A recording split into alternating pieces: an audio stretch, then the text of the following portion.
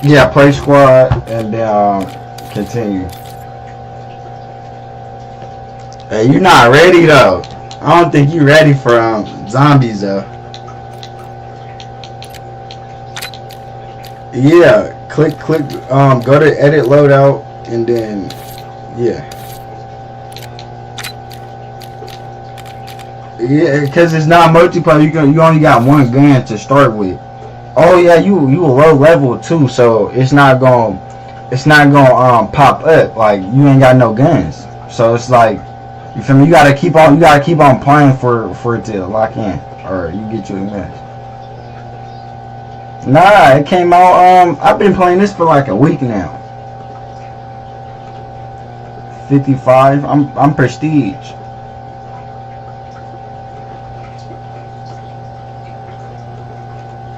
Shit. Yeah. Hey, join the party. Leave me in the party. Hold on.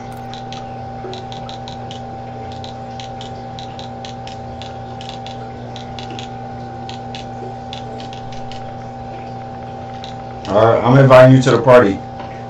Join that.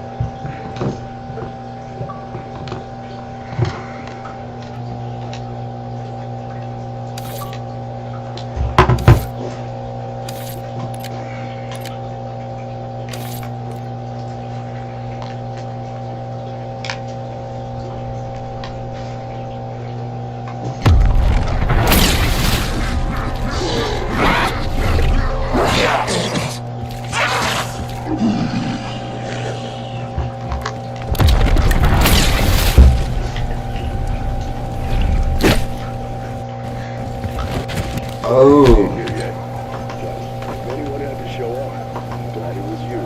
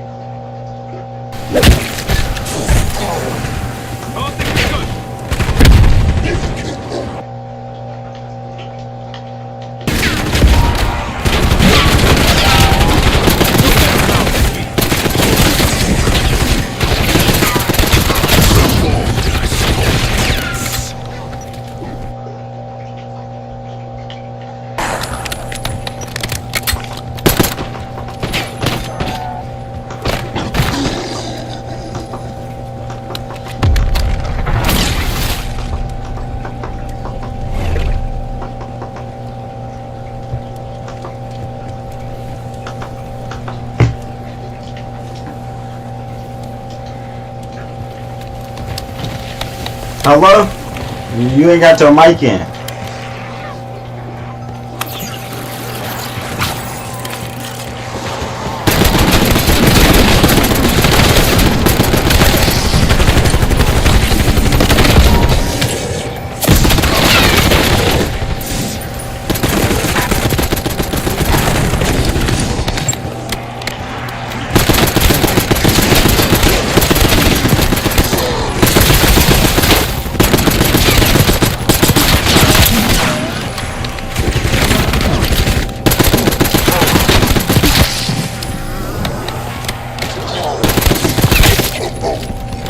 Hey, what you know about this?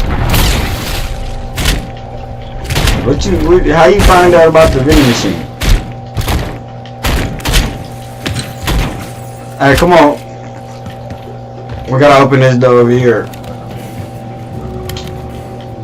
Set and rally, boys.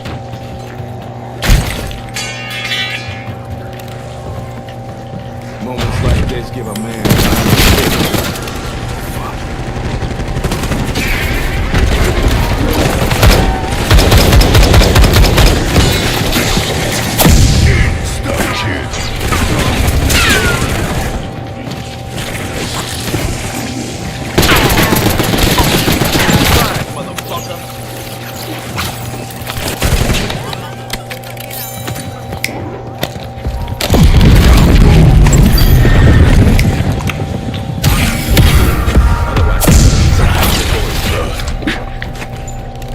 These niggas coming over here in Moss.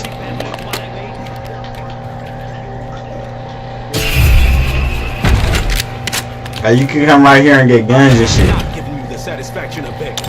Confirming mystery box. Hell no, I don't want that shit. Tear them to pieces.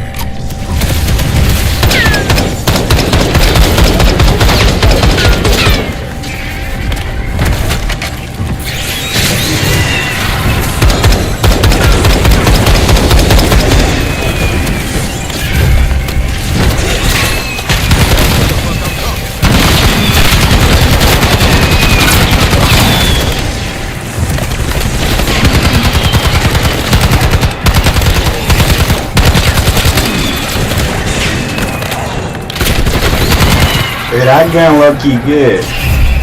And that shotgun? Oh no, that wasn't even you that got it.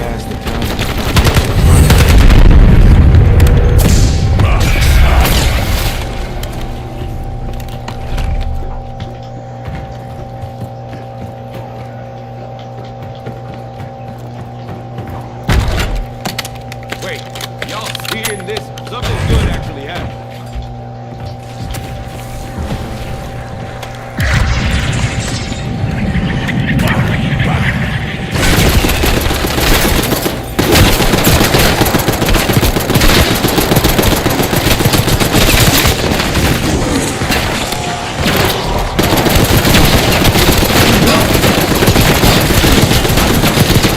Yo, niggas is already lying and shit.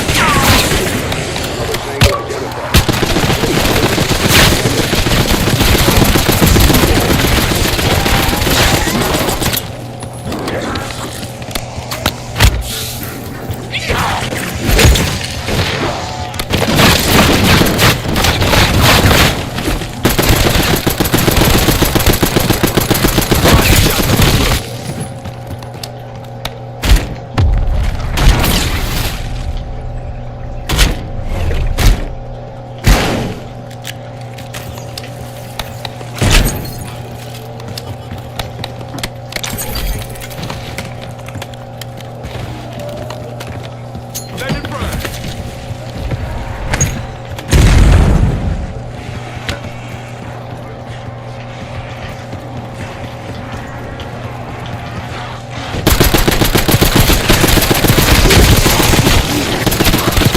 Alright, hey, we almost to the games and shit. We finna get that game and shit.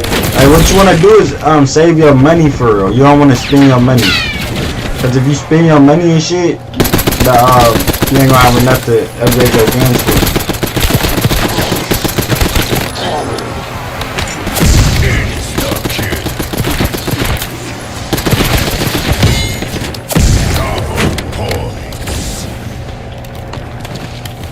Can't we just bust it open and take all the shit?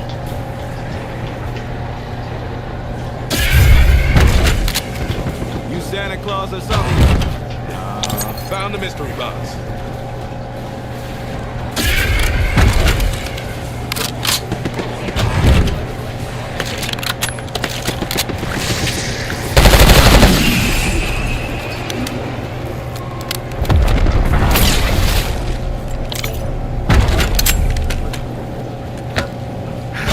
Hurry up and wait, just like boot camp. It is a good thing I can keep my emotions in check.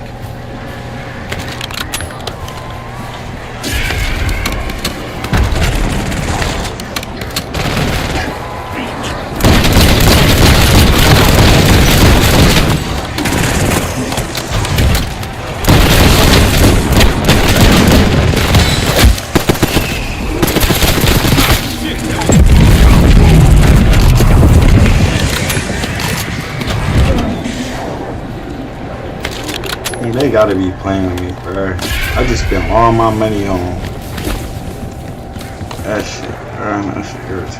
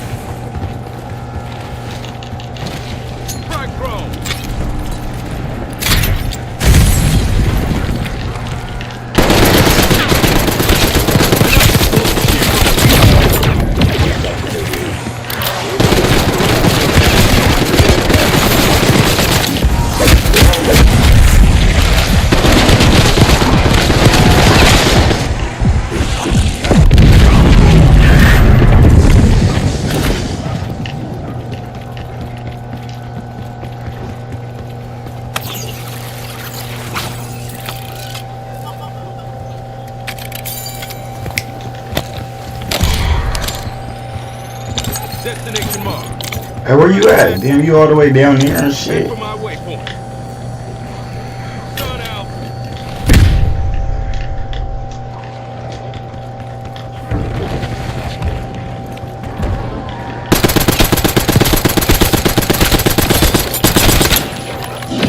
Hey DJ, spin it for us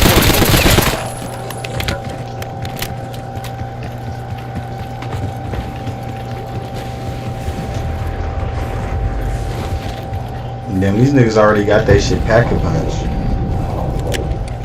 Where you at? Oh, you ain't even got no money in. You can't get no, you feel me? You ain't got no money in, you can't do this.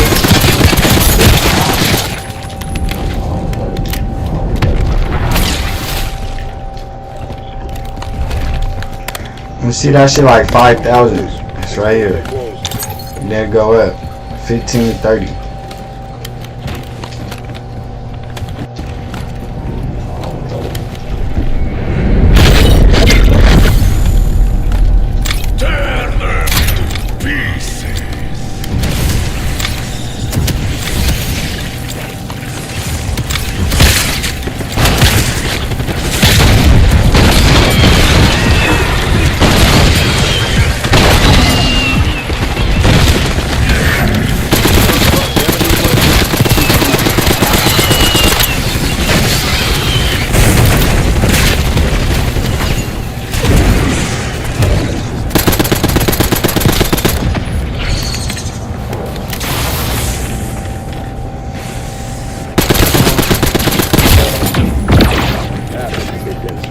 What's the tool shed key? Oh, I got a tool shed key. What the fuck?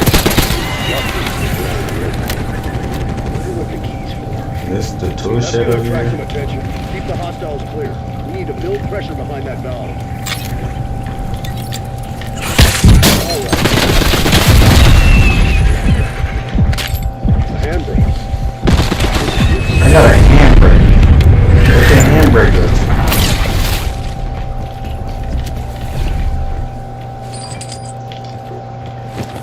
Damn, hold on.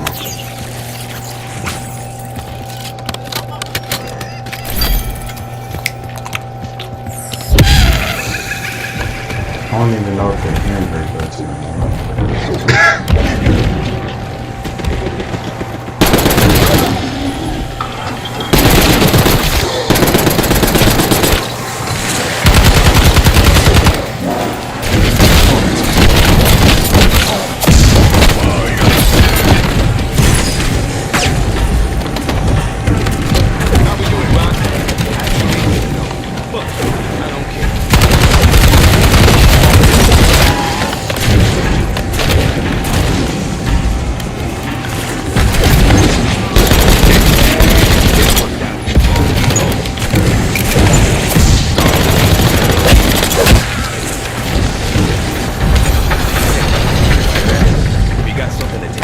Off my feet, I will take it.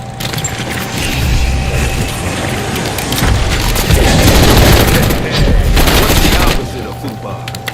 Bummed up beyond all recognition.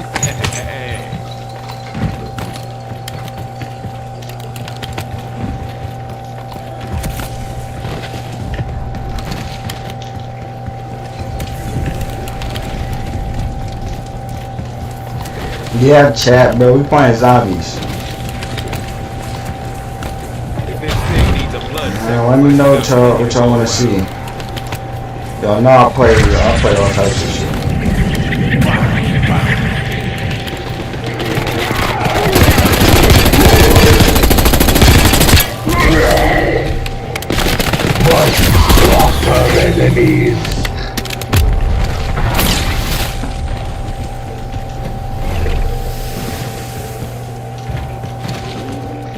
Yeah, chat.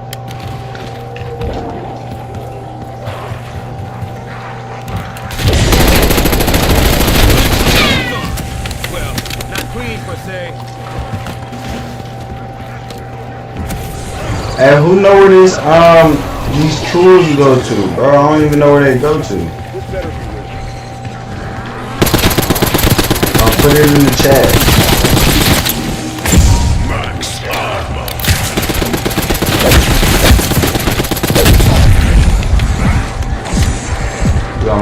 right there, chat.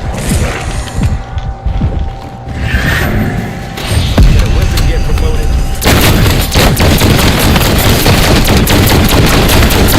I checked your expiration date and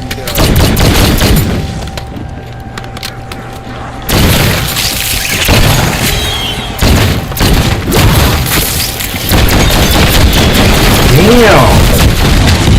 They just chat, y'all seen that right?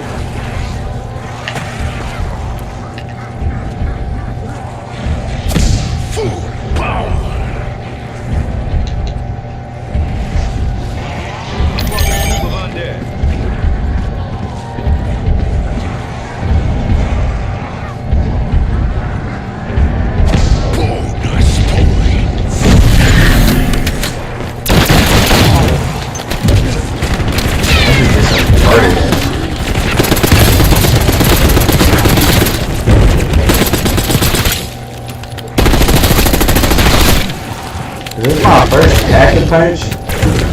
Bro, you gotta be lying. What the fuck? I'm just now getting to 5 bands. Chat, bro. Y'all see this, right? Y'all see how I'm playing? I'm too good for this.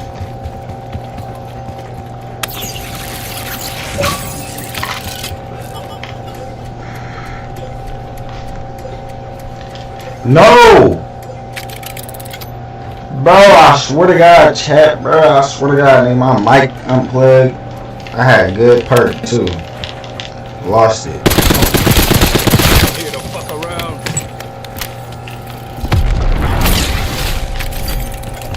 We got niggas that already got 3 plays. I can survive it. I can survive, chat.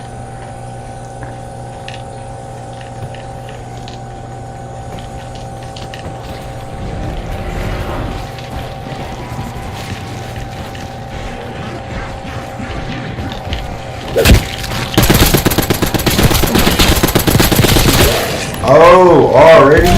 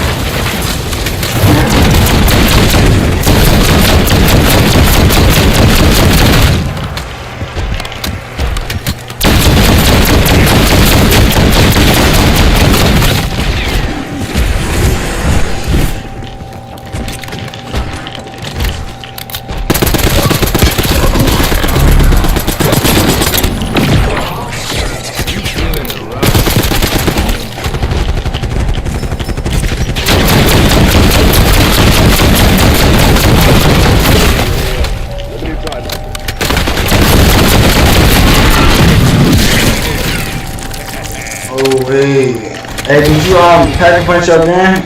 You ain't got none of your guns to pack a punch.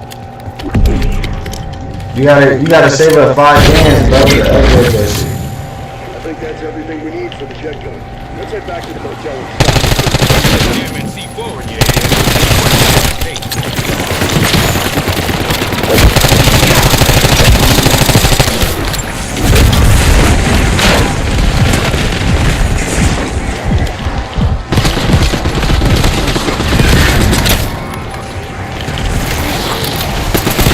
Oh shit, I'm stuck.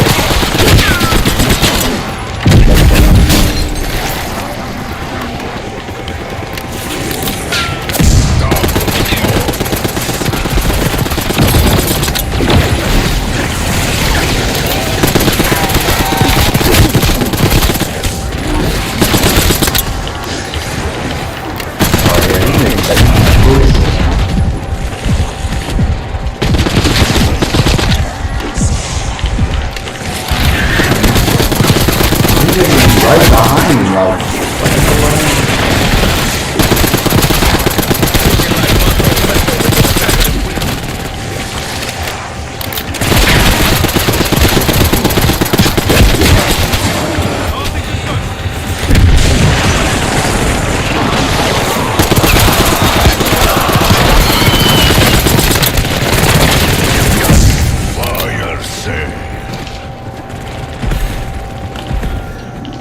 Give me something good and we'll bury the hatchet.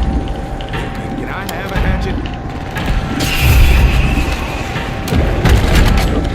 You know what happened to the last bastard who screwed me in a deal? The window's full. No.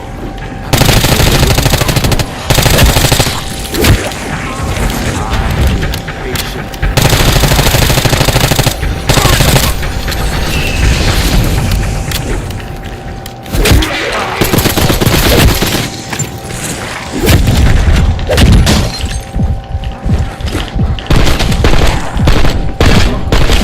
Getting caught up and looking for this shit. This is getting caught.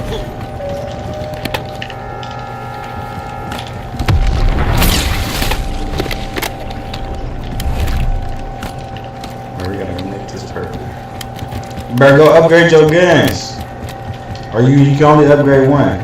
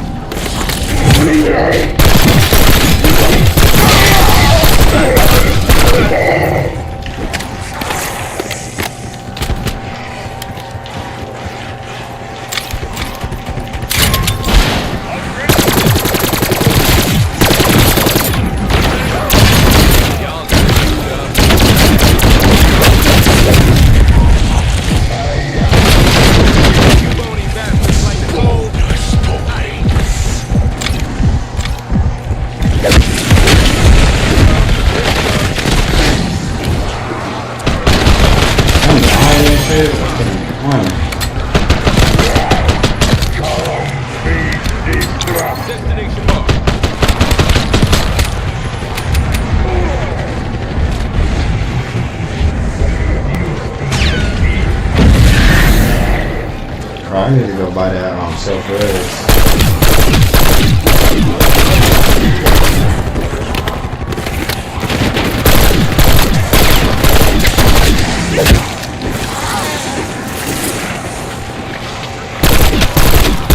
Damn, this hell are these niggas?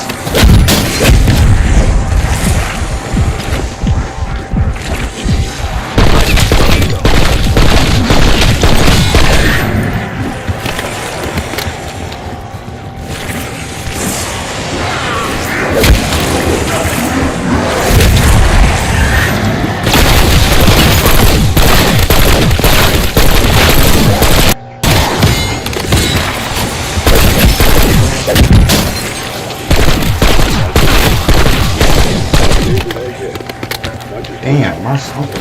Oh, I need to get some plates.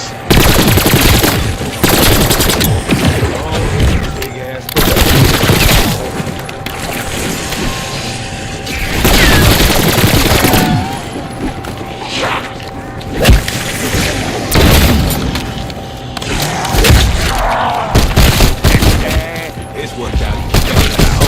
Stuck here.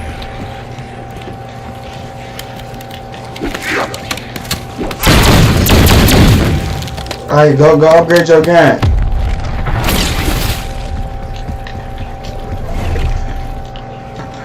Loot identified.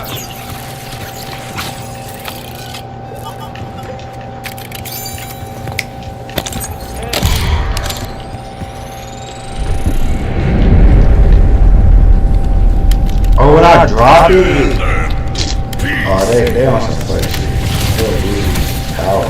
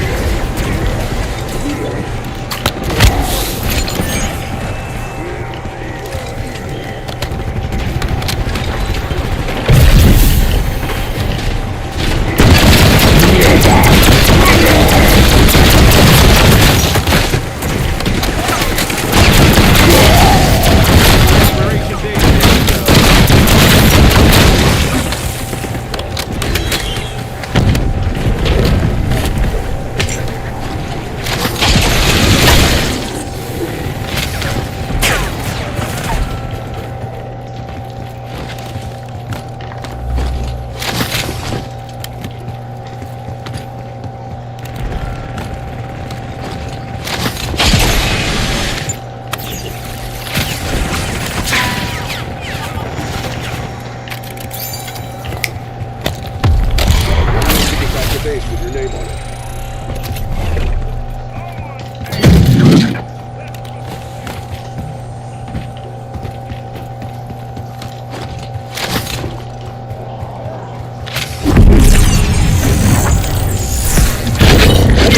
Doesn't kill you, makes you stronger. Guess what? I'm still here.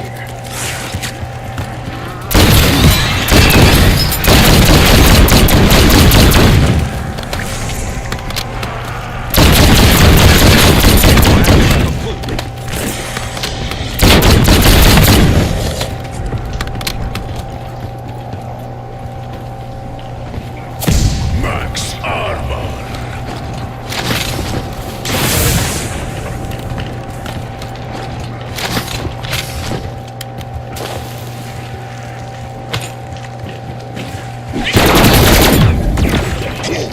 Step right up, folks.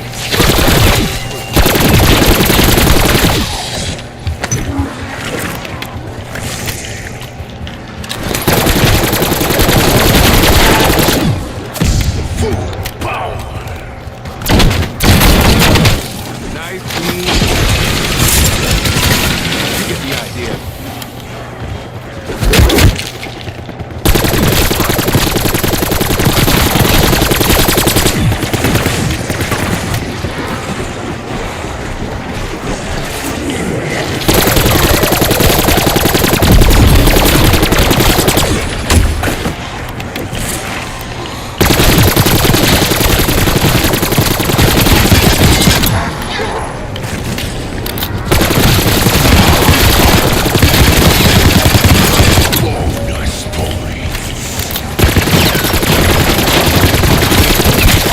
Alpha team, extra window forward.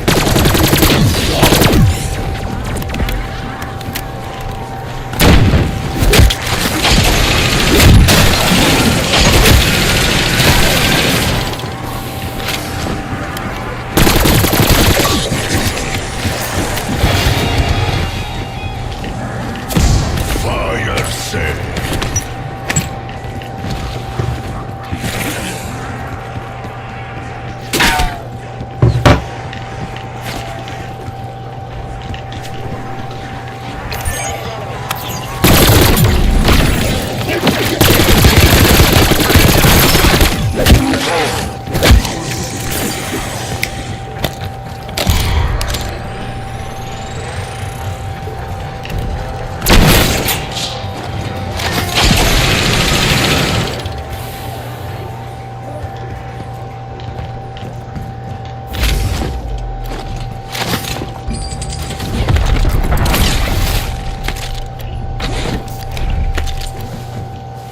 Variety's the spice of life.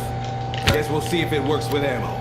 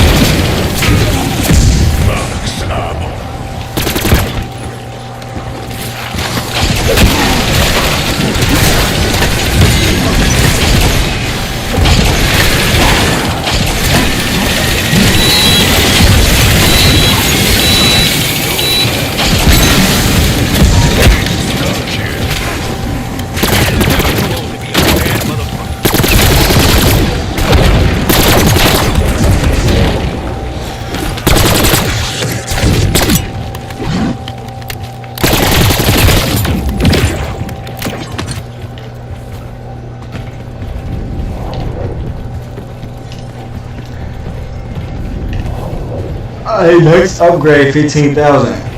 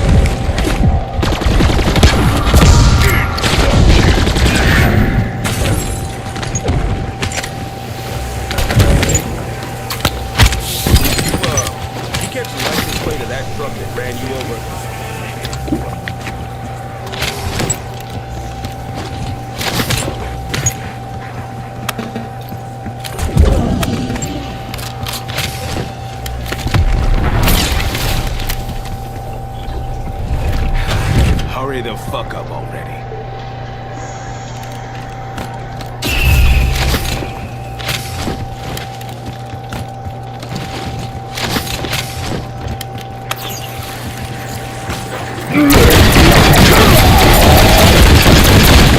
Shot that.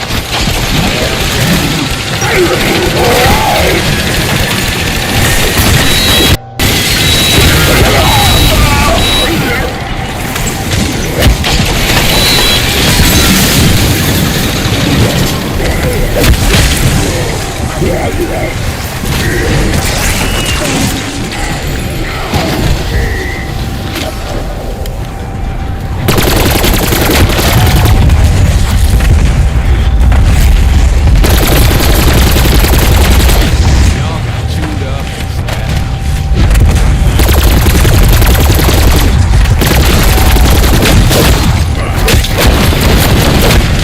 Heating up around here.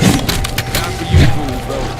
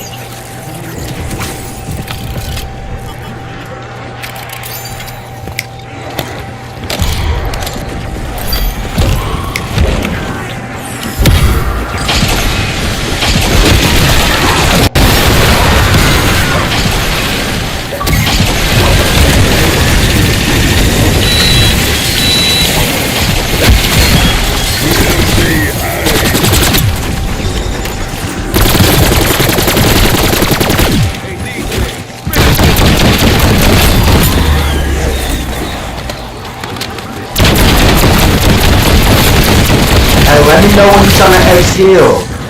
Or exhale.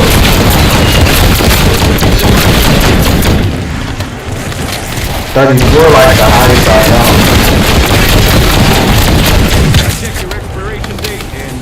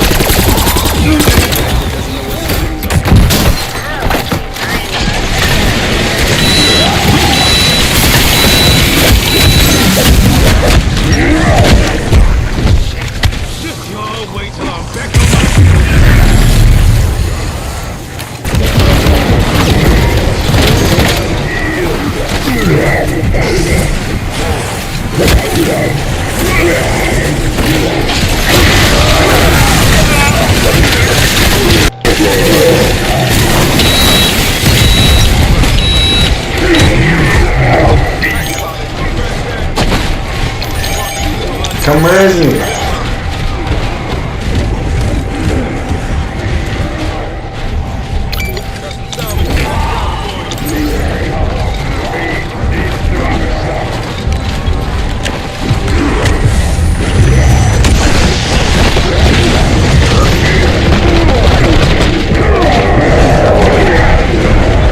But you gotta come raise me. You gotta come risk me.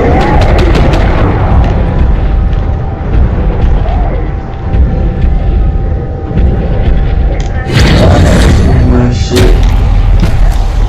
I died.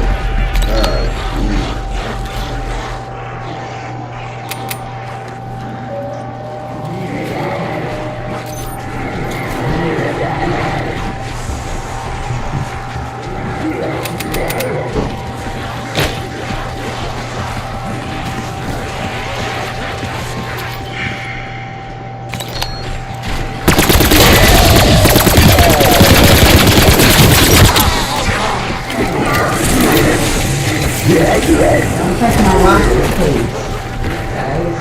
Can I get some Zai? I'm touching. No. I ain't ready.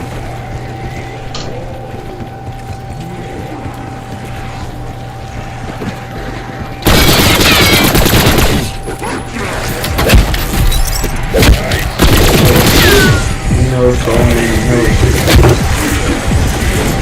Hey, answer the phone. Hold on. I'm calling niggas. Hello? I'm way too slick. Oh shit, hold on, I got my headphones in. Hold on, let me put in my headphones. Hold on. Alright, hello? Yeah, bro, what's going on? You don't even got your guns Pack-a-Punch. Oh, it don't even got the color on your gun. That shit black. Damn! That nigga walked up on you.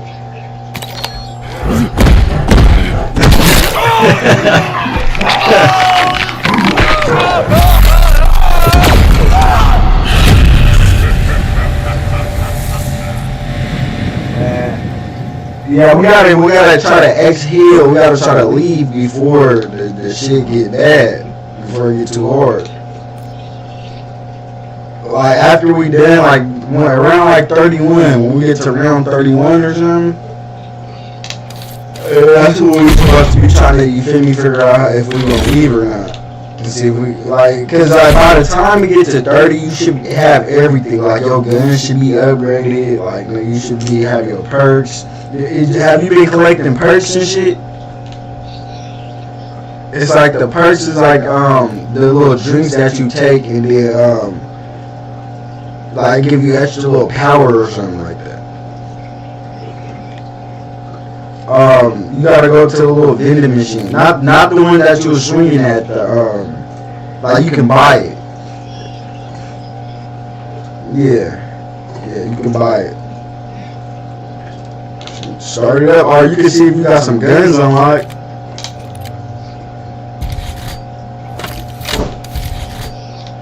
Yeah, to see if you got some shit unlocked.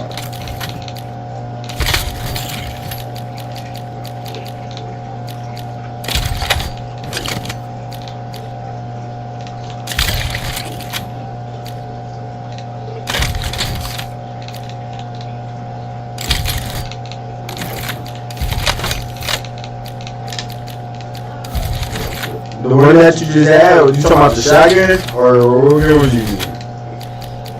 You said what?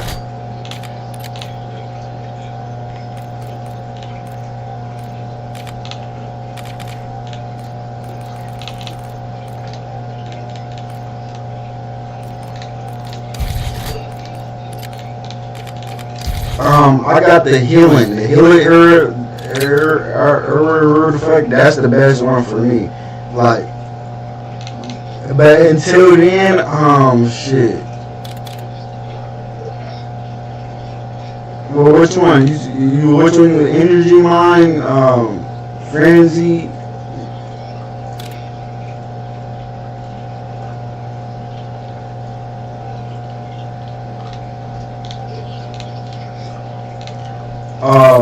I got the healing, but if I was you, I go shit. Dark flare if you got it, or energy. Just keep the energy. Alright, then with the bubblegum packs, if you go down to your shit, say fucking gum, or fucking, I'm getting this shit confused and shit. Yeah, gobble gum and shit. Yeah, if you use that, it give you like, it can help your team and shit. It's like, once you use it, you don't know for real. You feel me? Like, it's them little bubble gun. You know them things that you be sitting right there? Same thing like the perks, but it's smaller. And you ain't gotta pay for it. It's for free. Alright.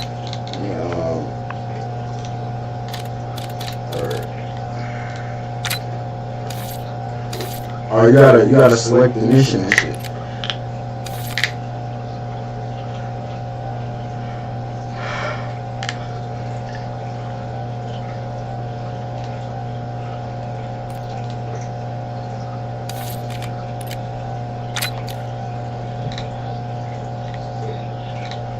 Yeah, if you want to.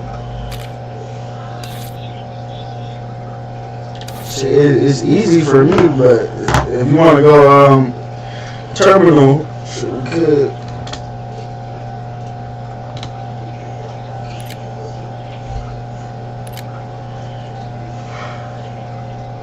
Alright, this female trying to call me. I'm gonna put it back in my hands.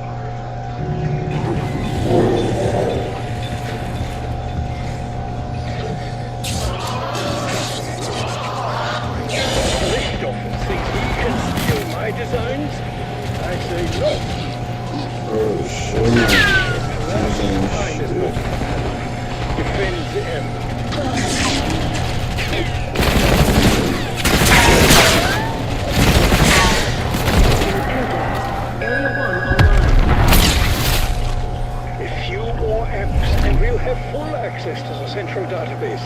Raptor 1, what is your status? Helipad's operational. Running system checks. I'll give y'all a holler when the helo's ready to fly.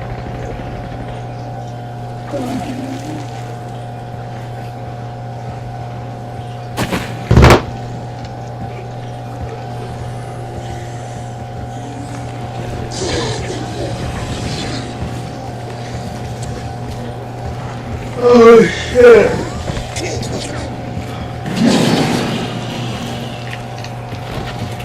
Alright, so these are the bubble guns. Where you at?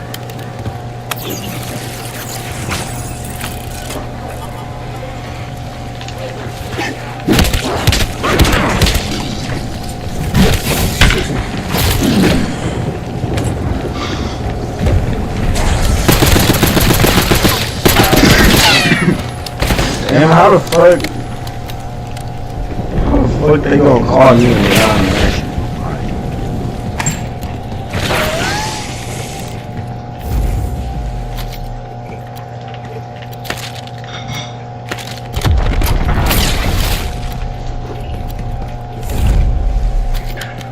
Frankly, I'm not sure which is worse. Being out there as a wretched undead or stuck in here as you. Yeah, well, you smell like a nursing home bed, Strauss. At least you're alive. So these screaming fuckheads are just gonna keep coming?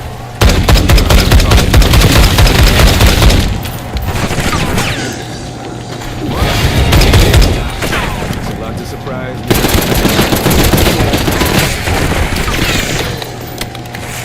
I need them pistols.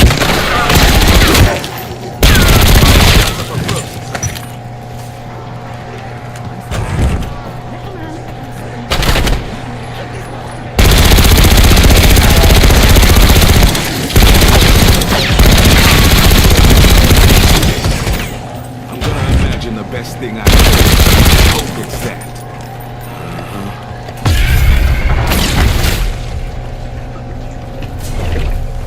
I do hope that Dr. Modi has been torn to pieces by this mob. Modi? Raven E. Modi? I only know her by reputation and the sick shit she's done to people. Fuck. Strauss, don't worry. I'm starting to think all you scientists are batshit crazy.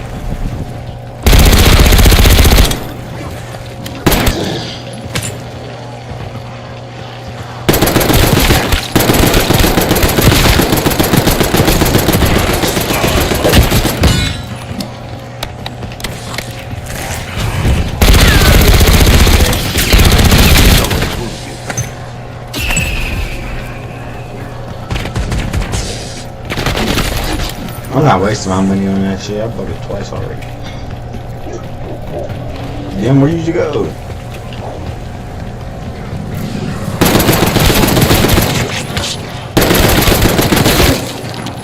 Strike throw! Amp unit activated. Please stand by.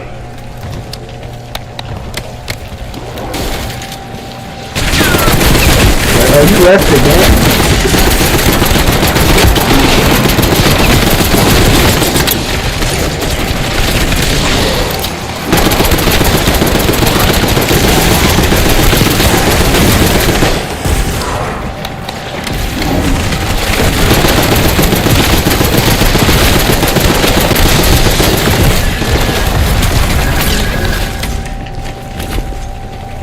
Thanks to you for access to my...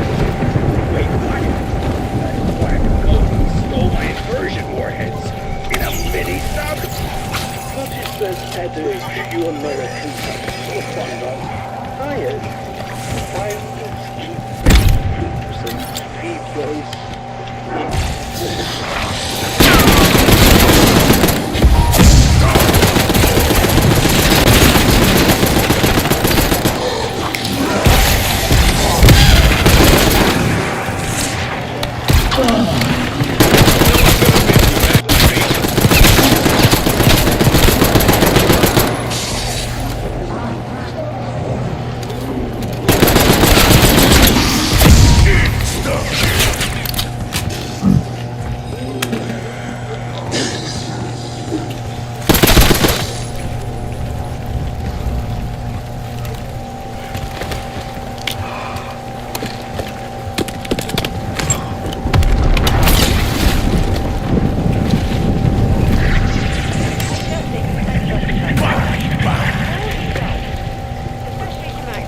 What I'm wondering is why this Maya girl trusts him. He doesn't seem like an idiot.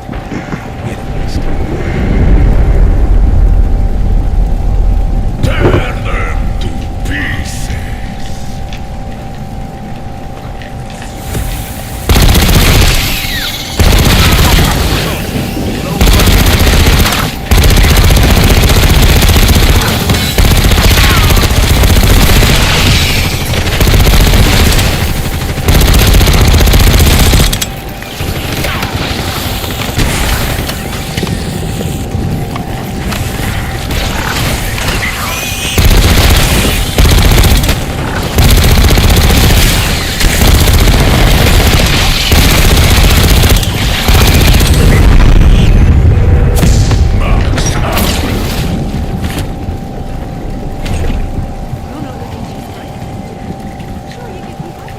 Woman wins a couple of push-up contests and all of a sudden she's a low accent. Keep chirping low. It's motivational.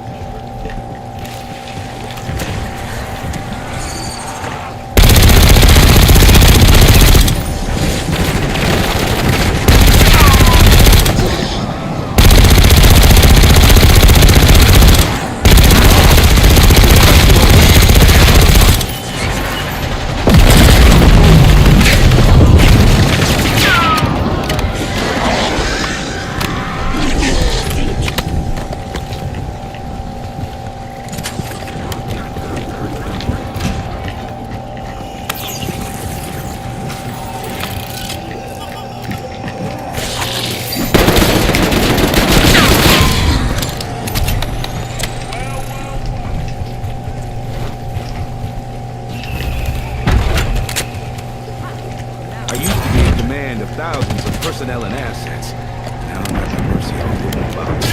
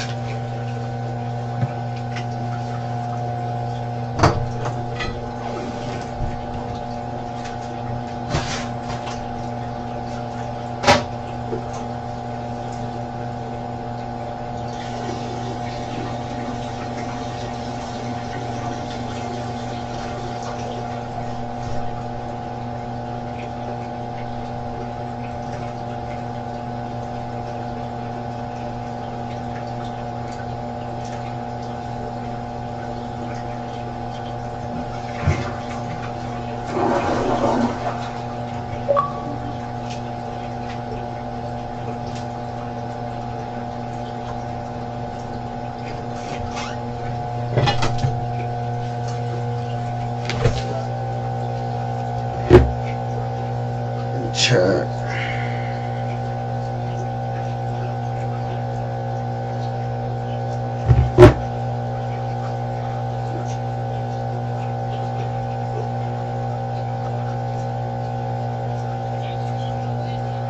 Hello?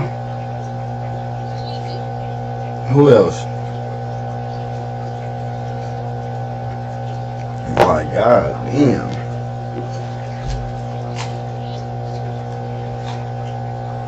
I'm trying to do some shit.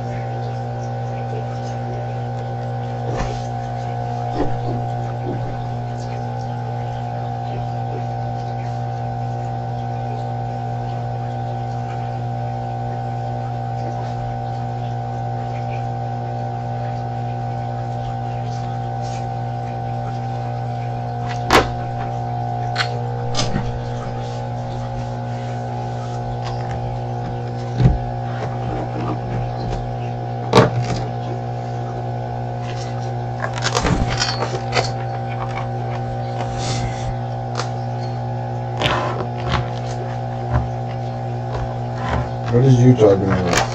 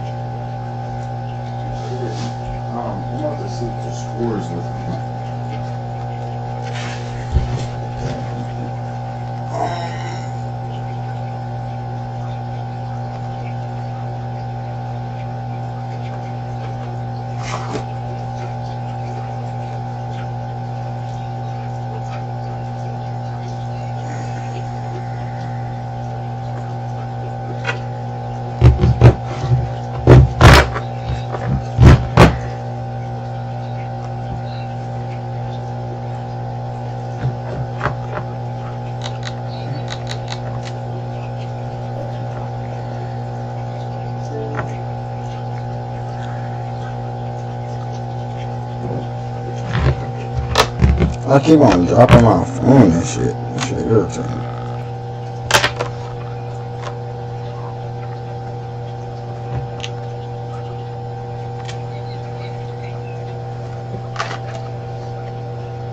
I'm trying to win it right now.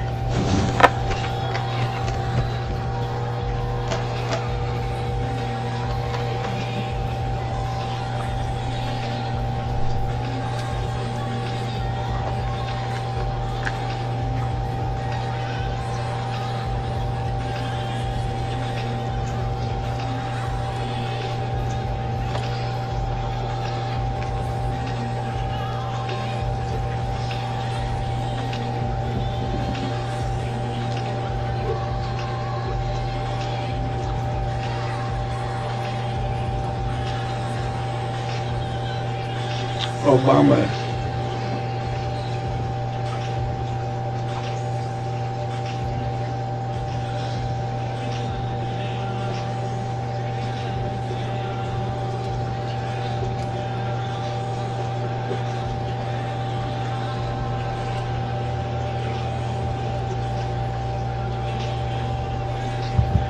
Oh, my whole shit just died.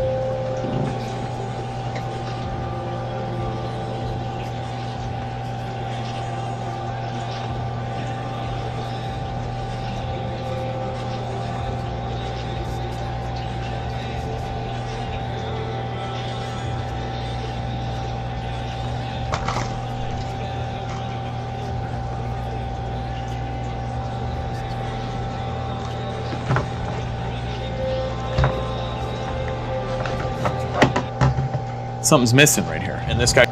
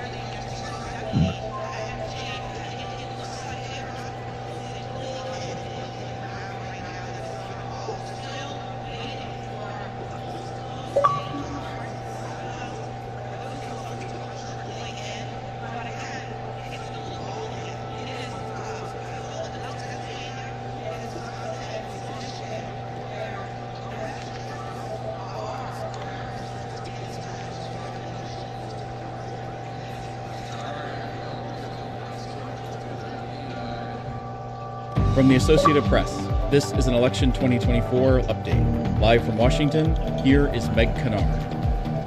Welcome back. Here are the latest updates on AP race calls. Moments ago, the Associated Press declared Donald Trump the winner of the following states: Idaho, Iowa, and Kansas. AP has also declared Kamala Harris the winner of the states of California, Washington State, and Maine's 1st congressional district. A reminder that Maine is one of those states that allocates electoral votes on a statewide basis as well as by congressional district. You can track all of these updates on our live voting map next to me, with areas popping up in blue and red. What's funny? It's 11 p.m., so that also means that polls are closing on the West Coast. That includes California, that major electoral vote prize we just mentioned, with 54. Polls are also closed in Idaho, Oregon, and Washington State. So at this hour, that means that all polls have closed in the continental United States. Joining me to break all of this down is Sagar Magani. Hello. Hello, Meg. So California is one of these major electoral vote halls that we've been talking about. Now it's been awarded to Kamala Harris. Is this a surprise? Not a surprise. You keep telling me that these are not surprises. I wish I had something other than that to tell you, but for starters, she's from California. True. California is always heavily Democrat. 54 electoral votes is quite a lot to add to that total now, 214 to 179. For so long, there's been a huge disparity between there, especially after Donald Trump won Ohio and he won Texas with their big halls. The halls we have not yet gotten, we have to go back to the early hours of the show, those 7 battleground states. Right. None of them have been called, from Georgia heading out to Nevada. So all these states, you're still telling me we don't have calls there. All of that is purple there. They're neither red nor blue on the other maps. So that's what everyone is still waiting on. Right. And as we keep saying, these are the spots that the margins are anticipated to be so close. And so we're thinking that's going to take longer and longer and go into the night. The vote will take a good while.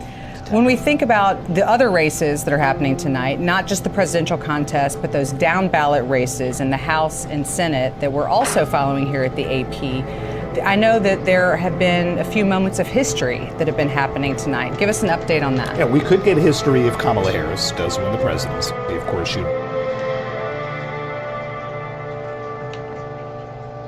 thing so important in my opinion. So I got the oil business going like nobody has ever done before. When they took over, they got rid of it, started getting rid of it, and the prices were going up the roof. They immediately let these guys go to where they were. I would have been 5 times, 4 times, 5 times higher, because you're talking about 3.5 years ago. They got it up to where I was because they had no choice, because the prices of energy were quadrupling and doubling. You saw what happened to gasoline. So they said, let's go back to Trump. But if she won the election, the day after that election, they'll go back to destroying our country, and oil will be dead, fossil fuel will be dead. We'll go back to windmills, and we'll go back to solar, where they need a whole desert to get some energy to come out. You ever see a solar plant? By the way, I'm a big fan of solar, but they take 400, 500 acres of desert soil. Trump, we have a These lot are of not good issues things that for we the have to get environment, to. as she We're out of time. understands. Thank you. Lindsay, thank you. We have an election in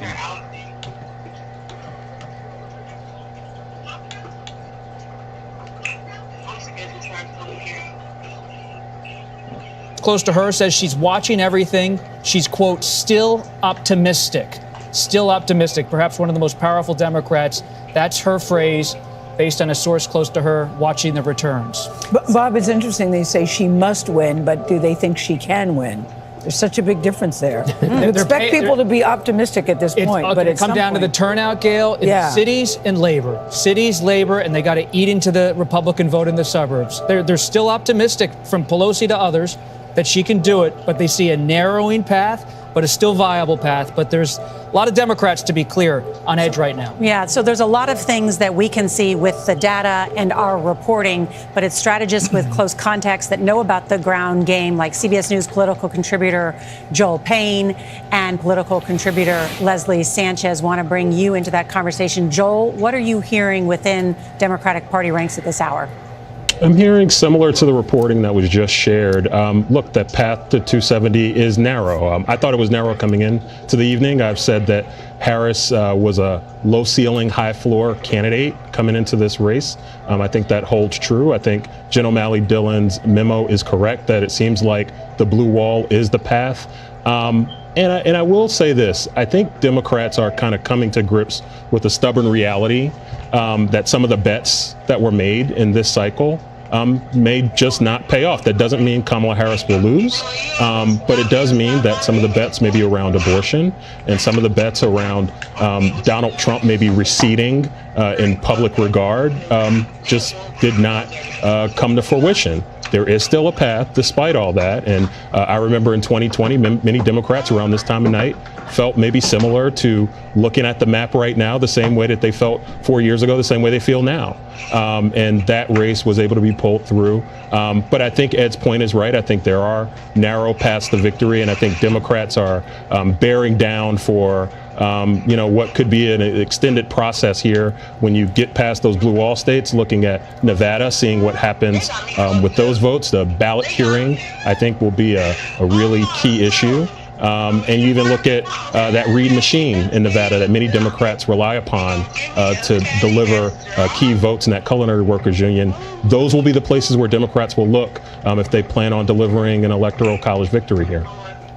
Yeah, I mean, as I look at the map and the path to victory, if she cannot win Wisconsin, in other words, if there's a piercing of that blue wall, she would have to win Arizona. Right. And so that's really what it would come down to at this point. Nevada's still too small at 6 EVs. She'd need Arizona, and I have to go back to the magic wall or the data desk and figure out what's happening in Arizona, because I don't have a good sense yet about what's happening in Arizona. Major and Anthony, we'll go to them in just a second, but let me touch base with CBS News political analyst Leslie Sanchez, because she is with us. And Leslie, I know you've been with us for most of this conversation. We heard Cecilia's reporting and more about the Hispanic vote. What are you hearing?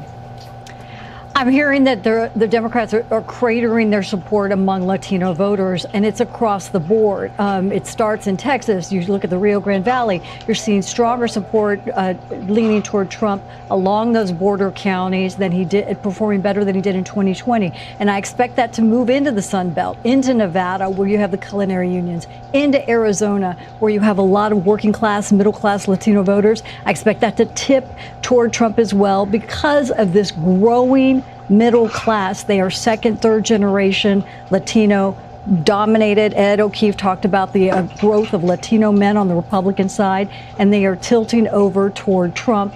And because of the economy, because of high inflation, and some of them do talk about border security, but that economic inflation number and feeling that pinch is really what's driving that all the way across. You can even argue in Florida, along that I-4 corridor, the Puerto Rican vote, you saw them come eventually align under Trump. They were not affected by those, kind of those Madison Square Garden components. And I think expect that in the suburbs of Philadelphia. My reporting says they are coming out for Trump as well.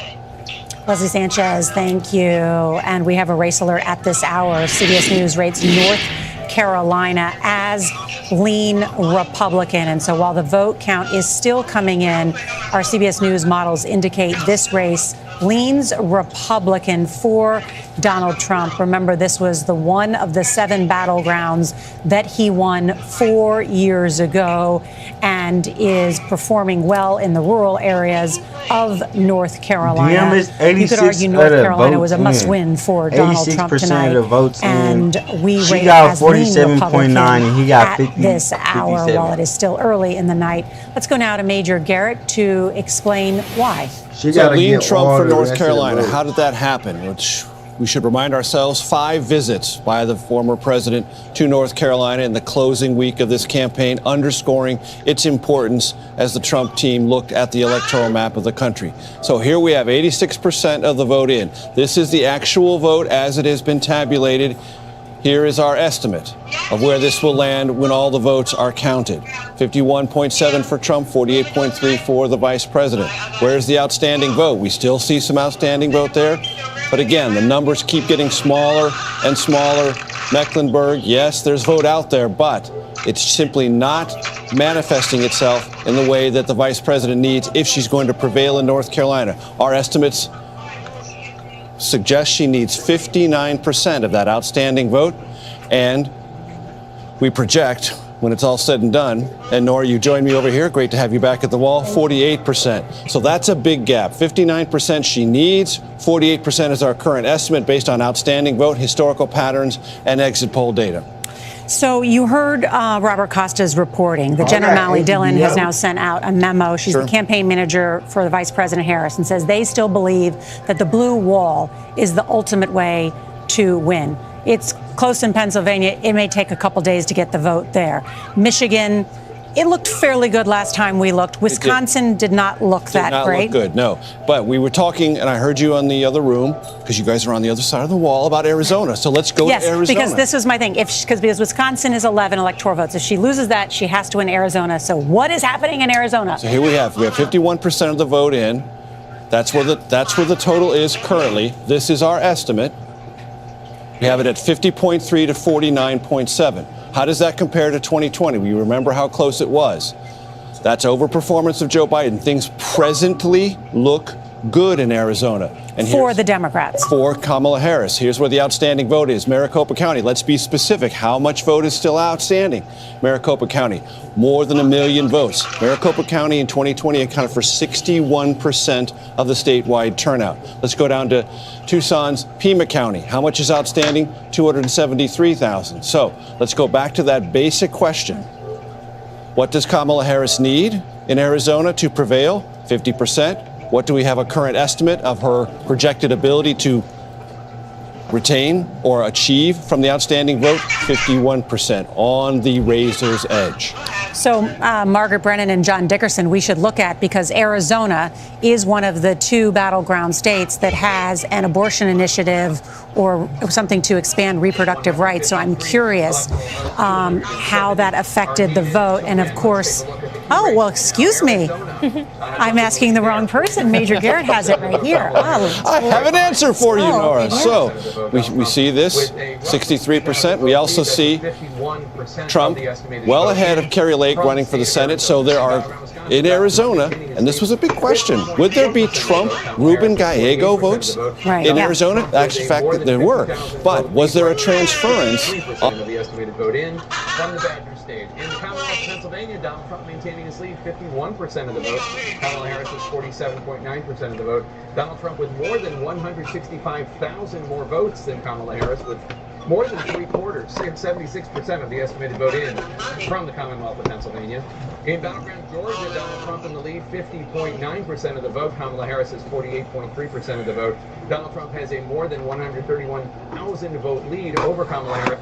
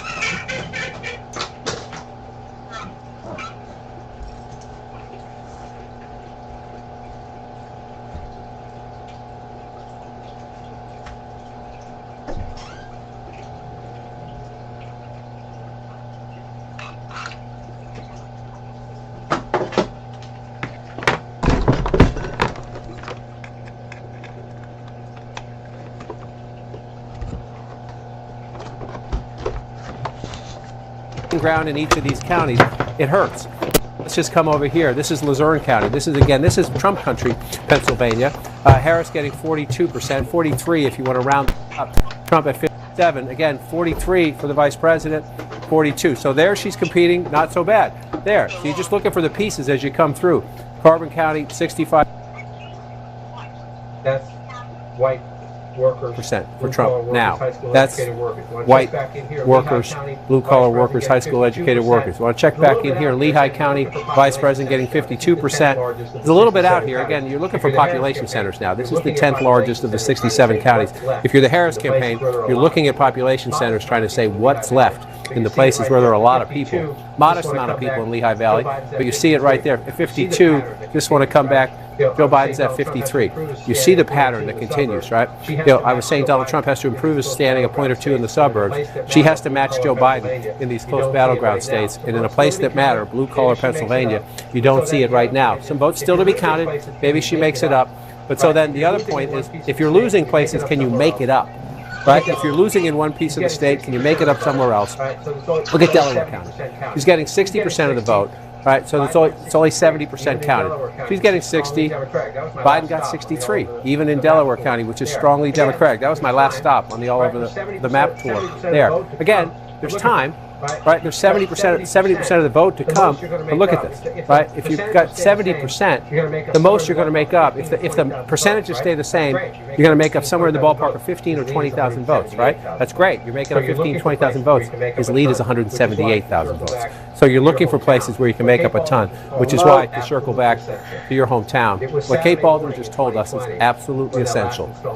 It was Saturday morning in 2020 when that last installment from Philadelphia came in. The next installment will not be the last installment from Philadelphia, but she said tens and tens of thousands of votes, right? The Vice President of the United States is getting 77% of the vote right now in Philadelphia. They're approaching 70% reporting. Right? You come back in time, the President of the United States was getting over 81% in Philadelphia. Again, this is your biggest basket of votes. The Democratic coalition, this is the foundation. There's no House for Democrats without the foundation of Philadelphia. At the moment, she is underperforming the President of the United States, and she has to make up 178,000 votes. The math there is pretty clear. It's not mission impossible, but the more you get deeper into the count, the question is, after this next big batch of votes from Philadelphia, does it become mission improbable? I think is what you're looking for as we wait for more votes in the Commonwealth of Pennsylvania. And again, Trump wins Pennsylvania, the map gets near impossible. Not impossible, but near impossible. There have been stories written a week or two ago about Democrats in Philadelphia sounding the alarm and basically using the press to send the message to the Harris campaign that they didn't think that the Harris campaign was listening to Philadelphia Democrats enough about the need to improve the margins. And just, Donald Trump lost Pennsylvania in 2020, but he improved his vote count in Philly from 2016 to 2020, and it looks like he's doing that again tonight, even while improving his margins in the collar counties as opposed to what happened 4 years ago. Well, we don't have the raw numbers yet, obviously, because we're at 70%, but he's at 22 if you round that up, 117,000 votes. Let's just go back and look. He's certainly on track to. If he keeps the percentage he's at now, right? He's at 18% there, and he had 132,000 votes. He's at 117,000 votes, and we still got 30% come in. So sure looks like he's overperforming 2020. We're not done yet, but it sure looks like that. And then, so the analysis afterwards will be, who is it? Is it black voters in Philadelphia? There are some suburban areas outside of Philadelphia there. There's some affluent white voters there as well. But that will be the analysis afterwards. The thing that strikes me is we're going through these states. The thing you heard in the last week from the Harris people is that we're on the ground. Our labor allies are on the ground. Our progressive groups are on the ground. Our LGBTQ groups are on the ground. We're knocking on doors, and we don't see the Trump people anywhere. Right? Trump did sort of contract out his get out the vote. I was in 7 or 8 of these battleground states in the last couple of weeks. We didn't see many Trump people out there at all, just doing phone banks. But what happened in 2016 is Trump's support was organic. It was organic. And so, the Trump campaign says, texts and phone calls work to turn out voters. Democrats think it's knocking on the doors. If this map holds up, that's going to be a big conversation about motivating and turning out voters in this technology age. What works best? What kind of contact works best? Or, the vice president's campaign, well, they say she only had 110 days. She didn't have enough time to introduce herself. Or, that part, we're not done yet. But that's what's going to happen. if that happens, is who the finger pointing in the Democratic Party. We're not there yet, but as you watch this map fill in, another thing that is distinctive at the moment, we're not done yet. In 2 presidential elections, Donald Trump has lost the popular vote both times. At the moment, he's 5.1 million votes ahead. We're just starting to count in our most populous state. So there's a long way to go, and that could change. That could change. But that would be a trophy, if Donald Trump wins this election, that would be a trophy he would very much like to claim after losing the popular vote in 2 elections in a row. And you also know there are people in the senior echelons of the Trump campaign who say that they still do direct mail because there's said seniors, you can't reach seniors through texting and emails. That the way to reach them is with direct mail, which a lot of people in politics today laugh off. But guess who votes more than young people?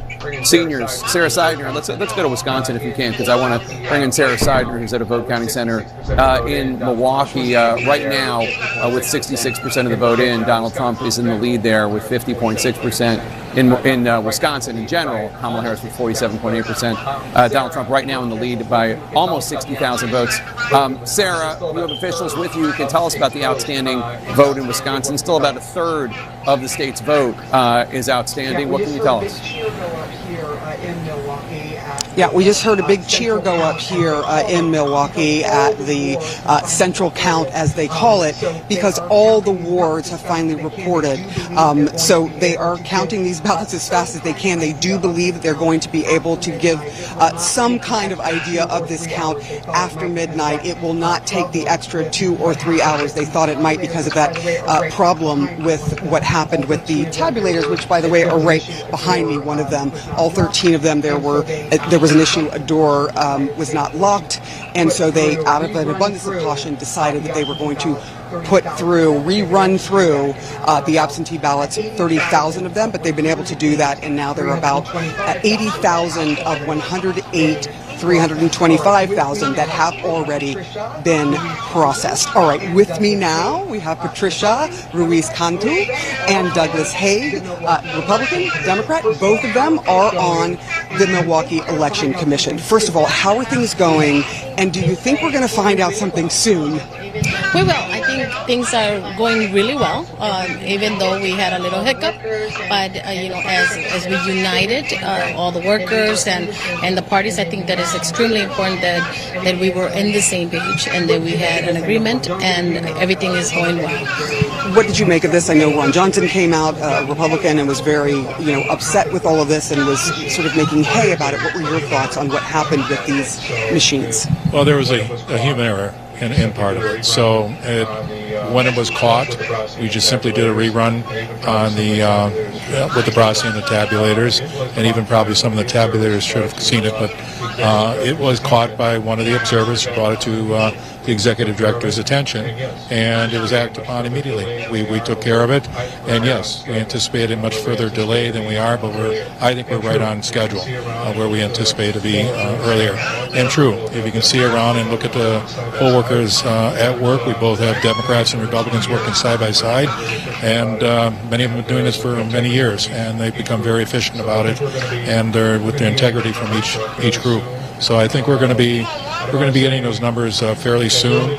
I don't want to say as early as we would like, but I think it's going to be earlier than what we thought before we had the hiccup, so to speak. Just to both of you, what do you think of the number of voters? Are you seeing the numbers larger than in 2020, and what are you seeing now? I'm not seeing as large as I thought before, but most of us were going out to the polls earlier too. The polls were a steady, nice flow. What I did see is a high volume of same-day registrations. That would seem to be a much more increase at all the polling sites, and not just one geographical area, whether it be whatever demographics, but it was all over that was encompassed. And I talked to each chief inspector, and that is the area that I saw a much increase in the participation of same-day registration. Same-day registration, we saw that also in Cedarburg today. A lot of people coming and registering and voting. Thank you both so much. We should just make very clear, you heard it here from a Republican and a Democrat who are election commissioners, that there was an agreement this is going to be a free and fair election here in Milwaukee. People are watching every single bit of this and agreeing that things are going as smoothly as possible after that hiccup earlier today. All right, Sarah Seidner in Milwaukee, thank you so much. Appreciate it. Let's take a look at Milwaukee and Wisconsin at large. Donald Trump in the lead with 66% of the vote in the state in general.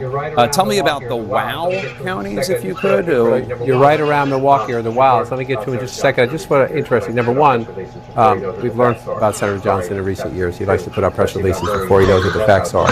Sorry, that just happens to be true, especially about voter integrity. That's how it's supposed to work. A Democrat and Republican standing side by side, Democrats and Republicans throughout the room. They're fine. They're doing what they're supposed to do. They had a human error. We're all human, and they're fixing it. Right? That's how it works. Sometimes it means you wait a little while, but you have people in the room, eyeballs, both parties, eyeballs on everything. Everything's going to be fine. But the point Mr. Hague made at the end is instructive to me in the sense that if you come to here, you're down, you're the vice president, you're losing by just shy of 60,000 votes. This is the number one county. It is 17%, 17% of the state population. You're getting 66%, so you say, okay, there's still 40% of the vote to come in.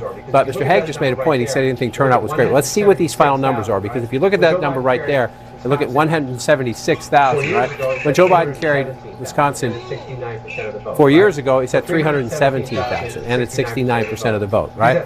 So 317,000 and 69% of the vote. He's at 66% of the vote, and the raw math, right? You need the higher percentage, but you need that raw math to overcome what is happening in all this red, right? Especially, one more check and I'll get you to your wows.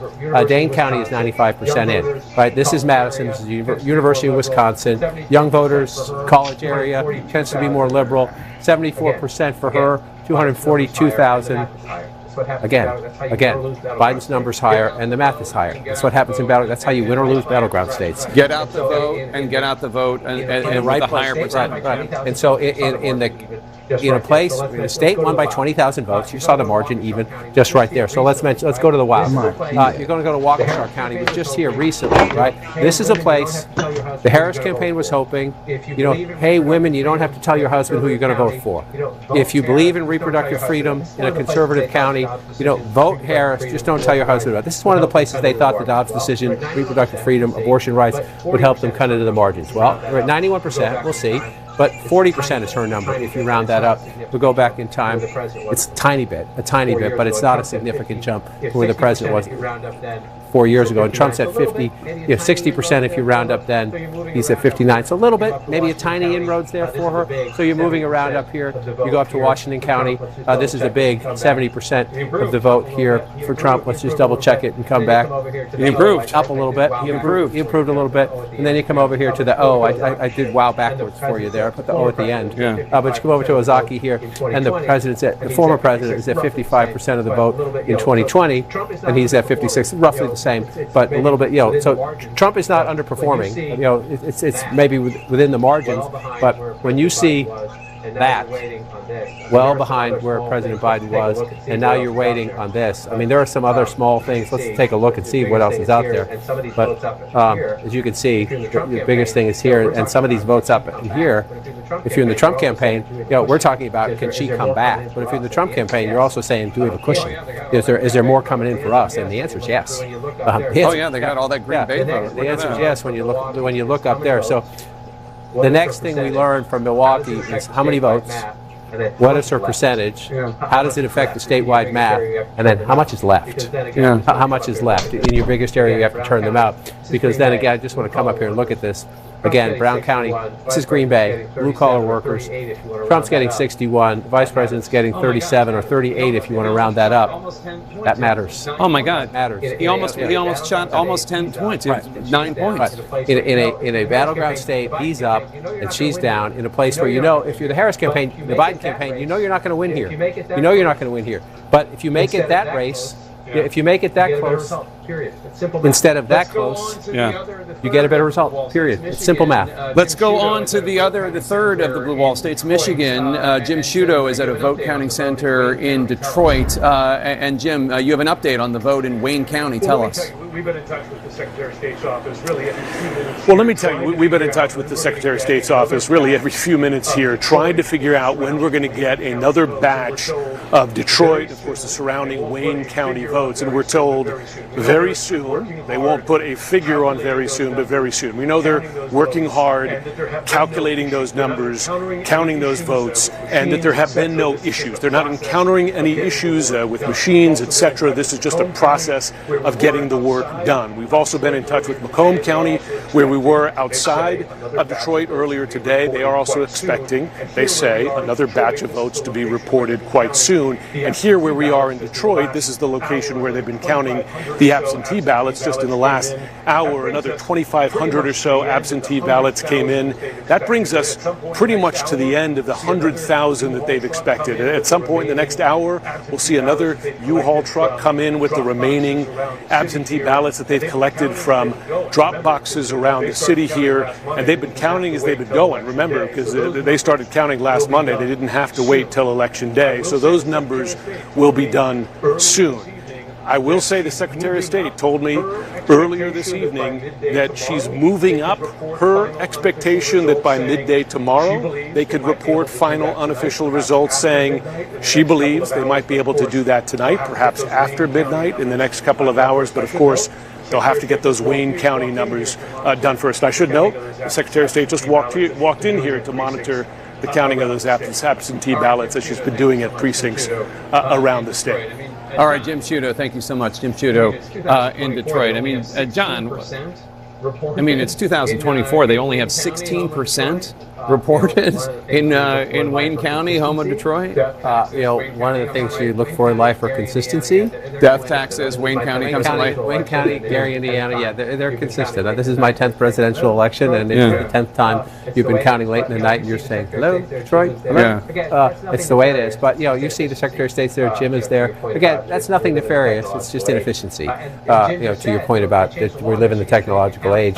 And Jim just said, you know, they changed the law in Michigan so you could count some of the early votes, you know, beforehand, and then release them after the polls close. So it adds to the why. But right now, let's focus on the what, which is an 86,000 vote, almost 87,000 vote lead for the former president. Again, in one of the states he flipped. To make sure I'm right.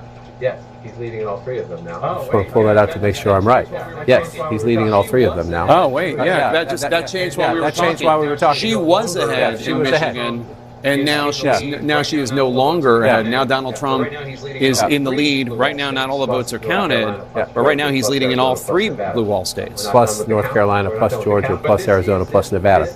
We're not done with the count. We're not done with the count. But this is right now the map of 2016. That is the map of 2016, and that is the 5-alarm fire inside the Harris campaign to get on the phone. Again, we're not done, and we lived through 2020. And I want to say it again, slowly and clearly. 2020, this time of night, and there were states that changed, and they were largely, you know, Pennsylvania changed. Trump was ahead. In Georgia, things have changed. There's not as many mail ballots out there as in 2020, so I would not expect as dramatic a swing. The question then becomes, go state by state, county by county, is the math there? And, you know, I'm making these, I'm trying to be fair and trying to be, yeah, it's possible, yeah, it's possible. When you're leading in all of them, and you're Trump, I mean, that's what you're sitting in the headquarters. So maybe they're not going to win them all. Right? Maybe they're not going to win them all, but they're leading in all of them right now. And so let's just look at what happened here and come on in. Number one, it's the small rural counties. When they fill in, again, it's, you know, you say, oh, that's not a lot of votes. Well, that's a lot of votes when you have it there, and then you have it here, and then you have it again here. You know, you're getting 500, 1,000, 2,000, 3,000 in all these little counties. You know, 120 votes there. That's only 5% reporting. You say, oh, that's not much. It's a lot when you think you're going through a state and you have all these counties, and then the question is, so what are the Democratic margins, right? You've got 83 counties in the state of Michigan, so 56%, we're about halfway through in Kent County. It's the Grand Rapids suburbs, and she's running a little bit ahead of the president there. But Jake, the big question in Michigan is, when do those Wayne County votes come in, and what do they do to the statewide total? All right, John. Well, CNN has a major projection. CNN projects that Donald Trump will win the state of North Carolina. This is the first of 7 battleground states that we're keeping an eye on, and we are calling it for Donald Trump. What does that mean for the electoral count? Donald Trump now has 227 electoral votes. Kamala Harris has 153. 270 are needed to the win. Let's go to Trump HQ in West Palm Beach, Florida, where we find Caitlin Collins. And Caitlin, CNN is now calling North Carolina for Donald Trump. This is the first of 7 battleground states that the campaign is watching with eagle eyes. Yeah, Jake, remember when I told you a few hours ago that it was going to be seen as a gut check for the Trump campaign? Listen here, it's a bit of a delay, but your call is playing right now over the loudspeakers in the room, Jake. You can hear the party here, the partygoers gathered at the convention center here in West Palm Beach cheering as your call is coming on the screen. They have been glued to CNN for the last several moments, watching John King at the map, going over each of these numbers. But North Carolina is an important benchmark for the Trump campaign because they were watching it to get a gut check for how they believed the rest of the evening could go. And I can tell you that what I'm hearing from Trump campaign sources is they are increasingly confident as the night is going on, still not certain, of course, watching those very important blue wall states and to see what they look like. And so that is going to be the big question here as they continue to keep an eye on Pennsylvania, on Michigan, on Wisconsin, and as this is moving forward. Jake, I will tell you that we're seeing more people from the Mar-a-Lago party come over here to the Trump headquarters where this party is going to be held. But also, some Republicans are flying into Palm Beach. We just heard from House Speaker Mike Johnson, who was watching the results come in with his constituents back in Shreveport. He is now headed here tonight because he is predicting a bigger Republican margin in the House, a Republican takeover of the Senate, and he says he believes a Republican is going to win the White House, therefore Donald Trump, Jake. Obviously, still waiting to see, but a noticeable shift here in the mood at the Trump headquarters. All right, Caitlin Collins in West Palm Beach at Trump HQ. Thank you so much. So, the first of the 7 battleground states to fall, CNN projecting North Carolina for Donald Trump. This was the most probable pickup for Kamala Harris, if that was the world in which we were living. That is why Donald Trump went down there multiple times in the last 24, 48 hours of the campaign. And it clearly did not happen for Kamala Harris. And Trump, he's telling his people, I'm told, and just like we heard from Caitlin, that this is something that portends well for the future. We don't know what it means for the other states, but what we do know is it's even more evidence that blue wall is the path for Kamala Harris. And that path is just more and more narrow, I think we're seeing as the night goes on. But also, so many people thought that perhaps this would be an election that in tenor and tone would be closer to the midterms, a big conversation about abortion. That is not where it's going. It seems like you're seeing that male turnout is starting to produce what the campaign wanted. You know, I think a lot of us came into tonight wondering, was it going to feel more like 2016 or 2020?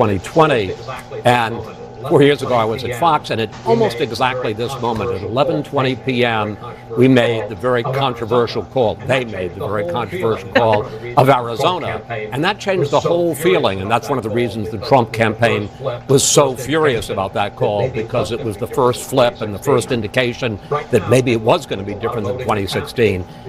Right now, and look, there's a lot of voting and states to be called, but right at this moment, this does feel more like 2016 than 2020. It is interesting, and the fact that we're calling it at this point is also significant, because I don't think North Carolina was called last time 4 years ago until maybe a week after the election, or it was certainly after Pennsylvania. Pennsylvania came on Saturday. I think North Carolina was Sunday or Monday.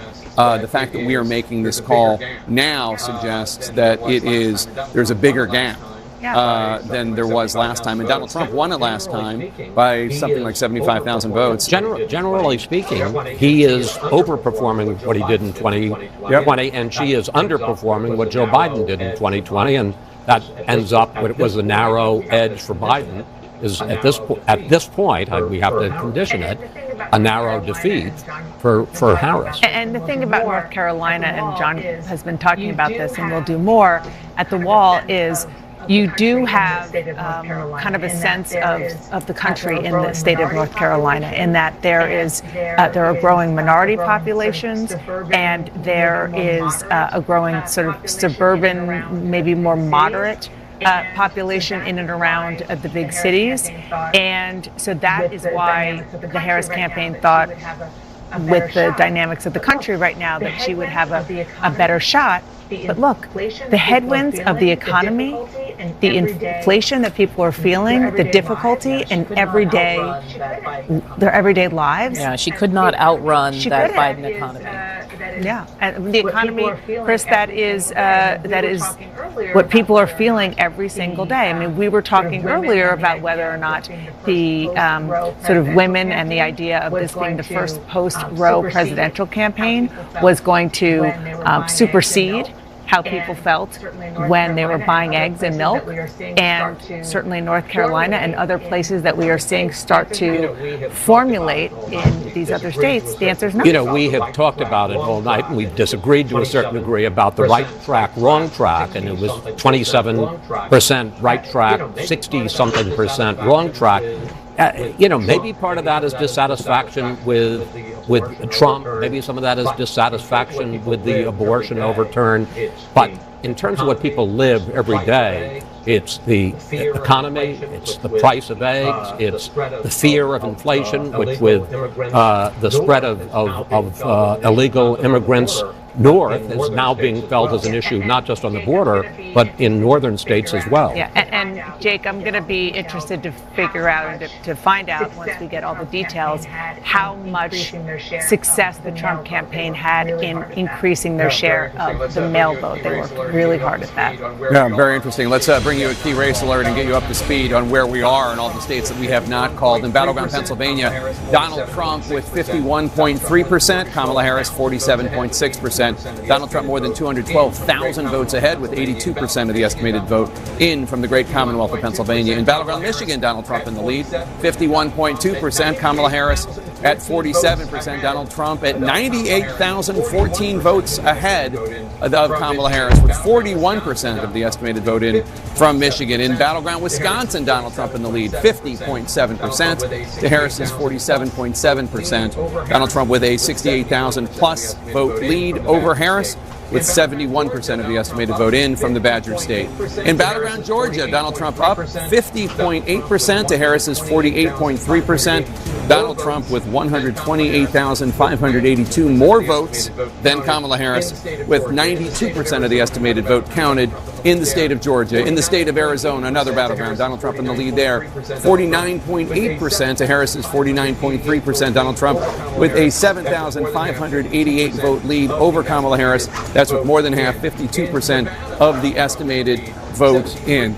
In Nevada, Donald Trump in the lead, 73%. Kamala Harris with 26.2%. Donald Trump with a 10,985 vote lead over Harris. That's with only 2% of the vote in from from Nevada, only 2%. Boris Sanchez now has some new projections in the fight for control of the U.S. Senate. Jake, a major moment for Republicans. They have just flipped, they are expected to flip, their second Democratic seat of the night, this one coming in Ohio. There, Republican Bernie Moreno defeating incumbent Democrat Sherrod Brown. Moreno, the owner of some luxury car dealerships, who invested early in blockchain technology, fought to attach Brown to the Biden administration more broadly, specifically on issues like immigration. Sherrod Brown, a populist who had survived some difficult tests in his state before, cannot overcome the political headwinds he is facing. Donald Trump has now won Ohio 3 elections in a row, and it's simply too much for the incumbent Democrat to overcome. So we are projecting that Bernie Moreno is your new junior senator from the Buckeye State. Meantime, 4 Democratic polls. The first one, a historic one in New Jersey. There, Congressman Andy Kim is set to become the first Korean American ever to serve in the U.S. Senate. He defeats real estate tycoon Curtis Bashaw. Meantime, in Virginia, there, incumbent Democratic Senator Tim Kaine, a former vice presidential candidate, he's projected to defeat Hung Kao, a former Navy captain. Another Democratic poll to tell you about this one, Martin Heinrich, the incumbent senator there seeking his third term, he defeats Nella Dominici, whose father was the last Republican senator elected in New Mexico some 20 years ago. Another Democratic poll to project for you, this one coming in the state of Washington. There, Democratic incumbent Senator Maria Cantwell wins her 5th term as she defeats Raul Garcia, an ER doctor. Now, what does that pickup in Ohio mean for the magic number? We started out the night with Republicans needing to pick up 2 Democratic seats to take control of the chamber. With West Virginia and Ohio, they have hit 2, and now they're seeking to pad those numbers. Currently, as we speak, Republicans are leading in 4 seats currently held by Democrats. Let's get you an update on where those are right now with some key race alerts. These are live results coming into CNN. We start with the state of Wisconsin. There, the CEO of California-based SunWest Bank, Eric Hovde, is 29,000 votes ahead of Democratic incumbent Senator Tammy Baldwin, who's seeking her 3rd term in office, 70% of the vote. And we just got an update. The lead pretty much the same in Wisconsin for Hovde. And Pennsylvania, this has been going back and forth all night. But right now, the former CEO of one of the largest hedge funds in the world, Dave McCormick, currently leads incumbent Democratic Senator Bob Casey by about 120,000 votes. Still a very close race. This one also a very expensive one. 81% of the vote in the Commonwealth of Pennsylvania. Now, a key race alert from the state of Michigan. This one has been close all night as well. Former Republican Congressman Mike Rogers currently leading current Democratic Congresswoman Alyssa Slotkin, 48,000 votes. Rogers ahead of Slotkin, 40% of the vote in the Wolverine state. So let's take a look at the balance of power in the U.S. Senate, the raw numbers. What does this mean? Democrats hold 40 seats. Republicans, with those 2 pickups, hold 49, 11 seats remaining to be determined. Jake, obviously you need 51 for control of the chamber. All right, Boris, thanks so much. And CNN can make a projection. CNN projects that Washington State, as expected, will go to Kamala Harris. Washington State, with its 12 electoral votes, to the Democrat, Vice President Kamala Harris. Let's look at the electoral map right now. Donald Trump has 227 electoral votes. Kamala Harris has 165 electoral votes. 270 are needed to win. We are waiting for more votes in the big 3 blue wall battlegrounds of Pennsylvania and Michigan and Wisconsin that both campaigns are watching very closely right now. A total of 6 top battlegrounds remain undecided as we get later into this election night. Stay right here for the next big rollout of votes. Right now, we're going to squeeze in a quick break. Stay with us.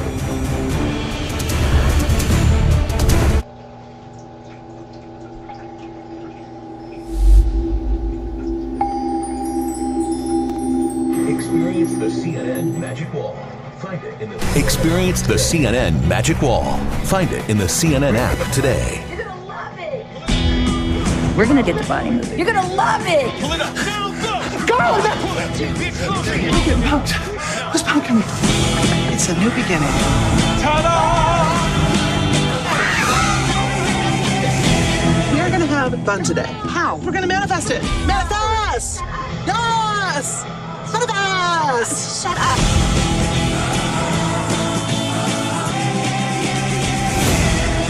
Humanity's greatest weapon is the lie.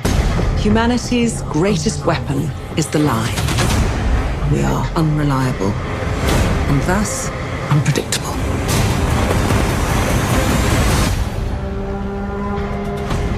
What's going on, Dad? Is something wrong?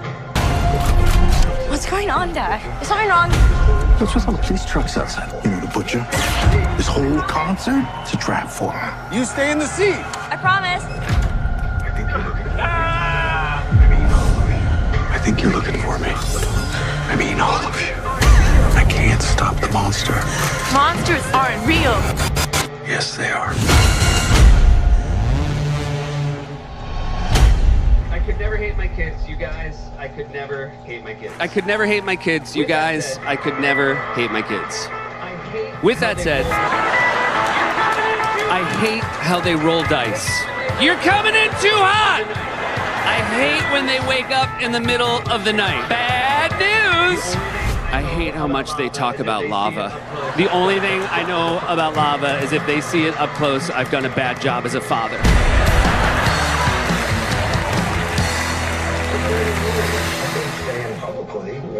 For 30 years, I've been saying publicly what people are saying themselves. I have enough money. I could just shut up. I can't. Carvel, streaming starting November 14th on Max. America's a hustle. This city is meant to be yours, sweetheart. What are you gonna do to get it? It's just the beginning.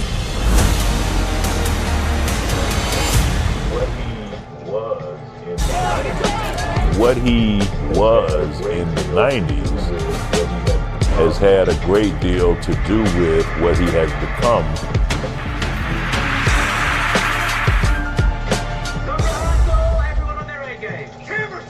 Stunt rehearsal, everyone on their A game. Timber time! And cut. 2 words, no words. 3rd word. Wow. I just want this to be a good film. The studio has a woman problem. I may have done a sexism once, but I've always wanted to make a feminism. I'm going to get this stunt if it kills me and everyone involved in this production. Dan, I've got health and safety for you. Welcome. Thank you, health and safety.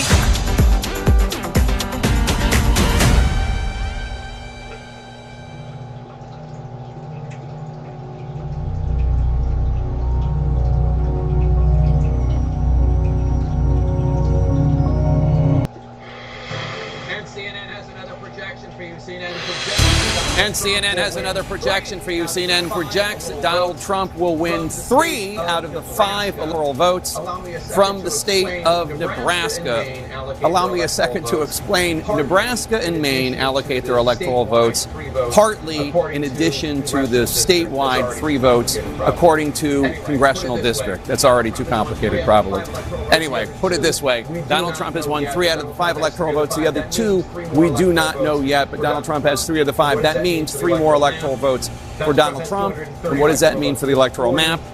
Donald Trump has 230 electoral votes. He is 40 electoral votes away from winning. Kamala Harris has 165 electoral votes. She is 105 electoral votes away from winning. Let's see what the states that we have not called, where their vote counts are. Pennsylvania. Donald Trump is in the lead there with 51.2% of the vote. Kamala Harris has 47.7% of the vote. Donald Trump is ahead of her by more than 206,000 votes. That's with 83% of the estimated vote in. That's Pennsylvania. Battleground Michigan. Donald Trump up 51.3% of the vote. Kamala Harris has 46.9% of the vote. Donald Trump with a more than 111,000 vote lead with an estimated 44% of the vote in from Michigan. Wisconsin now, Donald Trump in the lead there too. 50.8% of the vote. Kamala Harris has 47.6% of the vote. Donald Trump almost 80,000 votes ahead of her with 3/4 of the vote, 74% of the estimated vote from the Badger State in. Battleground Georgia, Donald Trump is up 50.7%. Kamala Harris is 48.4%. Donald Trump more than 118,000 votes ahead of her with an estimated 93% of the estimated vote in. Arizona, Donald Trump ahead there too with 49.8% of the vote. Kamala Harris has 49.3% of the vote. He is more than 7,500 votes ahead of her right now, but they still have about 48% of the vote to count, 52% of the estimated vote in. In Nevada, Donald Trump is in the lead with 73% of the vote. Kamala Harris has 26.2% of the vote. Donald Trump has a more than 10,000 vote, almost 11,000 vote lead. That is with only 2% of the estimated vote in. As we follow these crucial undecided races, we are already also getting closer to another poll closing. 4 more electoral votes are at stake in the next hour in the heat of the battle to reach 270. So every electoral vote counts. We're just minutes away from voting ending in the reliably blue state of Hawaii. Over to John King now with the Magic Wall. John. So take a quick look. You just went through the numbers. Just want to look very quickly. These 3 states, Wisconsin, Michigan, and Pennsylvania, will determine the fate of the Harris campaign, whether there's any chance she can come back. As we wait to see those results, I just want to show you something. Bring it up. Remember January 6th. Donald Trump was finished. Even Republicans were running away from Donald Trump. Donald Trump is done as a national politician. I want to show you something. This is Trump overperforming his 2020 performance by 3% or more. Right? This is a statewide look. We're not done with some of these counts out here, so this will change a little bit. But Donald Trump overperforming 2020 after January 6, 2021. That's the statewide look. Look at this. Just look at this when you go to full counties. Look at how many counties across America, 994 of the 4,000 plus, 4,600 plus counties and townships, especially up this way, part of the country, they don't call them counties, they call them townships, but in nearly 1,000, 993 right now. This will change as we go through, but Donald Trump is overperforming, and look at where they are. He's mostly performing in red areas. His vote is getting higher in the areas where he wins elections. Yes, there are some blue places where Georgia, he's overperforming. But just look at battleground Pennsylvania. Look at all these red counties, places that Trump wins, where he's overperforming by 3% or more what he did in 2020. Then you come out here, let's go up to battleground Michigan. These are the decisive states left on the board right now. Look at in the areas, those are his base areas. He's getting more. The same over here in battleground Wisconsin. So the former president of the United States, given up for dead, Jake, after January 6, 2021, is running stronger now than he did in the last campaign. All right, Don King, thank you so much. Every electoral vote. All right, Don King, thank you so much. Every electoral vote counts, and 4 more are on the line right now as polling places are about to close in Hawaii, and we project Kamala Harris will win the state of Hawaii with its 4 electoral votes. Not a surprise. Hawaii, a reliably Democratic vote, but that does mean a pickup of 4 electoral votes for Kamala Harris. Donald Trump has 230. He is 40 votes away from winning. Kamala Harris has 169 electoral votes. She is 101 votes away from the 270 needed to win. John King? So, Jake, let's look at the map where we are right now, and then we'll go through some of these battleground states where we're still waiting. But just look at the map right now. You see a lot of red, right? So let's look at the 2020 map. You see the blue, right? The blue wall states, Georgia, Arizona, Nevada, right? Now watch, this is where we are now. 2024 looks a lot different than 2020, but at the moment, looks pretty similar to 2016. Donald Trump won the blue wall. Donald Trump won North Carolina. Donald Trump won Georgia. Donald Trump won Arizona. The only difference would be Hillary Clinton in 2016 did carry Nevada. Donald Trump leads there right now when you come back to 2024. But it's just, sorry, 2024. Let me come up here and do this and hit this. And you go there at 2024. So that's the one, it's just a dramatic change when you come here. And so Donald Trump is remaking the map again at the moment. And the question is there any way for Harris to come back? Again, we've given Donald Trump North Carolina. So let's see where we are in Georgia. If Donald Trump also carries Georgia, the vice president cannot afford to lose Pennsylvania. Yes, Nevada's out there, Arizona's out there, Michigan and Wisconsin are out there. 19. I'll show you what I mean in a minute. So can she come back in Georgia to stop that from happening? She's limiting her. If he wins Georgia, her path is so limited. So it's 118,000 votes right now in a state decided 4 years ago by 11,700 votes. Donald Trump with 93%, that's an important number, of the vote counted is ahead by nearly 120,000 votes. So you're looking, this is where they would have to be. You can pick up votes elsewhere, but that's where most of the votes are. That's close to half of the state population, right in Atlanta, in the metropolitan area around it. So what's out there? Are there live outstanding votes out there?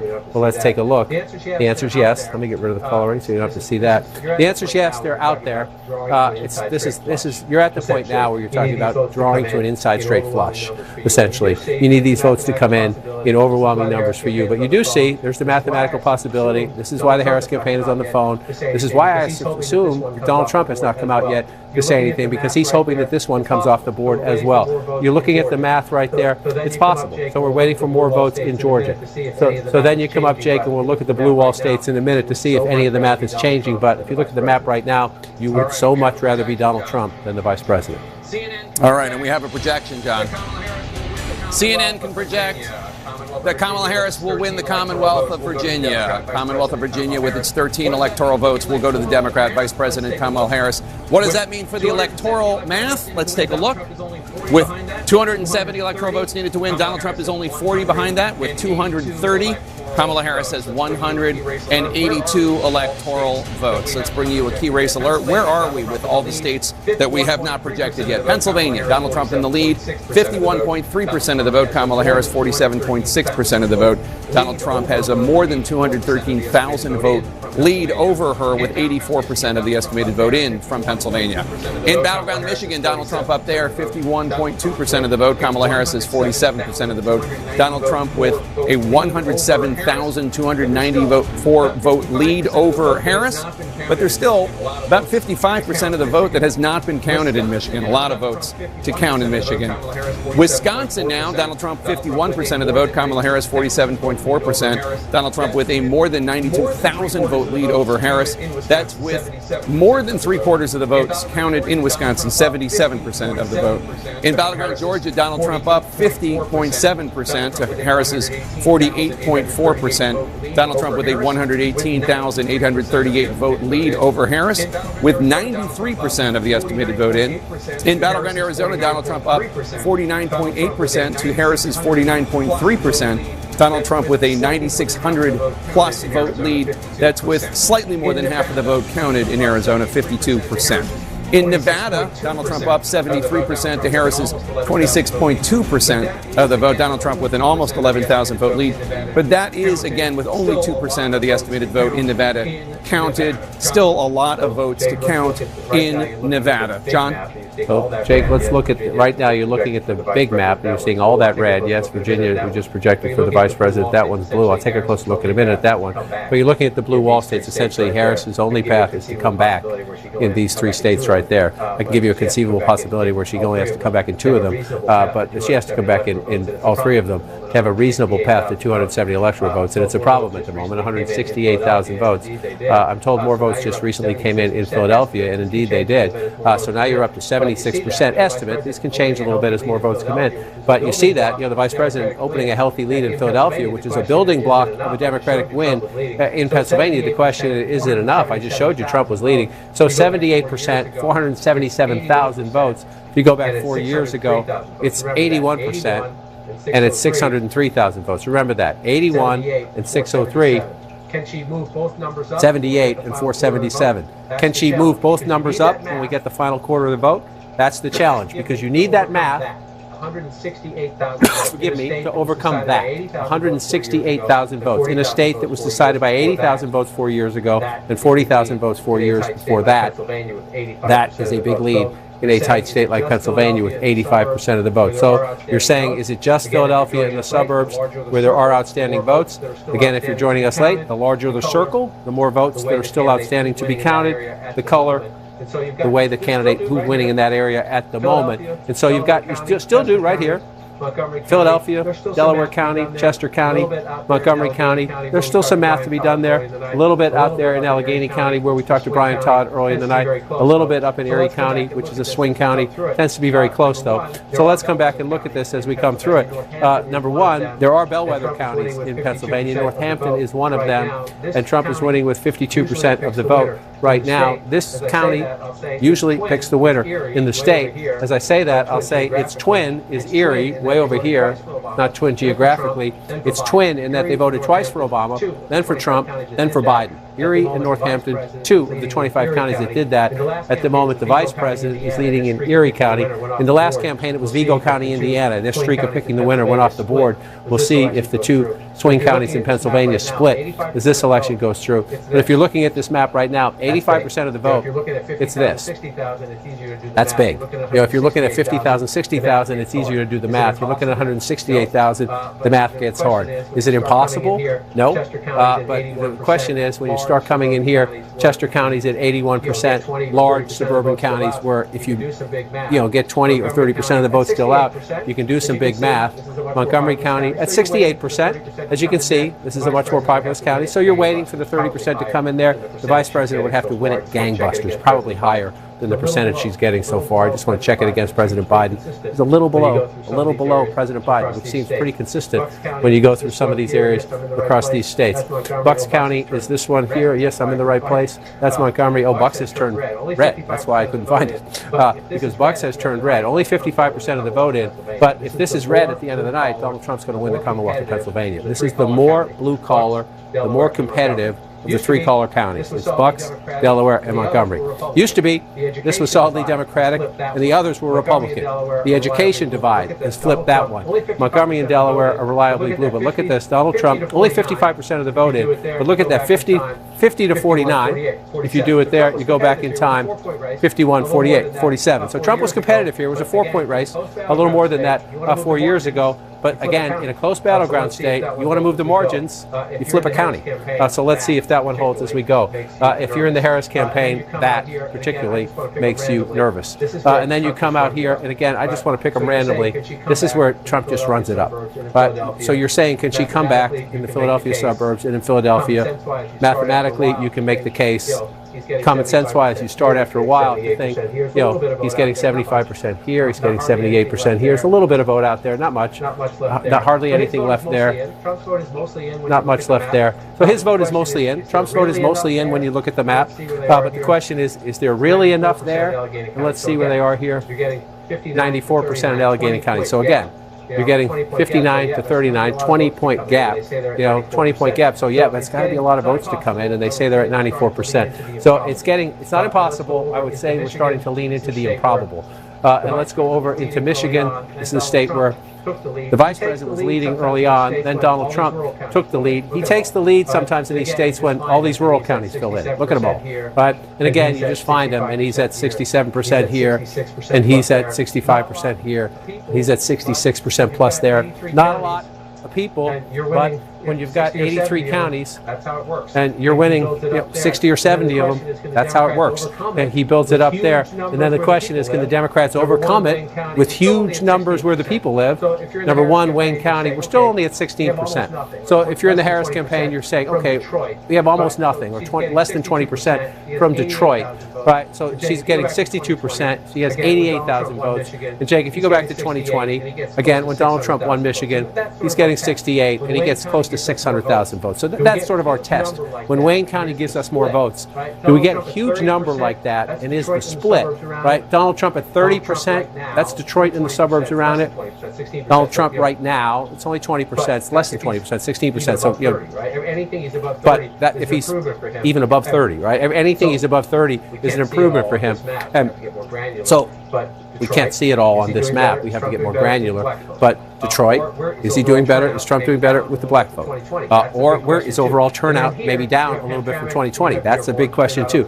And then here you have Hamtramck and you have Dearborn. They're not on the map, but they're right here. Those are two very important pockets of Arab American voters that were 200,000 plus voted for Joe Biden 4 years ago. We don't know. We don't have that granular detail just yet, but that was one of the big questions in the campaign. Spent a lot of time on my trips at Wayne State campus, younger voters, a lot of Arab and Muslim students at Wayne State, a lot of young progressive students at Wayne State. Did they lose the youth vote there? A lot of the questions. Now, I'm raising questions that we'll answer in more detail tomorrow and next week and the week after that when we have final results. But if you're 158,000 votes ahead, only halfway in Michigan, I mean, I hate to say it, but like, you're looking at this, and like that's the best of the three blue wall states. Let's go to Wayne County right now. Let's go to Detroit, where we find Jim Sciutto has an update on the vote count there. Jim? There have been a lot of questions and some consternation.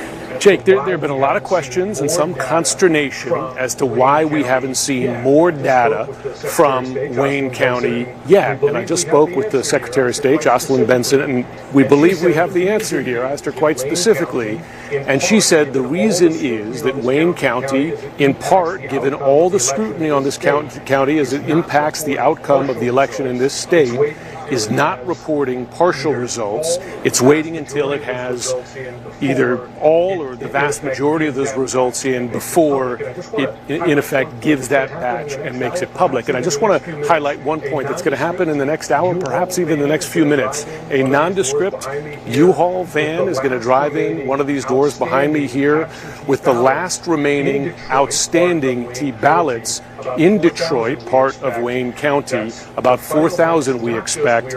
That's the final batch, not just, we are told, of absentee ballots outstanding, but the final outstanding votes in Detroit, big part of Wayne County. So when that truck comes through the door, they begin to tabulate those. That gets us to the point where they're going to have, in effect, all the votes they need to count and get to that point where they're going to be ready to report those final figures. We were told it could be in the next few minutes. We'll be watching. We'll report back when it happens. But that could be the point when you get that big batch reported publicly. All right, Jim Sciutto in Detroit, Wayne County. And you were noting that we don't have Wayne County to the granular level, that we can't see Dearborn and other places where there were a lot of uncommitted votes during the Democratic primary. But just to remind our viewers, during the Democratic primaries, as a protest of President Biden's support for the Netanyahu government of Israel and its war on Hamas in Gaza, 100,000 Democrats voted uncommitted. Presumably, most of them as a protest vote against Biden for that issue. Yes, absolutely. And most of them were located here in Wayne County. Again, you have Detroit, progressive city, but also Hamtramck and Dearborn, just to the north and to the west. Large pockets, Arab American communities there that are very angry at the White House. And then the next one, you come out here, again, this is Washtenaw County, where I've been 4 times, maybe 5 times, no 4, in this election, to go to the University of Michigan and talk to people out there. And again, we're at 71% right now, so the numbers can change, but she's at 66%. This is Ann Arbor, University of Michigan. Again, you have a big college campus. It tends to be a very liberal pocket, progressive pocket. You're saying, wow, 65% of the vote, 66 if you round up, that's great. Oh my God. 73%. And the math, 157,000, to 103. Well, again, we got 30% of the votes still to come in, and maybe the percentages change as well. Maybe all the votes that are out are from the campus, and it juices up the number a little bit. But if you're looking at that now, you're underperforming the President of the United States, and Donald Trump's at 32%. At 26%. If that gap holds, and if his improvement like that holds, I'm sorry, go ahead. That's a big deal. Well, I was just going to say, one of the things you hear from the Arab American and Muslim American community in places like Michigan is not that they were going to vote for Donald Trump, but they either were not going to vote or they were going to vote for Jill Stein or Cornel West. I'm not sure if Cornel West is on the ballot in Michigan, but these numbers don't add up to 100 here, so I'm guessing that there is a better than, my guess would be, educated guess would be, there's going to be a better than average showing for Jill Stein in Michigan than in other states. Right, and she worked it hard. She was out there quite a bit. Every trip I was out there, you saw activity. Either she was in the state or had just been in the state. Yeah. So just to explain it. Now, one of the other things I heard about people talking about Michigan is everybody in the media, all you talk about is the Arab American, Muslim American vote, but really the issue in terms of a big sizable, bigger chunk of votes is white working class voters, union voters, because the Trump campaign ran ads slamming Harris's position on electric vehicles, EVs. And that is actually going to be more significant ultimately, this is just their projection, than the Arab American, Muslim American vote. Is there any way we can gauge that, how well or poorly she did compared to Biden when it comes to white, non-college educated union voters? David would have the exit polls. We could look at union households. That's a question on the exit polls. I can show you some counties where we were. 3 times I went out there to talk to union auto worker groups. And I want to just say this up front. There are more automobile manufacturing jobs in the United States today than at any point during the Trump presidency. I repeat, there are more auto manufacturing jobs in the United States today than at any point in the Trump presidency. However, the EV debate is a debate. Stellantis just laid off 1,100 people, and in part because they say they have electric vehicles sitting on the lot. The union says that's BS, it's corporate greed, they're not keeping their word, but this is a conversation. Are they going too fast? At a minimum, are they going too fast? There are some auto workers who say, why are you forcing this on us? There are others saying the infrastructure is not in place, culturally people aren't ready for it, why are you going so fast? So one of the places you'll find that is right here in Macomb County. We met Joseph Knowles, just laid off from Stellantis, a black union auto worker. No one in his family had ever voted Republican for president. He was voting for Donald Trump. Everybody in his family was mad at him. This is where you find them right here. Bill Govier is another Ford worker in Macomb County who wanted to vote for Robert F. Kennedy Jr. When he dropped out and backed Trump, Bill Govier said, that's great. I love them both. And he voted for Trump a 3rd time. So some of them have been in Trump's camp, like a Bill Govier. But Joseph Knowles is a +1. Voted Democrat all his life, right? So there in Macomb County, we got a long way to go here. 36%. But Trump at 58, when you round that up, Trump at 53 right there. So again, we'll see if that sustains itself. Yeah. And the Biden number at 45, the Harris number at 40. If that's the number at the end, then it's very hard. Well, there you go, and you can see why, and not all of that change is from that one issue or that one demographic I described, but that is quite significant if it holds. Let's go to Pamela Brown at the voting desk. Let's jump to Wisconsin if we could, because Pamela wants to talk about Milwaukee and what's going on there. Pamela? Yeah, I've been talking to officials there at Milwaukee County as well as the city. Let's look at Milwaukee County right now. A large portion of the vote that remains is from Milwaukee City itself. This is the largest county. This is the largest city in Wisconsin. According to a source in Milwaukee County, 9 out of 19 municipalities are completely reported. And the source also says that the county clerk there expects all results from Milwaukee County to be reported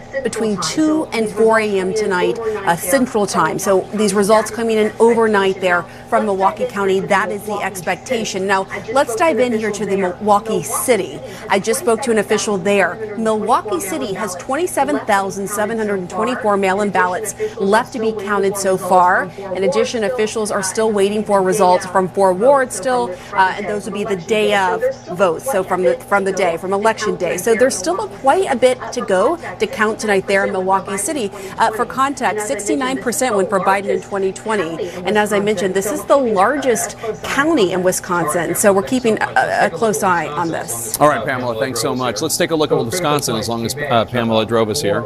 So a critical point she makes, 4 wards in the city of Milwaukee still have not reported their election day votes. And again, anecdotally, just texting people out in the state, they said turnout was good. They weren't saying great or gangbusters, they were saying good. So we wait, you wait. But again, so we're waiting for the city. This is Milwaukee plus the suburbs around it. The county is what you see here. But she's at 66% and Joe Biden's at 69%. So when those city of Milwaukee votes come in, that not only does that percentage need to move, but that math needs to change quite significantly if you're trying to make up that. Now, 96,000, that's better than 150,000, right? Simple math, people. We always say politics can be very complicated. Sometimes it comes down to basic arithmetic. Are there enough votes still out there to overcome a 96,000 vote lead? And so if Pam says 4 big wards are still out in Milwaukee City and there's a little bit more in Milwaukee County, the answer is maybe.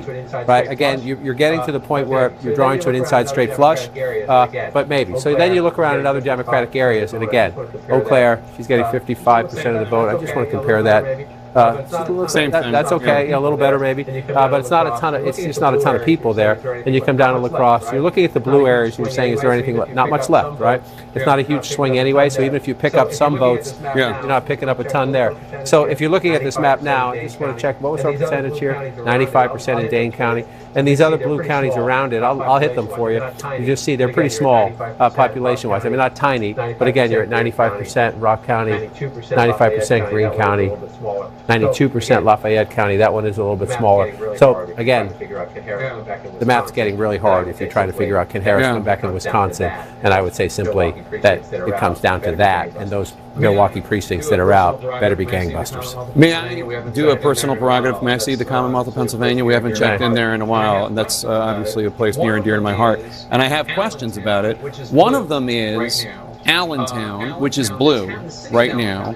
Allentown, the city of Allentown is 54% Latino, 54%, and Pennsylvania, as we've discussed, has the 3rd largest Puerto Rican population on the mainland, behind only New York and New York and Florida.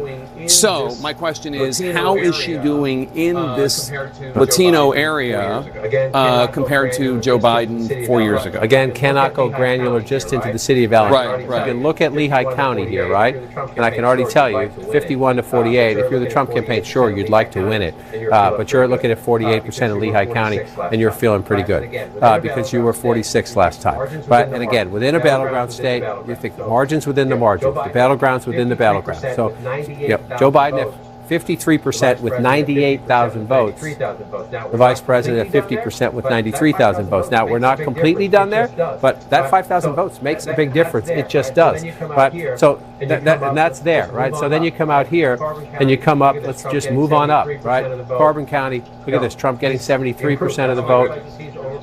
He's improved. That's one of the places he's overperformed himself. And then you move up here. This is Lackawanna County, Scranton, Pennsylvania, Joe Biden's hometown. It's a tough, competitive blue-collar area, but 51 to 48 now, 54 to 45. And if that movement of 4% can be the whole thing. It's a couple thousand votes here. It's a couple of thousand votes there. I want to show you something. By the way, can I just point out? Erie has now flipped. Erie, which has always voted with the presidential victor in Pennsylvania and nationally, is now with Trump. Has flipped. And let's see where the turnout is there. Again, it's one of the 25. They're at 95%. It's very close, but it's always very close. So you see Erie County, very close there. And I just want to come across the state, Northampton County. So you're on the, your Buffalo, New York border, and here's New Jersey here. You've got, 52 to 47 there. Not done yet, but the 2 multi-pivot counties. Twice for Obama, then for Trump, then for Biden. At the moment, they're going back to Trump. I just want to show one more thing we haven't shown tonight. I just want to bring this up and bring this out. It's not here. It is here. No, it is here. Sorry. I will figure this out eventually. I promise you. I just have too many gizmos. Just want to come in here. Come on.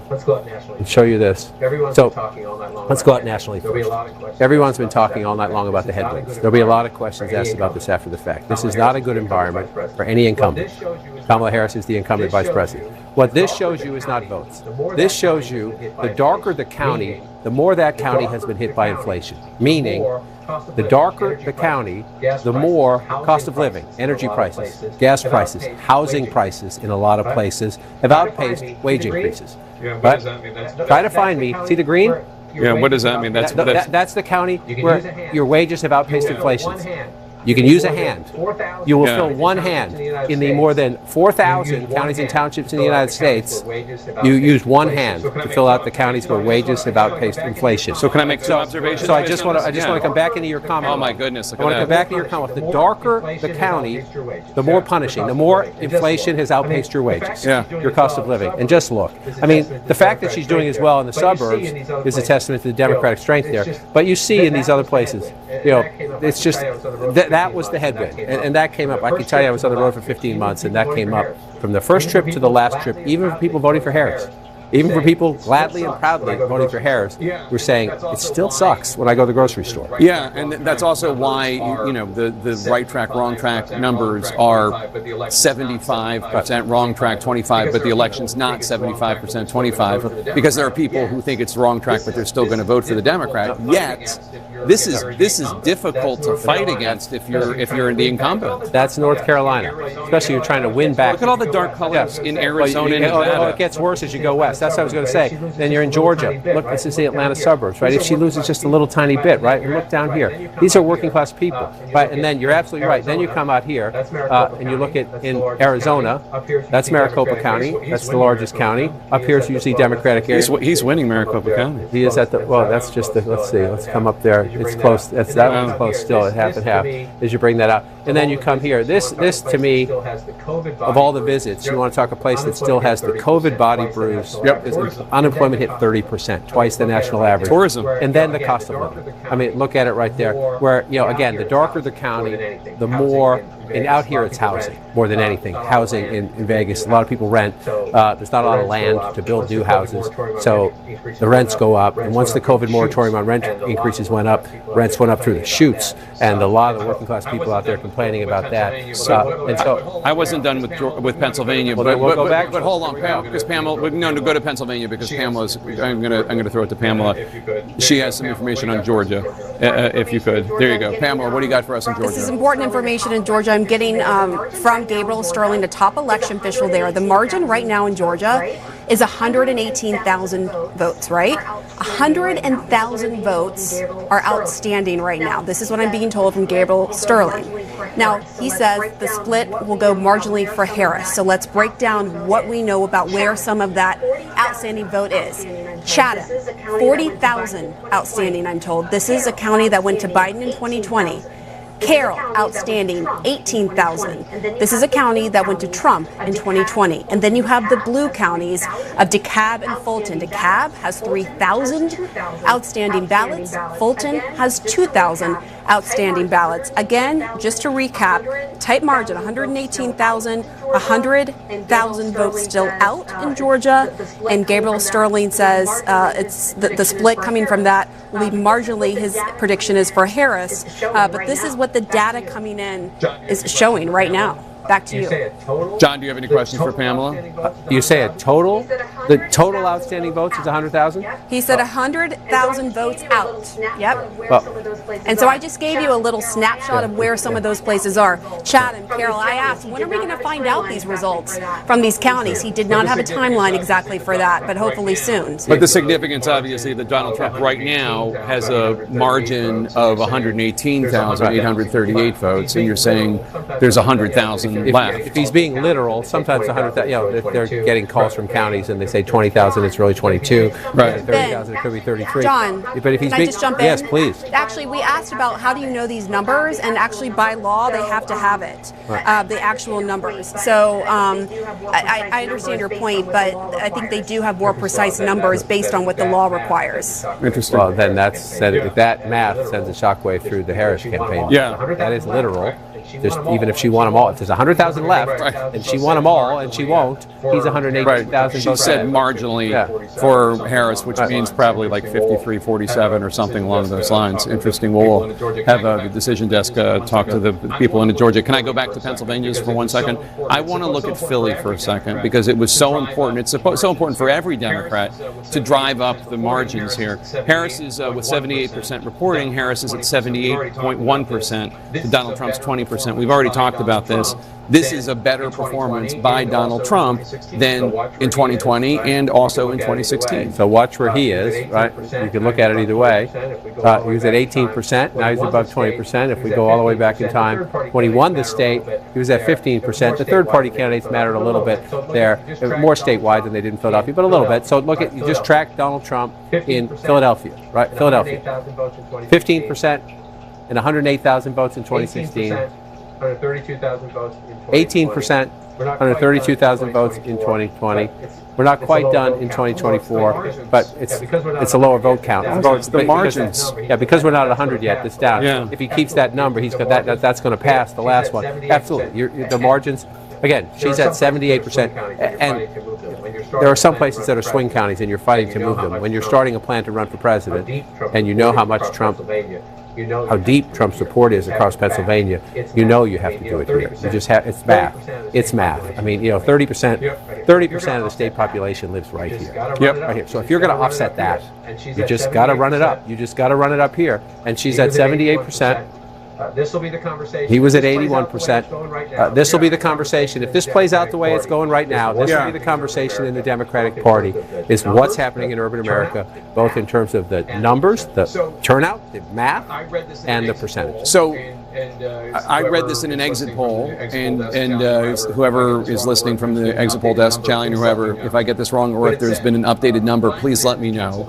But it said black men in Pennsylvania, in 2020, 10% went for Trump.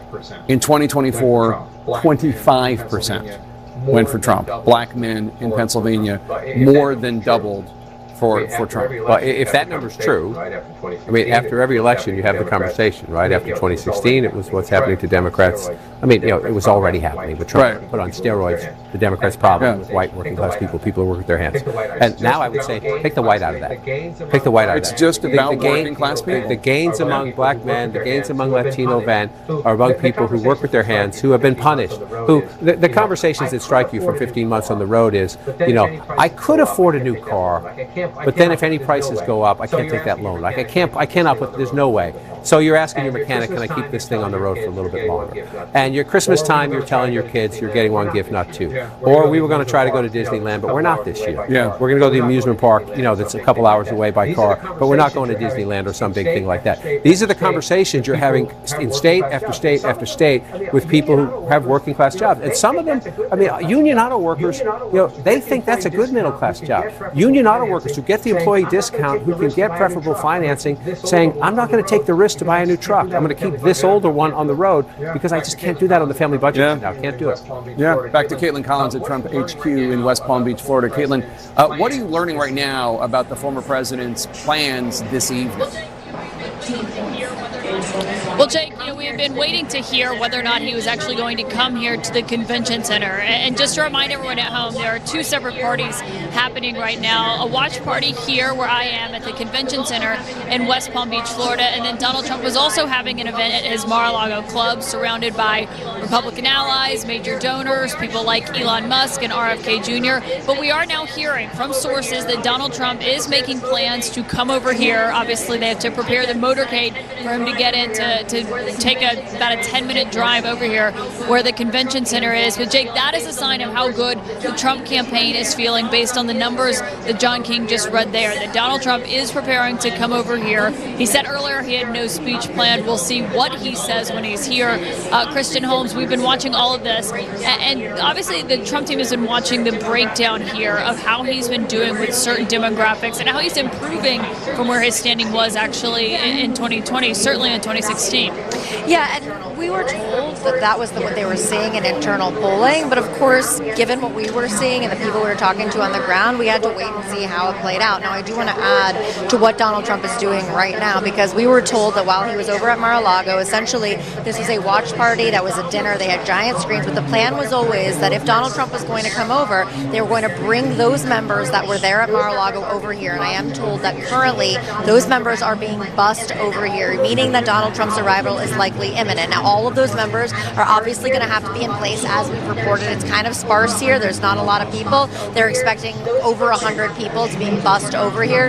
Those people are going to have to be in place before Donald Trump takes the stage, because these are going to be some of his biggest fans. They're going to want to fill the crowd here. But now they're coming over, so that gives you a little bit of a timeline of when we see Donald Trump moving from Mar-a-Lago to here. As we know, this room is about to fill up pretty quickly, probably within the next half hour.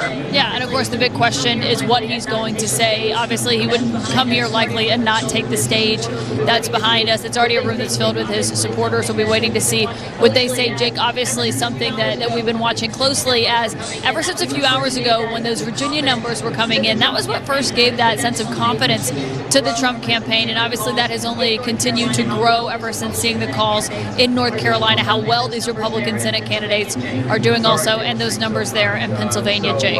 All right, Caitlin, thanks so much. As we prepare for what we think is going to happen, Mr. Trump coming out and speaking, it is a good moment for us just to take a measure of where the night is at this moment. We're still, of course, waiting to call several of the battleground states, 6 out of 7 of them. But Chris, right now, I think it's fair to say anybody watching would rather be Donald Trump than Kamala Harris at this moment. Yeah, absolutely. Now, if he declares victory, he hasn't won the race yet. There is still a potential path to 270 electoral votes. None of the blue wall states have been called.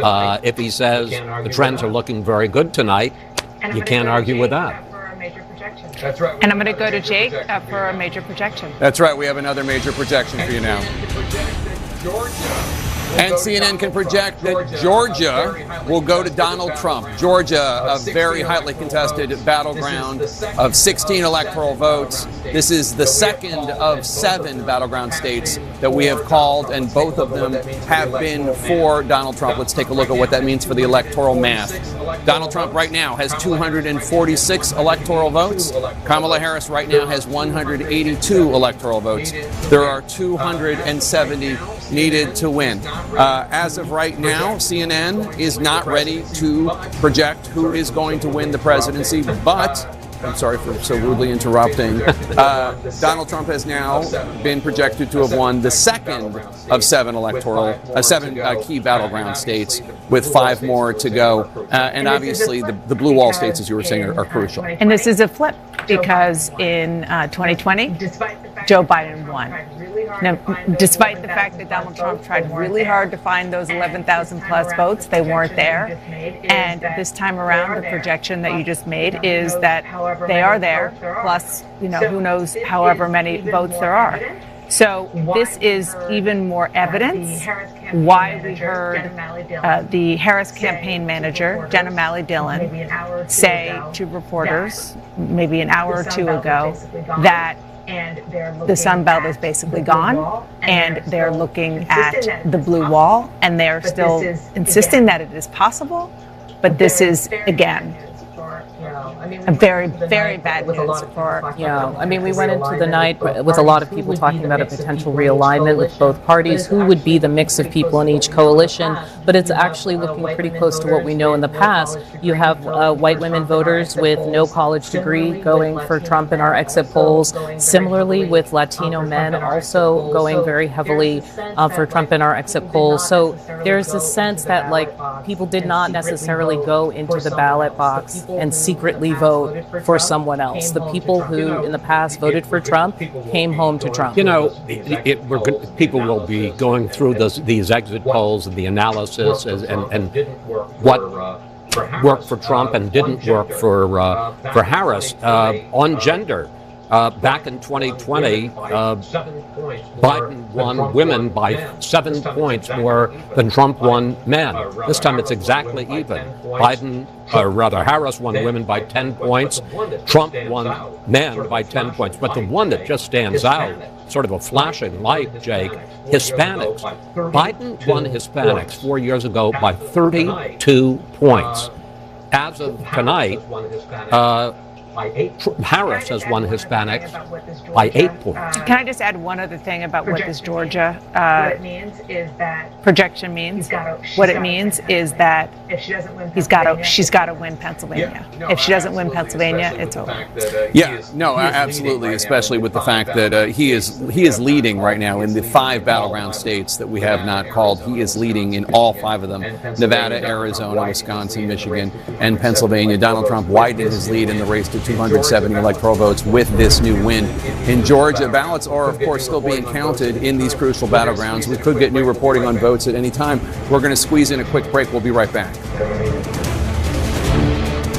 That made the point. I'm curious as we get a date.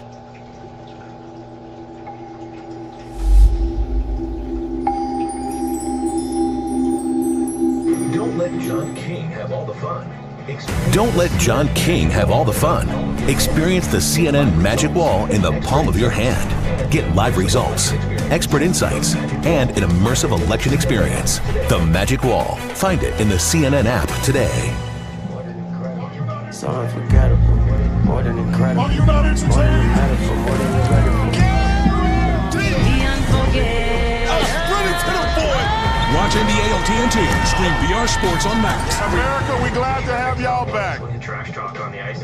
Chirping someone is when you trash talk on the ice. You guys get pretty creative. You're not smart, are you? You chirp me. It's an art form, teasing a player. We all know you ain't doing nothing. A couple pretty good players on this panel, and Biz is here too. Watch NHL on TNT and stream on Max Wednesdays.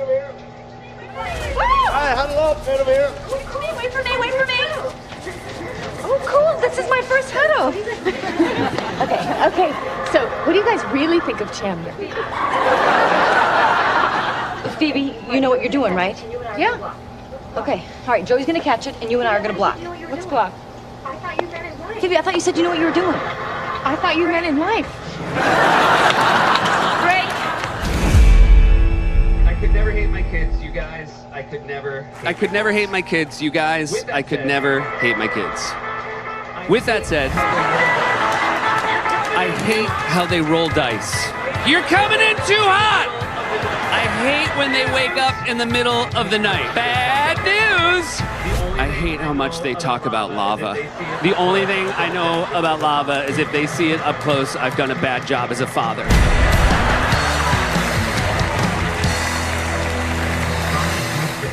Listen wherever you get your podcasts. 5 good things. Listen wherever you get your podcasts.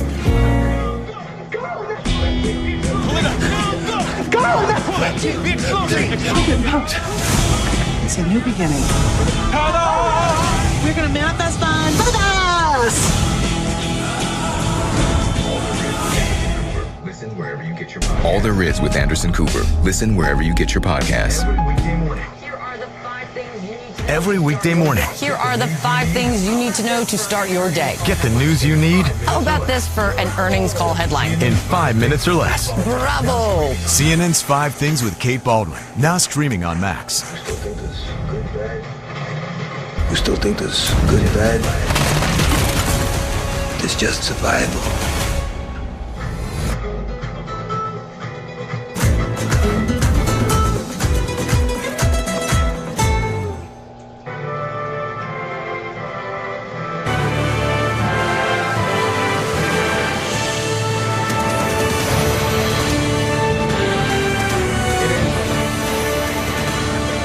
It is election night in America, and let us bring you back to where we are right now with 270 electoral votes needed to win. Donald Trump is in the lead with 246. Kamala Harris is at 182. There are still 5 battleground states that remain uncalled by CNN. Let us go and look at where they are. Pennsylvania, Donald Trump in the lead with 50.8% of the vote. Kamala Harris, 48.1% of the vote. Donald Trump has a more than 165,000 vote lead. Let's go to Kamala Harris headquarters right now. Let's listen in. Good evening, HU. I want to say good evening to all of the Harris campaign, the campaign family. Thank you for all that you have done. Thank you for being here. Thank you for believing in the promise of America. We still have votes to count. We still have votes to count. Not only to address our supporters, but to address the nation.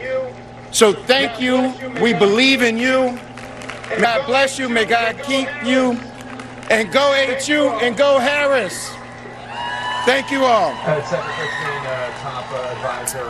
Cedric Richmond, top advisor to Kamala Harris, used to be top advisor to Joe Biden in the White House, basically telling people at Howard University, where Vice President Kamala Harris was going to have her celebration party, theoretically, that Kamala Harris is not going to come out tonight. She will come out tomorrow and address the nation, which I guess is what we could expect, given the fact that we're not going to know definitively this evening the results. Into Howard University when there's a big crowd, that is not the sound of a big crowd there. That is not celebratory mood, and I think that was a tough kind of coming out conversation for Cedric Richmond. Yeah, I mean, it's the 2024 version of the Javits Center at this time. I'm not saying that it's going to end that way, but at this time, it's feeling like it's too early, and the senior person comes out and says, everybody go home and we'll see what happens, and we will see what happens when we get the rest of the votes. But in the immortal words of Bob Dylan, you don't have to be a weatherman to know which way the wind is blowing. Right. And this very much felt, I mean, we talked before about whether this felt more like 2020 or 2016. This felt so much like the Javits Center, and specifically her campaign chairman, John Podesta, came out at almost exactly this same point 8 years ago and made almost exactly that same speech. And the next day, Hillary Clinton came out and conceded. Now, again, he is not at 270 yet. She has not lost this race, but you don't have to be a weatherman. Right. And just to go over where we are right now, so there are 7 battleground states, and we have called, CNN has called, projected that Donald Trump will win 2 of them, North Carolina and Georgia. And so of the 5 that are remaining, there's Arizona. Trump is in the lead currently with 0.72% of the vote. Pennsylvania, Donald Trump is in the lead with 2.6% of the vote. Wisconsin, Donald Trump is in the lead by 3.53% of the vote.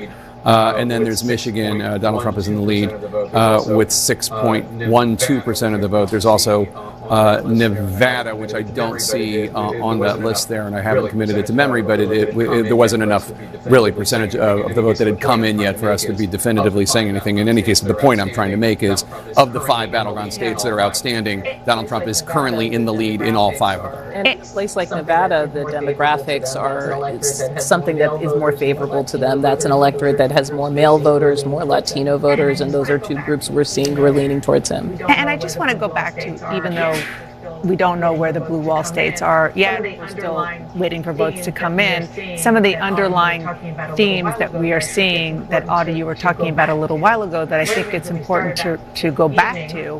One of the things that we started out the evening with was about the women, the question about whether or not women were going to come out for Kamala Harris, whether or not men were going to come out for Kamala Harris in a post-Roe world on that issue. And if you just look at, for example, suburban women, They, according to the national polls, they went for Trump. It seems like abortion was not the animating issue it was the way it was right after the Dobbs ruling. In so many of these exit polls, I'm seeing that the economy, the people who were most upset, listed themselves as angry or facing severe hardship. Those are the people who really went for Trump. Yeah, I have to confess that I always thought in the last week or two of the campaign this idea of the trying to appeal to secret voters was something of a risk. Anderson?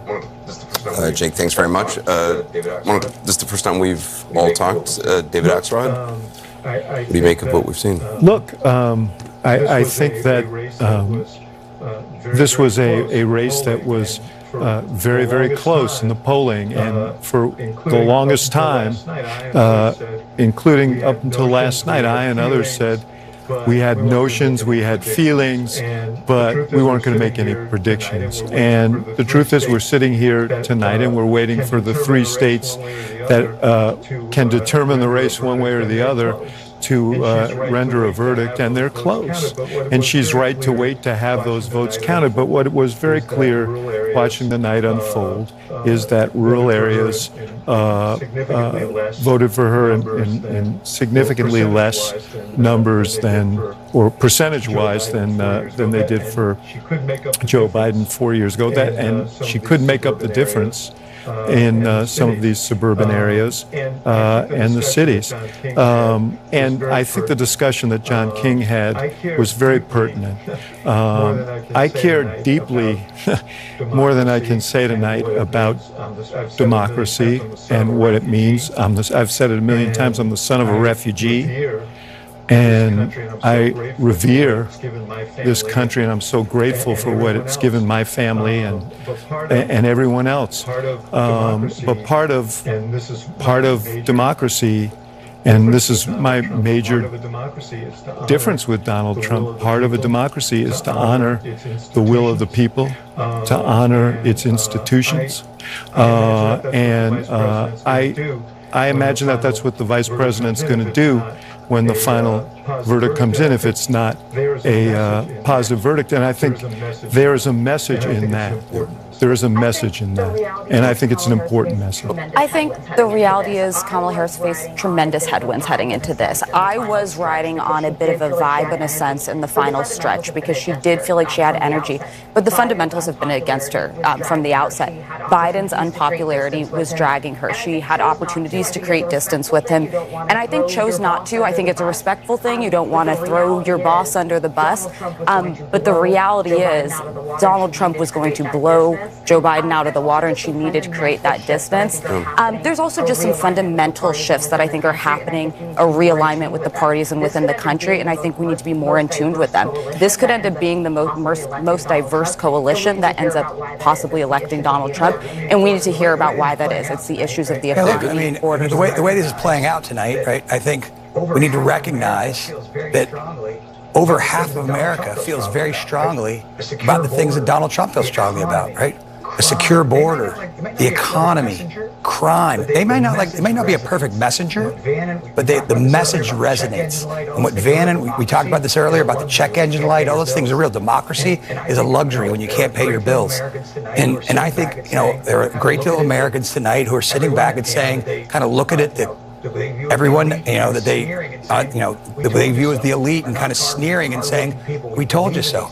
We're not garbage. We're hardworking people. We believe in these things, right? People don't like to be talked down to. This coalition, this is Hispanics. Trump is crushing in Hispanics, the Hispanic vote in Pennsylvania, right? He's getting 50% of the women. Lehigh County, he's up from 2020. He was at 45%. He's now at 48%. Yeah, Allentown, we were talking about how, the Puerto Ricans would come out. He's winning those votes because you know what those people care about? They care about security. They care about economy. They care about those things around the kitchen table. So if the former president is going to be the next president, I think there's a lot of, America's going to have to sit back. He's going to win. Looks like he may win the popular vote, right? There's going to be a reckoning in America that people are going to have to sit back and say, maybe some of these things Trump's espousing are not crazy. Maybe he's right. Right? Maybe the Democratic Party needs to come back to the center if they want to be competitive again. There's going to be a part where they're going to say, we need to go further to the left. I hear what you're saying, and I do see it differently because I'm thinking about the people who are not a part of anybody's elite, who are hurting tonight. There are African American women who know a little bit about being talked down to, and know a little bit about having their economic dreams crushed, who tried to dream a big dream over the past couple of months. And tonight they're trading in a lot of hope for a lot of hurt. And they were hoping that maybe this time, one of their own could be seen as worthy. And once again, they were facing rejection. And that hurts. They thought tomorrow morning they're going to walk out with their shoulders back a little bit, maybe able to breathe for the first time and feel like they belong someplace. They did everything that they knew how to do. And it's going to be harder than it should be tomorrow for them to hold their heads up. And they're not the only people who are hurting tonight. If you're a parent of a trans kid, your child's face was used as a springboard to power for somebody. That doesn't feel good. There are going to be people tomorrow, we're going to be handing clothes at the dry cleaners to people who don't have papers. There are going to be people who are going to be cleaning your teeth tomorrow who don't have papers. And they're terrified tonight. And so it's easy to blow this off. Oh, look at the elites. They're going to get their comeuppance. It's not the elite that's going to pay the price. It's people who woke up this morning with a dream and are going to bed with a nightmare. And those people didn't deserve to be respected and held and talked to. Those are the people who are going to pay the price for whatever Donald Trump decides to do. Yeah, but Van, how do we know that those people didn't vote? A large portion of those people aren't a part of the people that elected Donald Trump. Right? I think that's a good part of the electorate. And the black women, the party, the Democratic Party, let those black women down. Not Donald Trump. Dave, we got to go. Okay. Let's go back to Jake. All right, thanks so much. And we're going to bring you a key race alert right now. Let's check in with the states that we have not projected. Pennsylvania, Donald Trump still in the lead there. 51.1% of the vote. Kamala Harris says 47.8%. Donald Trump with a more than 216,000 vote lead there with 92% of the estimated vote coming in from the great Commonwealth of Pennsylvania. Michigan now, the Wolverine state. Donald Trump, 52% of the vote. Kamala Harris, 46.1% of the vote. Donald Trump with a more than 203,000 vote lead with 61% of the estimated vote in from Michigan. Wisconsin, that's the Badger state. Donald Trump, 51.1% of the vote. Kamala Harris with 47.3% of the vote. Donald Trump with a more than 110,000 vote lead with an estimated 86% of the vote in from Wisconsin. Arizona now, Donald Trump in the lead there too, 49.9% of the vote. Kamala Harris has 49.2% of the vote. Donald Trump with a 12,242 vote lead there, a little bit more narrow with 52% of the estimated vote in from Arizona. We are awaiting more votes from the outstanding presidential battlegrounds as this race goes into the night shift. And we expect to hear Donald Trump speak to his supporters very soon. We're going to squeeze in a quick break. We'll be right back. Stay here.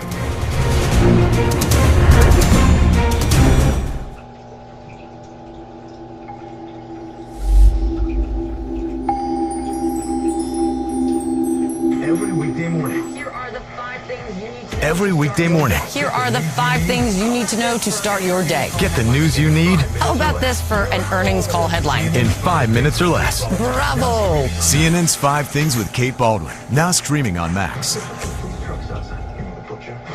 What's with all the police trucks outside? You know, the butcher.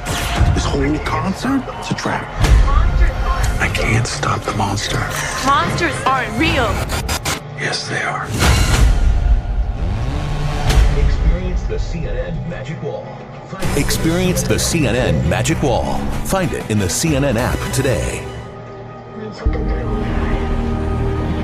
Non so davvero come fare. Nino. Nino, io sono incinta.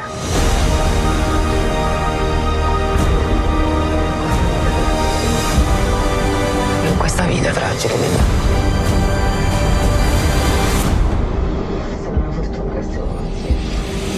È stata una fortuna che stavamo insieme.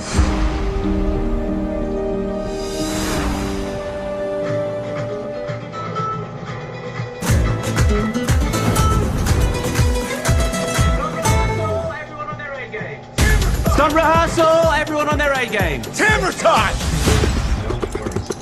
and cut. 2 words, no words.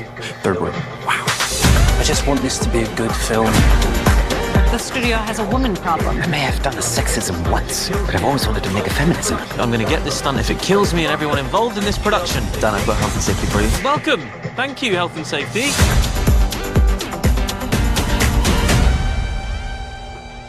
Grief isn't talked about much, but that's what my podcast Grief isn't talked about much, but that's what my podcast is all about. Join me and my guests for a new season with new conversations about loss, life, and love. All There Is with Anderson Cooper. Listen on Apple Podcasts or wherever you get your podcasts. For 30 years, I've been saying publicly what people are saying to themselves. I have enough money. I could just shut up. But you know, I can't. Carvel, streaming starting November 14th on Max. What he was in the 90s has had a great deal to do with what he has become.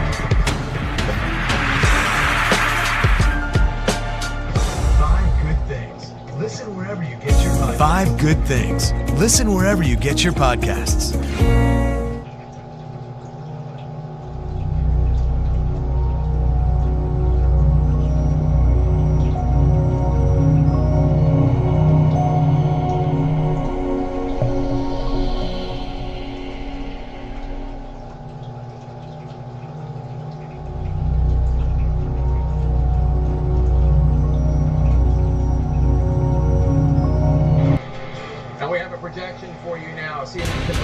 And we have a projection for you now. CNN can project that Kamala Harris will win the state of New Mexico. New Mexico, as expected, will go to the Democrat Vice President Kamala Harris. New Mexico with its 5 electoral votes. What does that bring us in terms of the math? Let us look. Donald Trump has 246 electoral votes. Kamala Harris, with the addition of New Mexico, has 187 electoral votes. There are 270 electoral votes, as always, needed to win. Let's look at the states we have not called yet. In Pennsylvania, Donald Trump in the lead there still, 51.1% of the vote, ahead of Kamala Harris, who has 47.8% of the vote. Trump leads with more than 214,000 votes. That's with an estimated 92% of the vote in. Michigan now, Donald Trump in the lead, 52.1% of the vote. Kamala Harris, 46% of the vote. Donald Trump with a more than 215,000 vote lead. That's with 62% of the estimated vote in from the Wolverine state. The Badger state of Wisconsin now, Donald Trump, 51.2% of the vote. Kamala Harris, 47.2% of the vote. Donald Trump, more than 113,000 votes ahead of Harris, with an estimated 86% of the vote in from Wisconsin. In Arizona now, Donald Trump in the lead there too, 49.9% of the vote. Harris with 49.2% of the vote. Donald Trump with a more than 12,000 vote lead. That's with only 52% of the estimated vote in from Arizona. Still a lot of votes to count in Arizona.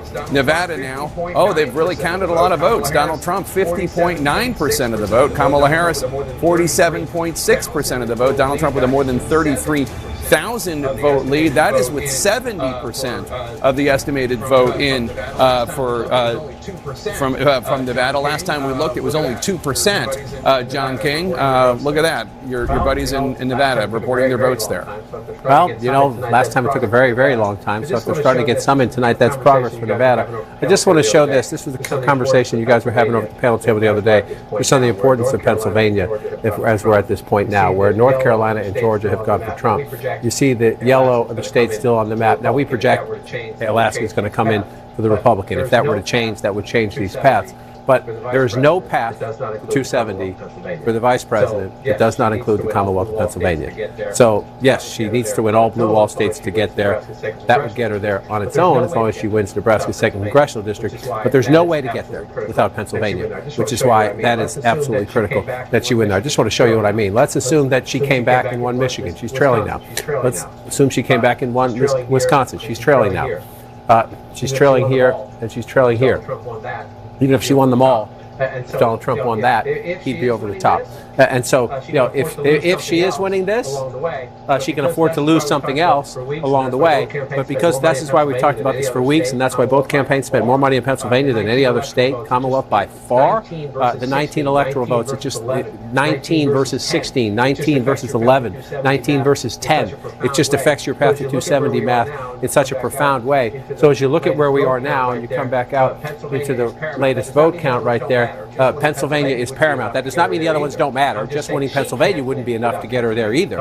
I'm just saying she can't win without Pennsylvania. Donald Trump can. Donald Trump can, but she cannot win without Pennsylvania. And so if you look here right now, where are you?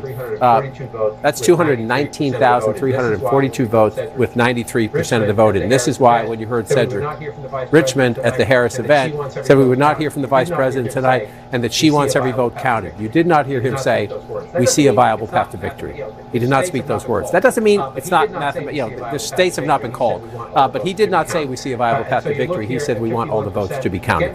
And so you look here at 51%. Again, one of the big questions was could Donald Trump get over 50? In most of these battleground states in 2016 and 2020, he was a 47, he was a 48, maybe he was a 49. In Pennsylvania right now, Donald Trump is at 51.1. And again, you're looking at a state, the vice president simply, there's a lot of states to count still, but if you want to look at one question, she cannot lose Pennsylvania. She just cannot. The math doesn't work if she does.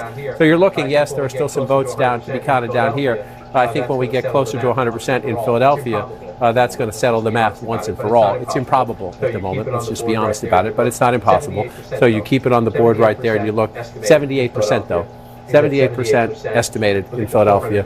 She's at 78%. Look at the 484. You come back here, 78% to 81%. 3 points in the state's largest city that is absolutely fundamental to Democratic victory, underperforming Joe Biden by 3 percentage points, and at the moment more than 100,000 votes. by 3 percentage points, and at the moment more than 100,000 votes. We're not done with the math yet.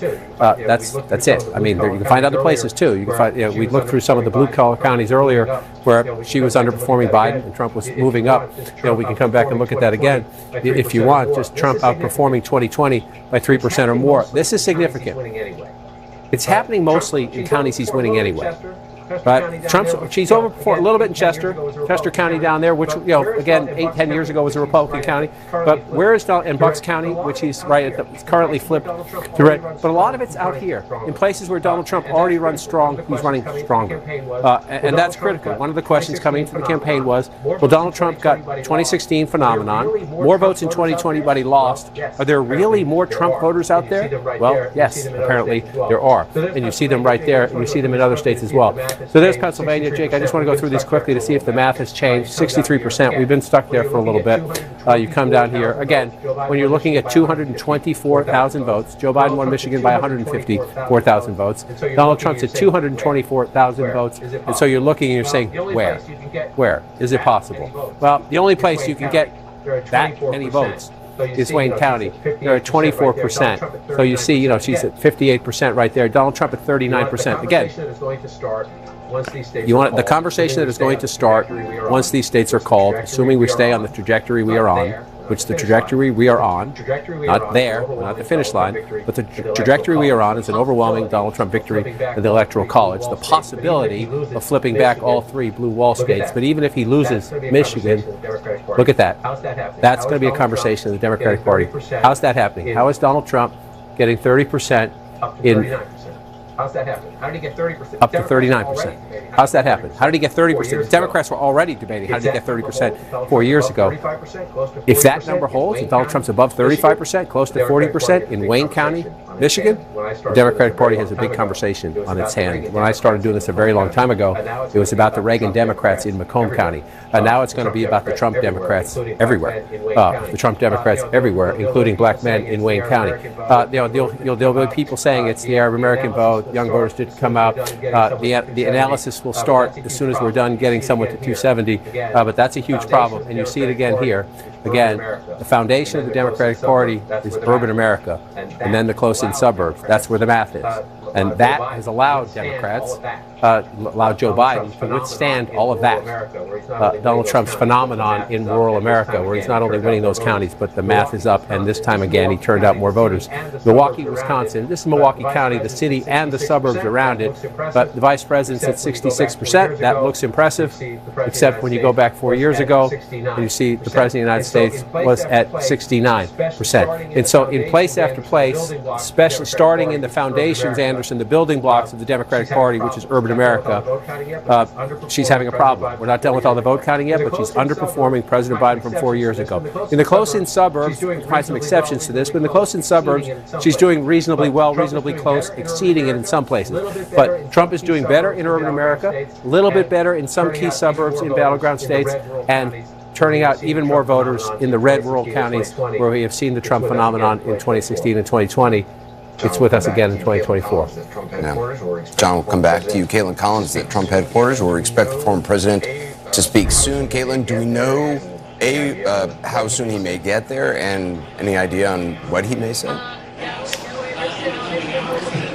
No, Anderson. Obviously, we're waiting to see what this is going to look like because this is so new to the Trump campaign as well. They've been watching these numbers carefully all night as John King has been going back and forth on the magic wall, but they themselves obviously were waiting to see, were there any surprises in store? They were watching closely. The gut check of North Carolina and Georgia obviously came through for them, and now we are told Donald Trump is making preparations to head over here to the convention center. This is where the official watch party is, and Anderson, we saw aides preparing the teleprompter on stage, heightening the lectern and the microphone to make sure it's ready. So a clear sign that we do expect to hear from him.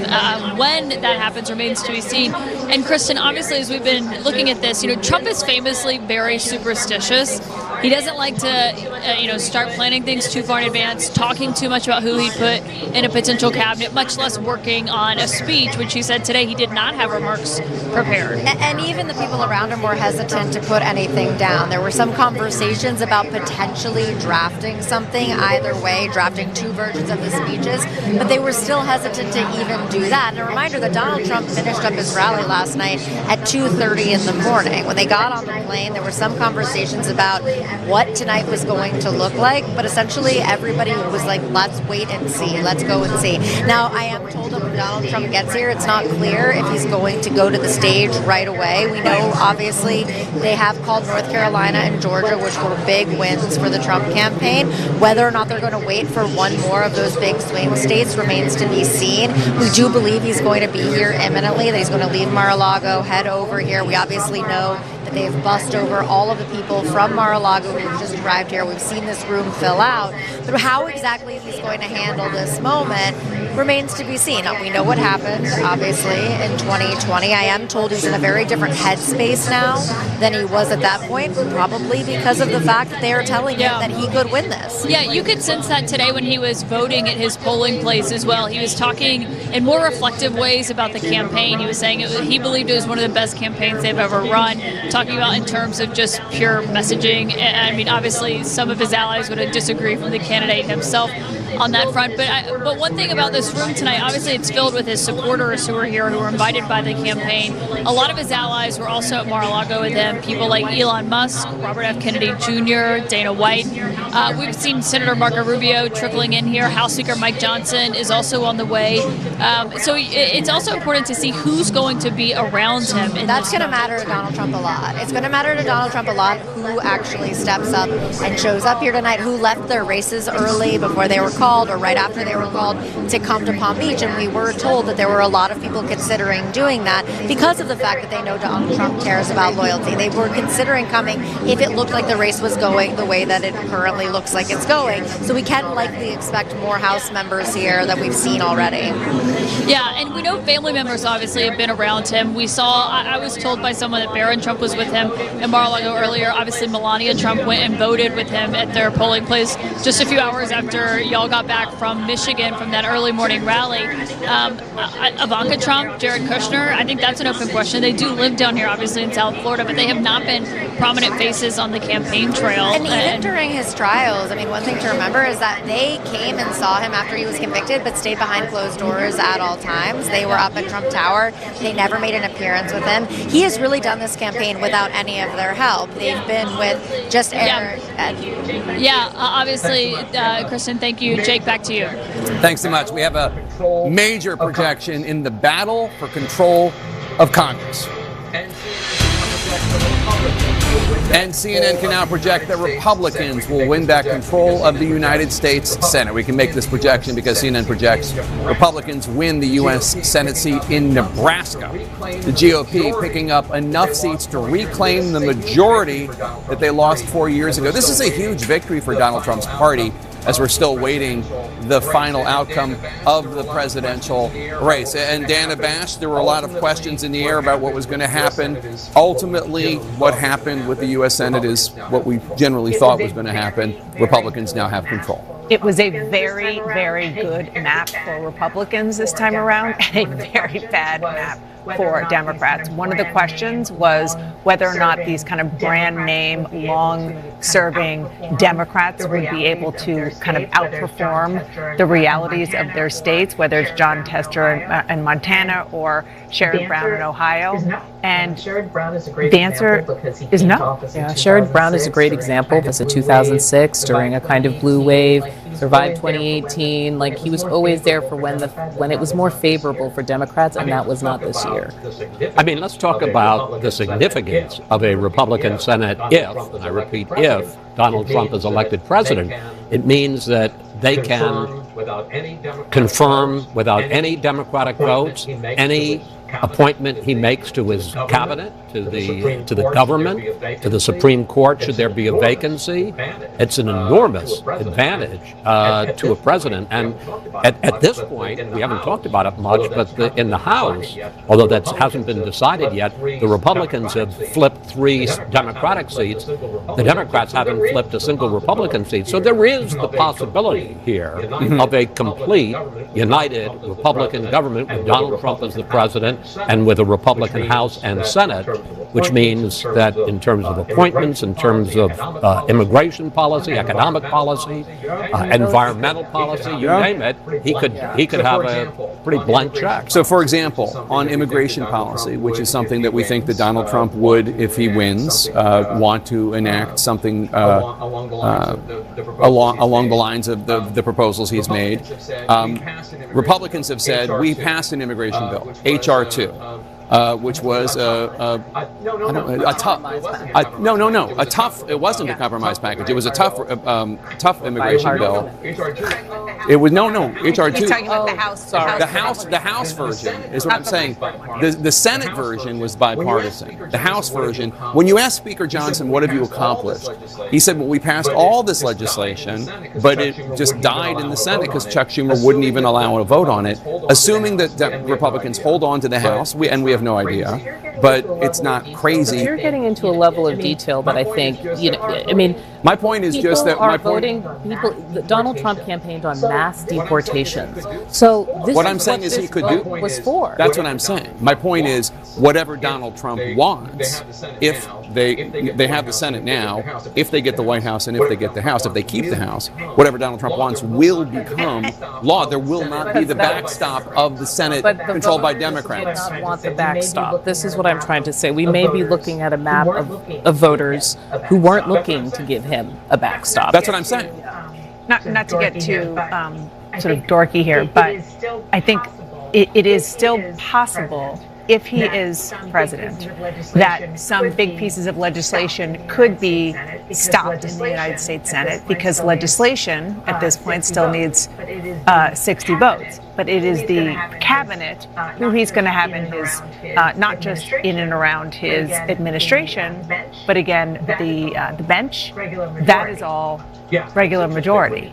Yeah, it's interesting when you think about it, because the Supreme Court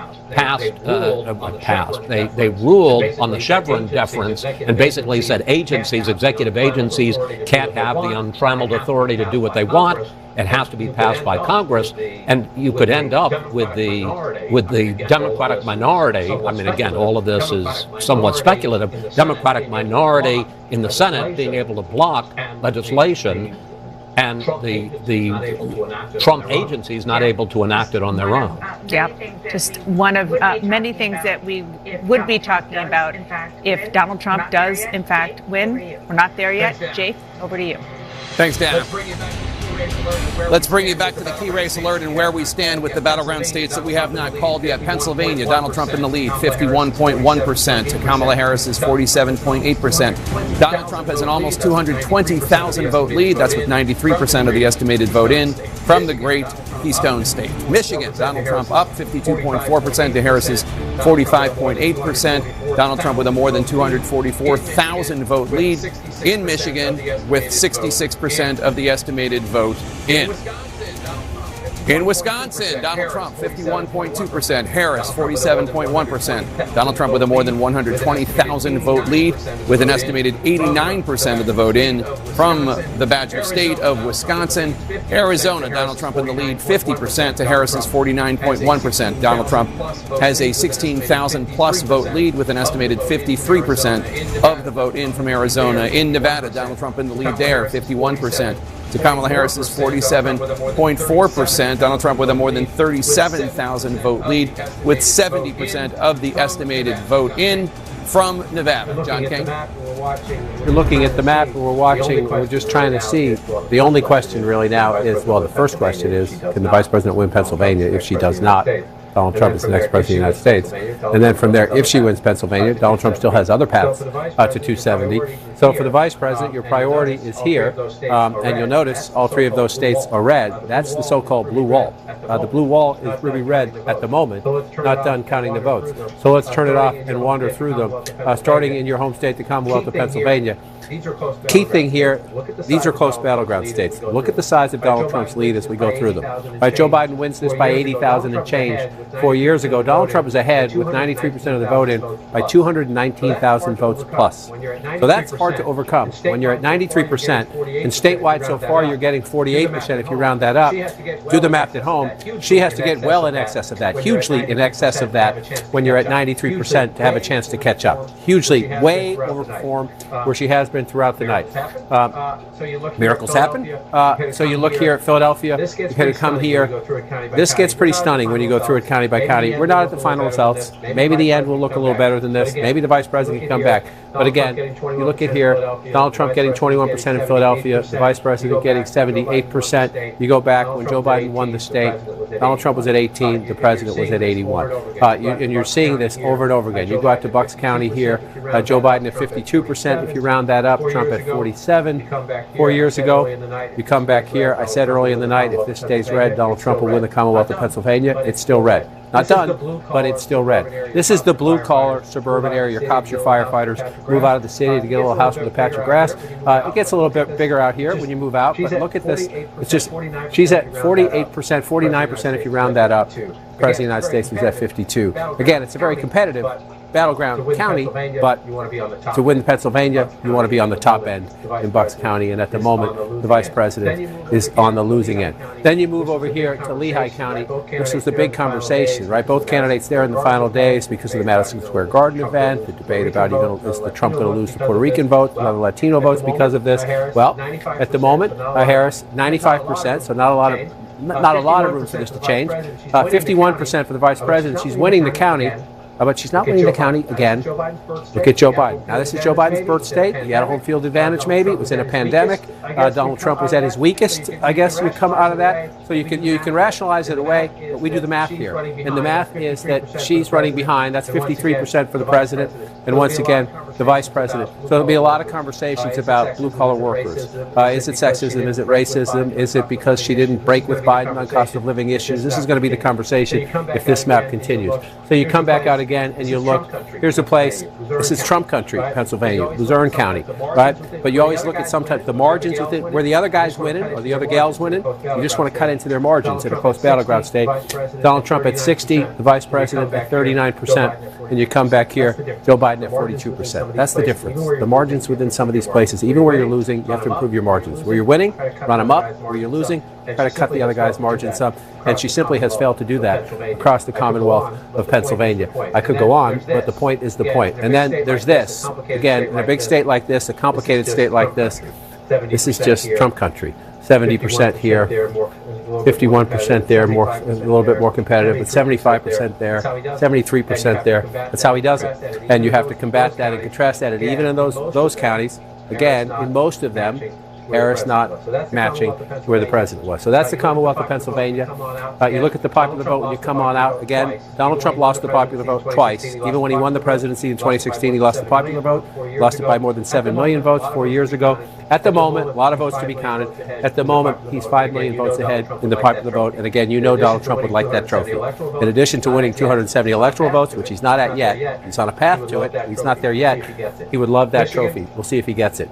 Michigan, we're up to 67% now. This has been a slow walk. We're up to 67%. But again, 154,000 votes for the president 4 years ago. Donald Trump's lead is well in excess of that. 224,000 votes. You're at 67%, so there's more vote out. A lot of it is right here. A lot of it is right here. This is essentially it. Just like I said, Philadelphia is it. If the vice president's going to come have some improbable mathematical comeback in the Commonwealth of Pennsylvania, it must be based in Philadelphia. That's where the most people live. That's where the most votes are out.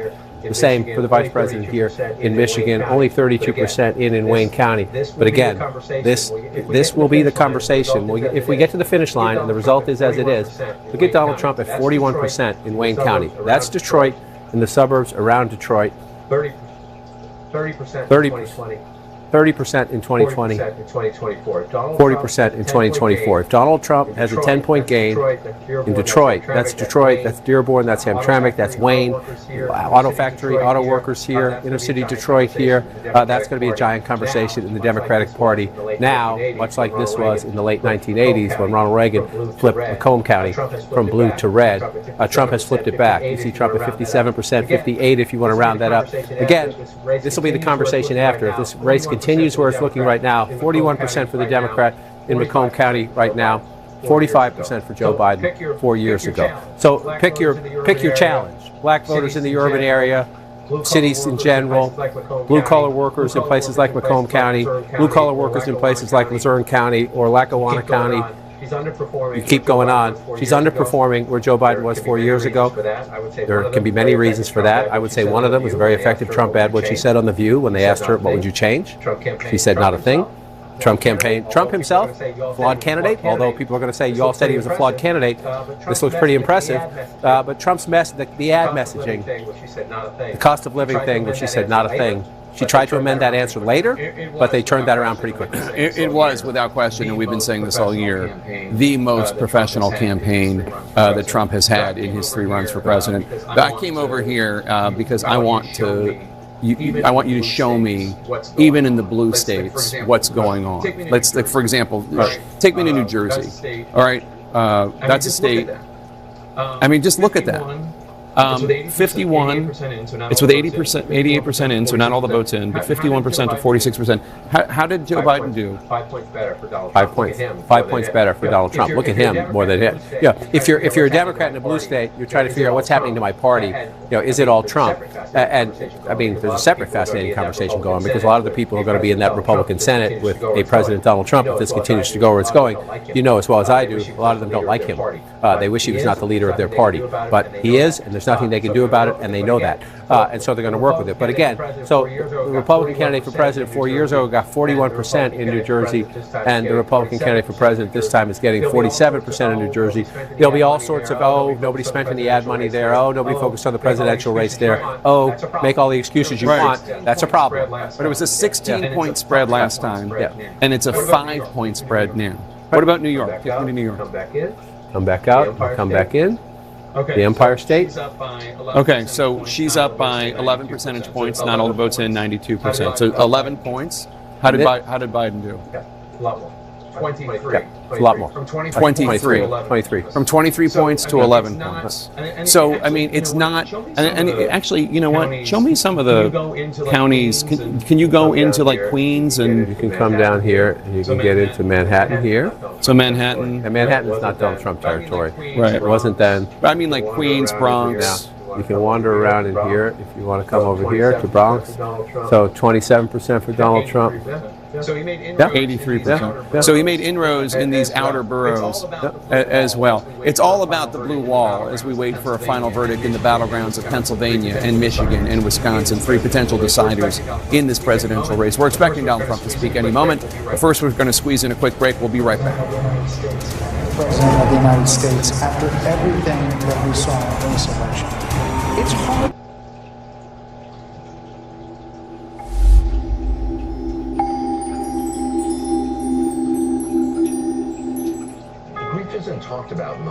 Grief isn't talked about much, but that's what my podcast is all about. Join me and my guests for a new season with new conversations about loss, life, and love. All There Is with Anderson Cooper. Listen on Spotify or wherever you get your podcasts. Chirping someone is when you trash talk on the ice. You guys get pretty creative. You're not smart, are you? You chirp me, pigeon. It's an art form teasing a player. We all know you ain't doing nothing. A couple pretty good players on this panel, and Biz is here too. Watch NHL on TNT and stream on Max Wednesdays. Don't let John King have all the fun. Experience the CNN Magic Wall in the palm of your hand. Get live results, expert insights, and an immersive election experience. The Magic Wall. Find it in the CNN app today. So unforgettable, more than incredible, more than a metaphor, more than you ready for. We are so happy to be here. I'm undeniable, I'm so high, I'm unreachable. Oh, you're not entertained?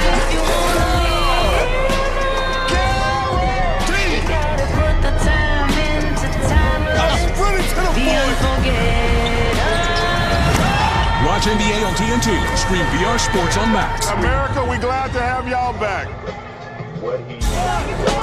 What he was in the 90s has had a great deal to do with what he has become.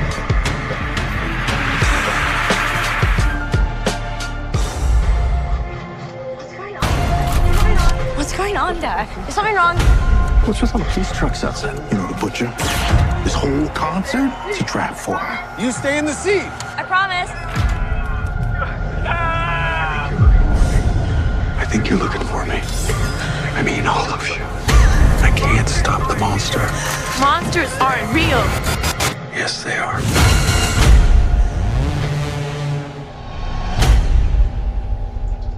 You still think this good, bad? You still think this good, bad? It's just survival.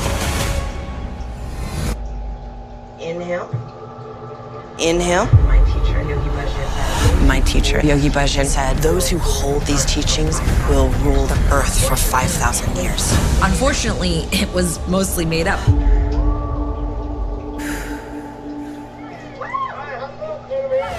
Hi, huddle up, get over here. Wait for me, wait for me. Oh, cool. This is my first huddle. Okay. So, what do you guys really think of Chandler? Phoebe, you know what you're doing, right? Yeah. Okay. All right, Joey's gonna catch it, and you and I are gonna block. What's block? I thought you said you know what you were doing. Phoebe, I thought you said you know what you were doing. I thought you meant in life. Break. 5 good things. 5 Good Things. Listen wherever you get your podcasts.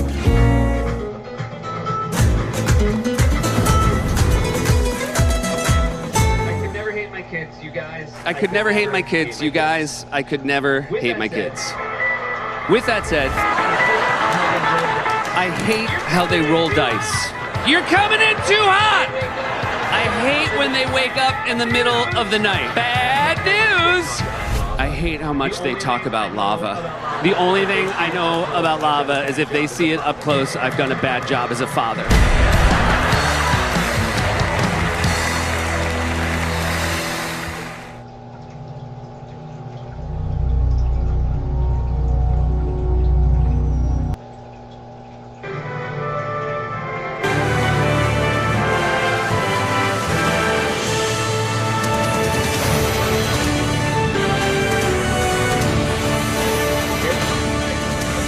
It's election night in America, and forget the pundits and forget the polls. It is time to count votes. Let's take a look at where we are in the electoral math. Donald Trump has 246 electoral votes. Kamala Harris has 187 electoral votes. 270 are needed to win. There are still a number of states that are outstanding. Let's bring them to you now. Pennsylvania, Donald Trump, 50.9% of the vote. Harris, 48%. Donald Trump with a more than 189,000 vote lead with 94% of the estimated vote in. in the Commonwealth. Michigan, Donald Trump 52.1, Harris 46.1. Donald Trump with a more than 236,000 vote lead, 69% of the estimated vote in from Michigan. Wisconsin, Donald Trump 51.3, Kamala Harris 47.1. Donald Trump with a more than 123,000 vote lead, 90% of the estimated vote in from the Badger State of Wisconsin. Arizona, Donald Trump 50%, Harris 49.1%. Donald Trump with a 16,368 vote lead, with 53% of the estimated vote in from Arizona. Nevada, now Donald Trump 51.1%, Harris 47.3%. Donald Trump with a more than 38,000 vote lead over Harris with an estimated 71% of the estimated vote. I have two more I want to show you right now because, as you know, Maine and Nebraska award their electoral votes according to congressional district. Maine's second congressional district, that is the more rural part of the district, Donald Trump is in the lead there, 53.9% of the vote. Harris, 43.9% of the vote. Donald Trump with a almost 14,000 vote lead there in Maine's second congressional district. That's with just over a third of the estimated vote there. Then Nebraska, this is actually the congressional district number one, not the more competitive one.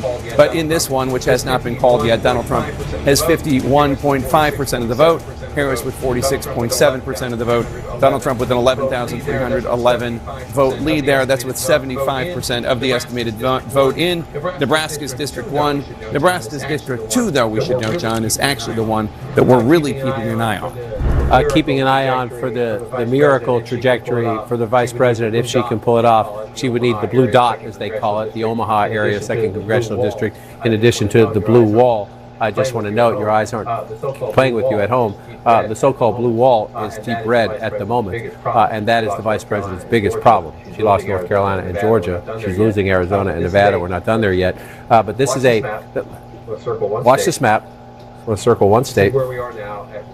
This is where we are now at 1:34 a.m. in the east. It might be 1:33 a.m. in the east if somebody wants to correct me. And that's 2020. There's a lot more blue there, but this is what I wanted to get to in 2016. This is Donald Trump remaking his 2016 map, and at the moment, if things hold up, we're not done yet out there. We got a long way to go, and sometimes Nevada takes days. It's possible he'll even add Nevada to the 2016 map. Now, we're not done, but this is a very impressive map for Donald Trump. I shouldn't have waited until 1:35 in the morning to do this, Jake, but as you know, we're on television. There's a great team of people here that you can't see, working the cameras and everything else. I have a great new media team that helps me with the Magic Wall. I want to show you one of the things the Magic Wall team, the new media team, came up with as we look at these votes. So your challenge in Wisconsin, right? The vice president has to turn around Donald Trump's pretty big leads. I shouldn't say pretty big leads. Big leads, 125,000. Wisconsin, 2 elections in a row, decided by 20,000 votes and change.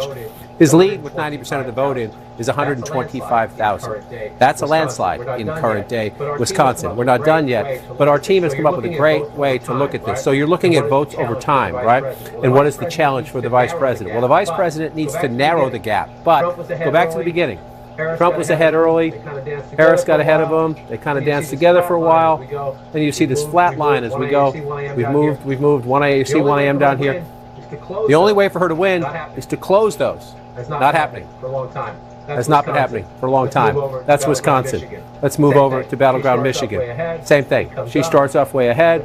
He comes up. They're competitive. He pulls ahead. And again, you're going, we cross past midnight to where we are now after 1 a.m. Pretty much a straight line across, meaning what? She's not narrowing the gap as more votes come in, right? Which is trying to come back. It's pretty simple to look at home. So there's those two there. And let's come over to the biggest of them all, the Commonwealth of Pennsylvania. Closer. See it right there, it's closer.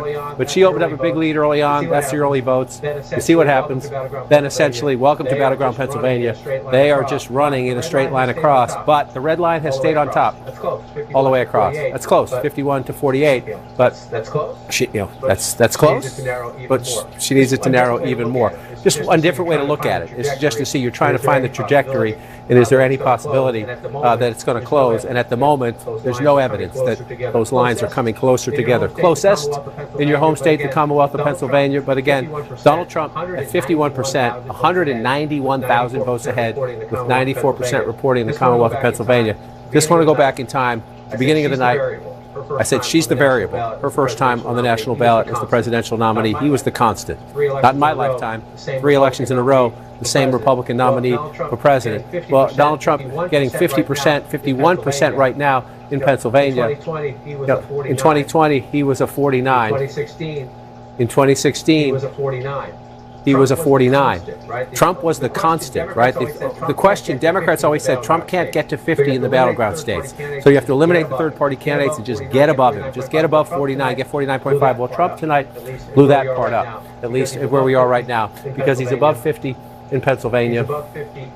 He's above 50 in Michigan, where he was at 48 again, and you go back to 2016. 48. Trump was a constant. 48. Trump was a constant, except this year he grew. He grew, or he's growing anyway. We don't have the final numbers right now, but he's above 50 there. And then in battleground Wisconsin, I won't go back and forth again through it again, but he was a 47, 48, 2016, 2020, and there he is above 50% with again. This state decided by 20,000 votes, 2 elections in a row. Donald Trump's ahead by 125,000. This state won by Joe Biden last time by 154,000 votes, a big win for the Democrats here. Then the Democratic governor wins in 2022. The Democrats may gain in the legislatures. Democrats think Michigan is growing in their favor. Donald Trump's 243,000 votes ahead with 69%. Still some room there, maybe, to see it happen. That's the one with the most outstanding vote. And Anderson, I throw back to you, the Commonwealth of Pennsylvania, so critical to Trump cracking the blue wall, flipping the blue wall in 2016. His biggest disappointment when he lost it in 2020. Still won't admit he lost it in 2020. And now you see in 2024, again, it was an 80,000 vote win for Joe Biden last time. Donald Trump with 94% of the vote counted, Anderson, up by 191,000 votes. In battleground Pennsylvania, that's a blowout. Yeah, it's amazing to see, as you were pointing out, in Wayne County in Detroit, 10 percentage points higher than he ran in 2020. And we're seeing that in county after county. Governor, what do you expect him to say tonight? I don't know, Anderson. Listen, he's going to be short. Listen, he's going to be concise. There's going to be hopefully we see Happy Trump. Happy Trump sells, right? Happy Trump's great for America. I think he'll thank the team, Susie, Chris LaCivita, the people who've been there when no one else believed. Those folks believed. Susie has been on this team since so far back nobody can remember. Nobody wanted to see Donald Trump. Nobody wanted to go talk to him. He was a pariah, and Susie was there, and this team has been there the entire time. You know, we've sat here, Anderson, through a lot of different trials and tribulations, literally, and 2 assassination attempts. And so I think he has a right at this point to be a little victorious on the stage and pump his fist and say, damn it, we won. Be a little happy. Take the victory. The trials are probably over now, and the question is, will the tribulations be ours? Can I just say, by the way, this isn't the outcome I personally wanted. I'm happy with the decision I made not to support him. But you know what? I think Americans are going to accept the results of this. I think we're going to move forward. I don't think we're going to be storming the Capitol and spreading lies about our elections, because that's what you do if you care about democracy. I do want to hit on one thing, though. Abortion, abortion, abortion. We thought this was, many people, I should say, thought this would be the driving issue this election. It was going to drive women out in the suburbs. I warned about a year ago that in the key battleground states, Georgia's the only one that has what would be considered an ultra-restrictive abortion law. So if you're expecting voters to be highly animated about the laws of another state, in Pennsylvania and Michigan, I just don't think that materialized. Also, that a significant portion of the country actually did support the overturning of Roe. That is a fact in it. So I think there was an overemphasis there and not reading the mood that there are other issues that were driving women. Well, there are 2 states that had abortion initiatives on the ballot today, Arizona and Nevada. But I'm saying that of the battleground states, they were on the ballot, and yet we'll see what happens in those states, but he appears to be headed toward it. But I think, look, first of all, let's just note that I hope what he does is stand up and talk about the country and show grace and thanks. You say he should take a victory lap, but David, he's been getting the shit kicked out of him for 4 years. Yes. Because he refused to accept the results of the last election, because he helped instigate what we saw on January 6th. That's why he's been taking what he's been taking. These are things of his own making. But that's in the past now. The people have made this judgment. The question is, what does he do now? And one of the things that has not been apparent is the ability to actually put others first and put the country first and not make it all about him. You heard the whole discussion about he's going to remember who showed up and who left their campaign headquarters to be here and so on. These are not the instincts of a big leader. These are the instincts of these are selfish instincts. So, can he change? At 78, we'll see. I just think that I'm still absorbing all this. It's a lot. And I think when he steps out on the stage, we see him as like, America's next president. The world's looking too. If you're a soldier in Ukraine, looking at Russians being more and more aggressive, you're very nervous tonight. You're very nervous tonight. If you're a solar farmer in a red state trying to deal with this climate issue, we've had billion-dollar climate disasters. Your financing might fall apart tomorrow morning because you can't now count on the federal government being at the front lines of this fight the way that the Biden-Harris administration had put the United States government at the front of the climate fight. So you've got people all around the world whose fates are now in the hands of someone who can either be aggrieved or it can be big. He's usually not big. And so I think this is a shock. It's a political realignment for sure. The Republican Party can now claim to be a multiracial working class party. That is a shock. But the policy implications for planet Earth are yet to be known. I mean, I think that's the real open question. So are we getting 20% tariffs? That's going to be devastating for the economy. Are there going to be mass deportations on American soil? That's what he ran on, and I believe it's actually the mandate the voters gave listen, him. so I think on the tariff things, as you've seen, tariffs are a negotiating tool, right? That's what it was in the first administration. That's what it'll be in this administration. There are 350,000 criminal aliens here in the United States. I think it'll probably take 4 years to find, locate, deport those murderers and rapists that are wandering around. The Biden Department of Justice acknowledges are out there. We need to get those folks off the streets. I don't think anybody in America is going to be complaining if we lock those folks up and deport them out of here. He doesn't speak with that level of specificity when he talks about it. I always hear that. During the Obama administration, they actually deported criminal aliens, more of them than were deported during the 4 years of the Trump administration. We should keep rounding them up and kicking them out. But the point is, what he says to get elected and what we don't know. We just don't know because it's basically a vehicle for him. And the question is, does the country benefit? We expect Donald Trump to speak any moment as we await more votes from the key battlegrounds. Stay with us. We'll be right back. Right now, this hour, as Greg mentioned, Mike Ron.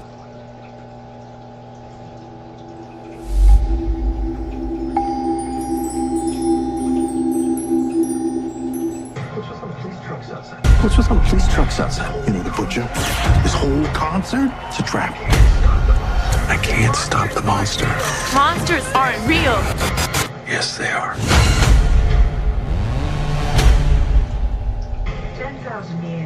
10,000 years before the birth of Paul Atreides, we created a network of influence throughout the Imperium. But power comes with a price.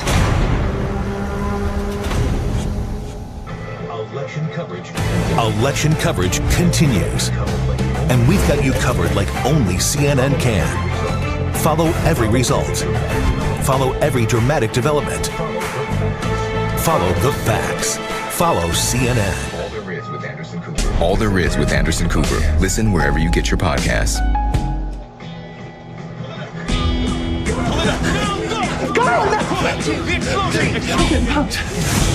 It's a new beginning. You're gonna mount us fun with us!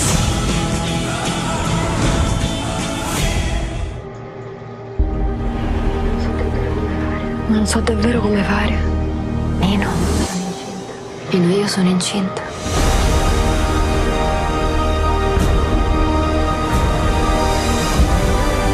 In questa vita tragica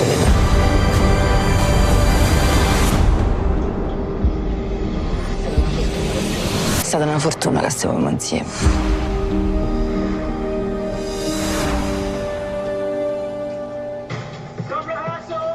Stop rehearsal! Everyone on their A game. Hammer time! And cut. 2 words, no words. 3rd word. Wow. I just want this to be a good film. The studio has a woman problem. I may have done a sexism once, but I've always wanted to make a feminism. I'm going to get this done if it kills me and everyone involved in this production. Done, I've got health and safety for you. Welcome. Thank you, health and safety.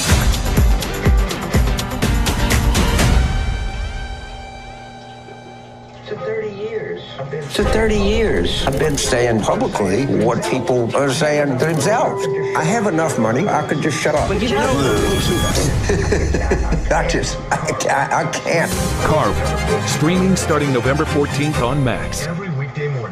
Every weekday morning. Here are the 5 things you need to know to start your day. Stream CNN's 5 Things with Kate Baldwin for the news you need. How about this for an earnings call headline? In 5 minutes or less. The battle for democracy. You learn something every day. And the stories you'll want to share. Oh my God. Lift off.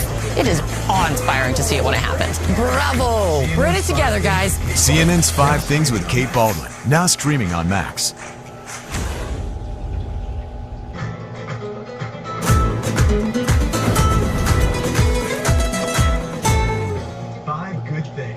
Five Good Things. Listen wherever you get your podcasts.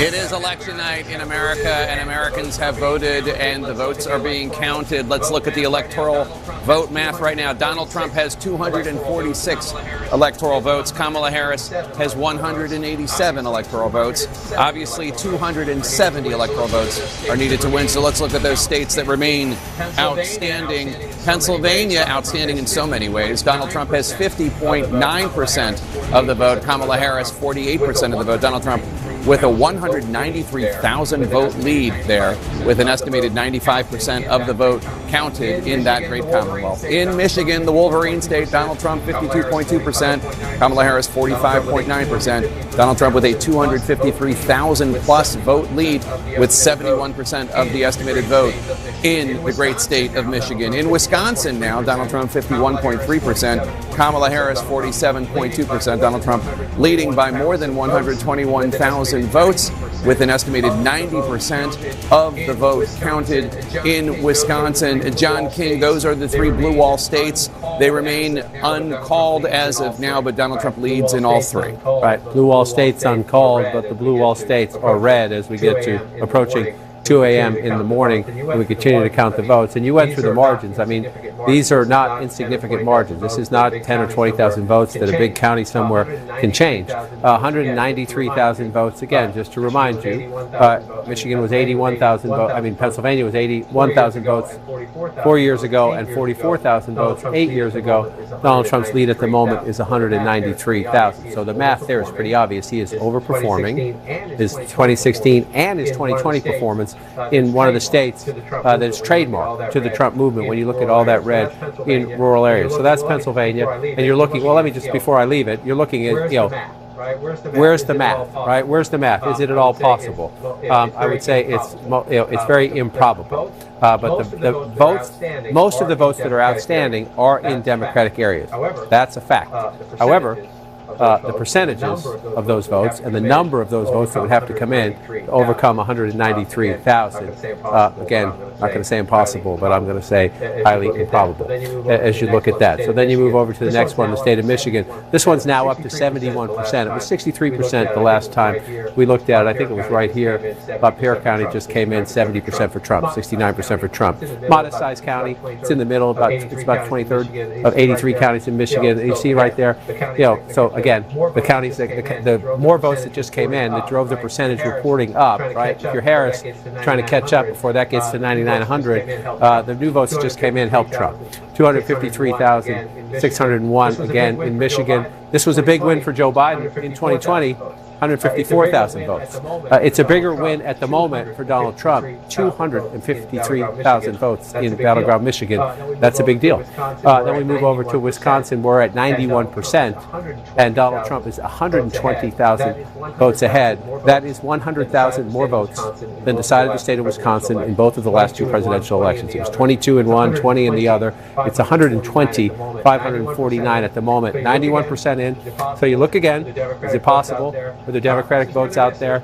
This is where they're missing the biggest basket. There's some good Trump circles here too. So if you look at that, again, I'm not going to say impossible. We have a decision desk that does that work for me. For us, for you, I'm going to say that's improbable. Just looking at the math, again, with a lead that big. And we'll see how it plays out. I do want to show something. We're looking at Donald Trump above 50% nationally. You're looking at Donald Trump at the moment winning the popular vote, which he has not done in his prior two runs for the presidency, by 5.1 million votes. So I just want to show you something. How's he doing that? Well, he's obviously overperforming what he did in 2020. That's sort of a simple duh when you think about it. He's winning, so he's obviously overperforming 2020. These are states where he's outperforming himself by 3% or more. That doesn't matter as much to me. What I want to get to, I want to get you to some of these counties. So you look at these places. Jake, we talked about this earlier. New York, you were looking at that. All throughout New England, Connecticut, Rhode Island, Massachusetts, he's performing better than he did in 2024. But I want to look. Remember the last couple weeks of the campaign? Where's Nikki Haley? Why isn't she with him? Why is he demeaning the vice president, calling her stupid? Why is he beating up on Nancy Pelosi? Why is he so dark on immigration? Well, why isn't he trying to reach out to the middle, to the suburbs? Why he's going to repel people away? Well, guess what? If you come here, well, let me start here in Arizona. He's not winning. 60% of the population in Arizona lives in Maricopa County. She's leading in Maricopa County. Donald Trump is not overperforming in Maricopa County, but look where he is overperforming, in Republican areas. The big conversation has been, well, he got 2016, got more votes in 2020. A lot of Democrats saying there can't possibly be more Trump voters out there in rural America. Well, yeah, there are. He's over, smaller counties, Apache County here, only 6% in too, so more votes coming in from here.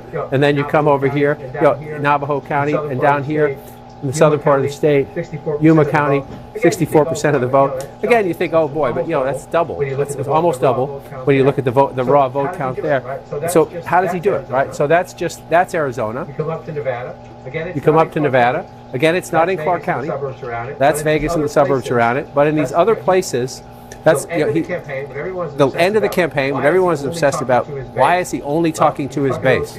Well, he was talking to those people, and they turned out, and he overperformed in a lot of Republican counties. Most of the places he overperformed dramatically. This is by 3%. You'll see suburbs where that'll be something we're talking about in the days and weeks after too, by 1 point or 1.5 points. This is 3% or more, right? So when you look at this, don't think about California yet. Let the votes be counted. So these are all the counties where he overperformed by 3% or more. Over his 2020 number by 3% or more. And right now we're over 1,000 counties and townships, mostly up here in New England, but in other places too they use the word townships, not counties. So not trying to. If you live in a township, don't take my county. But there are 4,600 counties and townships, and in more than 1,000 of them, he has overperformed. But the thing is, they're mostly red. There are some blue, and the Democrats have to study that. But the idea of, we always say, are Republicans going to stand up to Donald Trump? Not looking at that, they're not, because he's increasing the vote that he already, he's up over 2016, up over 2020, and now up over 2024. So you come in here and you look, and it includes Bucks County, very significant, close in there, and these other counties out here that Donald Trump likely wins anyway. So let's just bring this out now and come back to the real world. Can I just make one more note about Bucks County? Can you bring us back to Bucks County? Yeah, absolutely.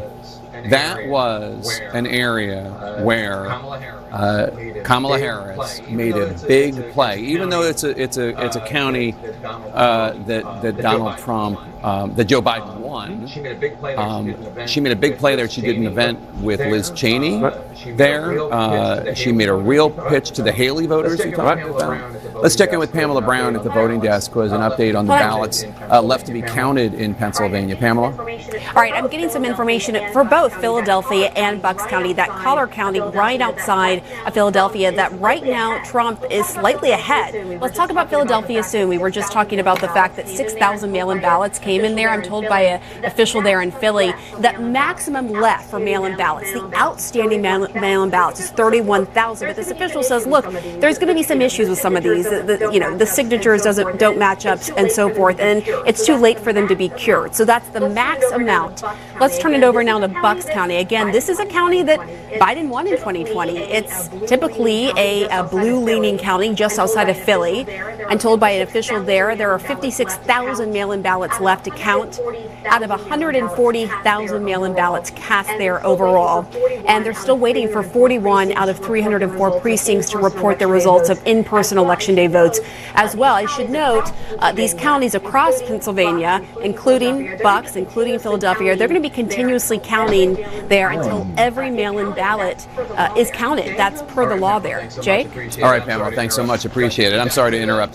Take me back to the places where Donald Trump is overperforming. Are there any places where Kamala Harris overperformed from where Biden did? I'll show you that in just 1 second. I just want to put a button on what Pam was just talking about in the sense that, so there's votes out there. Maybe Kamala Harris comes back, and that's close. He's up by 11,000. So maybe she comes back, but again, you're talking about the margins, right? He's winning by 4. But if she comes back and beats him, it's going to be 50-50, 51% right there. Again, underperforming the president in places. So you asked, are there any places that the vice president is overperforming Joe Biden in 2020? So we can show you that as well. We'll just bring that out here. Harris overperforming 2020. Holy smokes. There you go. So let this go away and see if there's anything on the east side there. Literally nothing? Literally nothing. Literally not one county? By 3% or more, at least in the county right now. And so you come in full county there. So there you see, but that's states, yeah. So in counties, in 58 counties, we just showed Donald Trump was over 1,000 counties of the 4,600 counties and townships across America.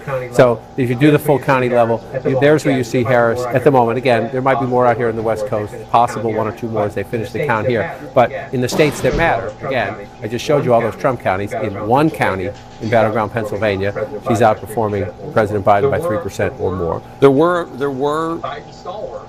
Biden stalwarts who argued that kicking him out of the nomination was a mistake. Now, I don't know that I buy that, because I don't know that the Joe Biden of 2024 is the Joe Biden of 2020. But what do you think? I think that, so let's come out of this map to have this conversation, just to show where we are at the moment in this race. And let's turn this off here as well. After the debate, all of the energy collapsed. The debate you moderated with Dana, the Biden-Trump debate, the air came out of the Democratic balloon. Joe Biden was going to get blown out. So you think it would have been worse because Minnesota and Virginia, New Mexico, Colorado, those would have been... Would the Democrats have lost those in the end? I don't know the answer to that, but all the Democrats would have broken with the president. It would have caused amazing dissonance in the Democratic Party. Donors were not going to give money.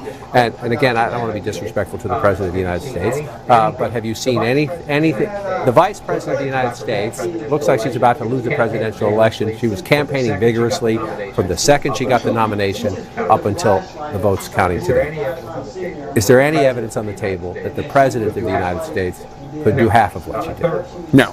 A third of what she did? I mean, no. we could go. I don't want to be mean to the President of the United States. No, and we saw over the last week him calling Trump supporters garbage, etc. I can tell you from my first trip 15 months ago, people were saying, "Where's the president?" I think one of the legacy conversations about this election is not just going to be the switch from Biden, but the 2 years before that. Yeah. You would travel and people would say, "Where's the president?" He was invisible because he couldn't do events and he wasn't talking about his record and his agenda and trying to explain that cost of living stuff, trying to explain that, yeah, it sucks in a lot of places, but look around the world, the United States is actually doing better than most advanced economies. He was missing. Yeah, there's going to be a lot said and done and told about that. Let's check in with Caitlin Collins, who's at Trump's headquarters, ahead of remarks that were expected by the former president. Caitlin? Yeah, Jake, just to give you a reality check of where the Trump campaign has been watching this election day play out, they woke up confident this morning that ultimately their candidate was going to win, that Donald Trump would win this race. But when I was talking to them about what they thought the next few days were going to look like, one, they thought that this would go on for several days. They did not think that the numbers would be as generous as they are, as what the numbers have been coming in, as they have been reported. And they also had counseled Donald Trump that there would likely not be any kind of decision within the next 24 hours or so. Donald Trump himself was frustrated about that and was saying that he wanted to know what the outcome of this race was going to be tonight. And he said, Kristen, that he had not prepared a speech. And obviously, we are seeing now the Trump campaign in real time, as we've been talking to them, are adjusting to what they've been watching play out over the last 3 or 4 hours or so. Yeah.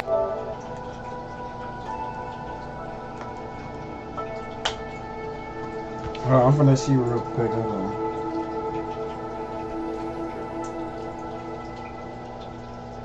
I'm looking for my controller. He's feeling really good. I talked to a number of people who were with him who said that.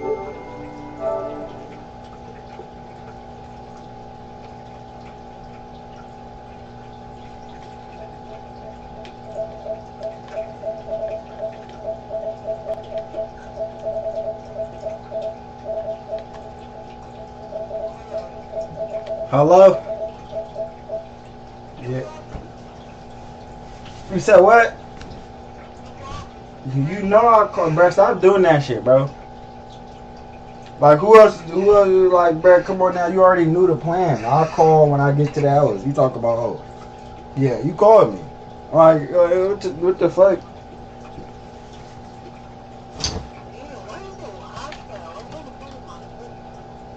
Bro, I'm not hostile. You answered the phone. You was like, yeah. You called. Like, what that's supposed to mean?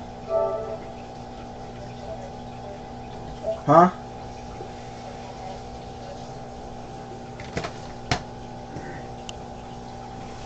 You can. That wasn't no question.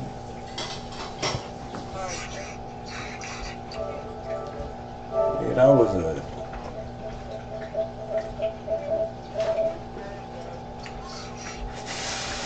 It's really stunning.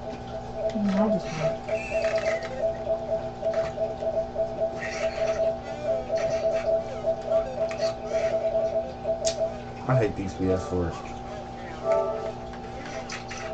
Damn, that's crazy. You had a PS5, you was living a dream for a minute. Yeah, I'm finna grab that shit in a minute. She been posting shit on her story. I've been watching her. No trip. I got it on lock. There it goes.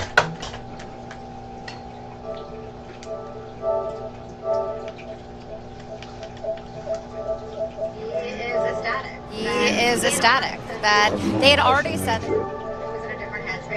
was in a different headspace than when he went into 2020 when he was angry, he was watching those results come in. But as you said, he still couldn't understand why they weren't going to get the results tonight. Now, obviously, we're seeing a lot more of these states being called right now than even his own team anticipated. I was told that they were looking very carefully at Wisconsin and Pennsylvania, and they thought that maybe they'd have some idea by tomorrow what those results would look like. But as we're seeing those results coming in, there's so much more of that vote counted in these states than they even anticipated. So clearly that shifted their entire mentality around this, and Donald Trump coming here and getting ready to speak. Well, and so Donald Trump is in the building right now. I should note, we're waiting to hear from him. He has made his way over from Mar-a-Lago, about a 10-minute drive away. And you just think of, I was there at Trump's victory party in 2016 when he first won, and the entire room was shell-shocked after he won Florida, that he had actually won that election. He himself was stunned by winning, and it was kind of this surreal moment to see Trump and his family on stage as he was speaking, Then, of course, we all know what happened 4 years ago when he came out and spoke and declared victory that was not his and never would become his, which belonged to Joe Biden. And so I think the question for a lot of people watching now is what he is going to say tonight as he's going to come out. And the race has obviously not been called yet. What he's going to say when he gets on stage after seeing the numbers that are better than even they were expecting this morning. Yeah, and we know that their team had not spent a lot of time coming up with any drafts for him. They were going to let Donald Trump speak off the cuff, but they were trying to come up with scenarios in which Donald Trump would not come out early. The difference between now and 2020 is that their internal polling was showing them a lot of these kind of numbers. Maybe not exactly, obviously, as you said, they were even surprised by how generous some of the numbers were, but they did believe they had a real path towards winning, unlike in 2020 when that seemed a lot more uncertain, which meant that Donald Trump went into this in a very different way. So the speech that he gave, obviously, in 2020, declaring victory when he did not win the election. We'll see what he says tonight, because we know that, again, he was in a very different place. The election is in a very different place than when he came out then. Also, the access of influence around him is so different. Like 4 years ago, Rudy Giuliani was in the White House, intoxicated, according to testimony from other aides who were there, urging Trump to go out and declare victory. He's now down the riser from us this evening. He was not at the Mar-a-Lago event, but Donald Trump was surrounded by Elon Musk, we know, was at Mar-a-Lago tonight. There were photos of him sitting with Donald Trump as he was preparing to come over here. Robert F. Kennedy Jr. is there as well. Dana White, Tucker Carlson.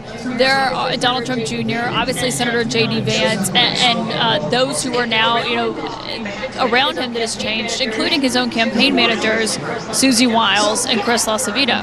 Yeah, and one of the most interesting things about Susie Wiles and Chris LaCivita is they've really managed at times to keep him at bay and protect him from his own instincts. Obviously, not all the time. Donald Trump can say and do whatever he wants, and he often does. However, for example, one of the things we saw just over the weekend when he was in Pennsylvania speaking and making incredibly inappropriate and insulting comments was Susie Wiles go stand at the buffer and stare at him. Now, we heard from the campaign that they were saying, oh, he was just trying to wrap him because he was going too long, but there's obviously a lot of questions as to whether or not it was because of timing or because of the fact that everybody knew what he was saying could potentially cost him an election that was such narrow margins. I mean, there was a lot of uproar, even from his allies, calling him afterwards on that, and that is something that Susie Wiles is very aware of. So his orbit has changed in terms of the people he is surrounding himself with, people who try to essentially stop him from his own instincts. Yeah, and also, I think as they're looking at today and surprise themselves by how the numbers have gone, and some places,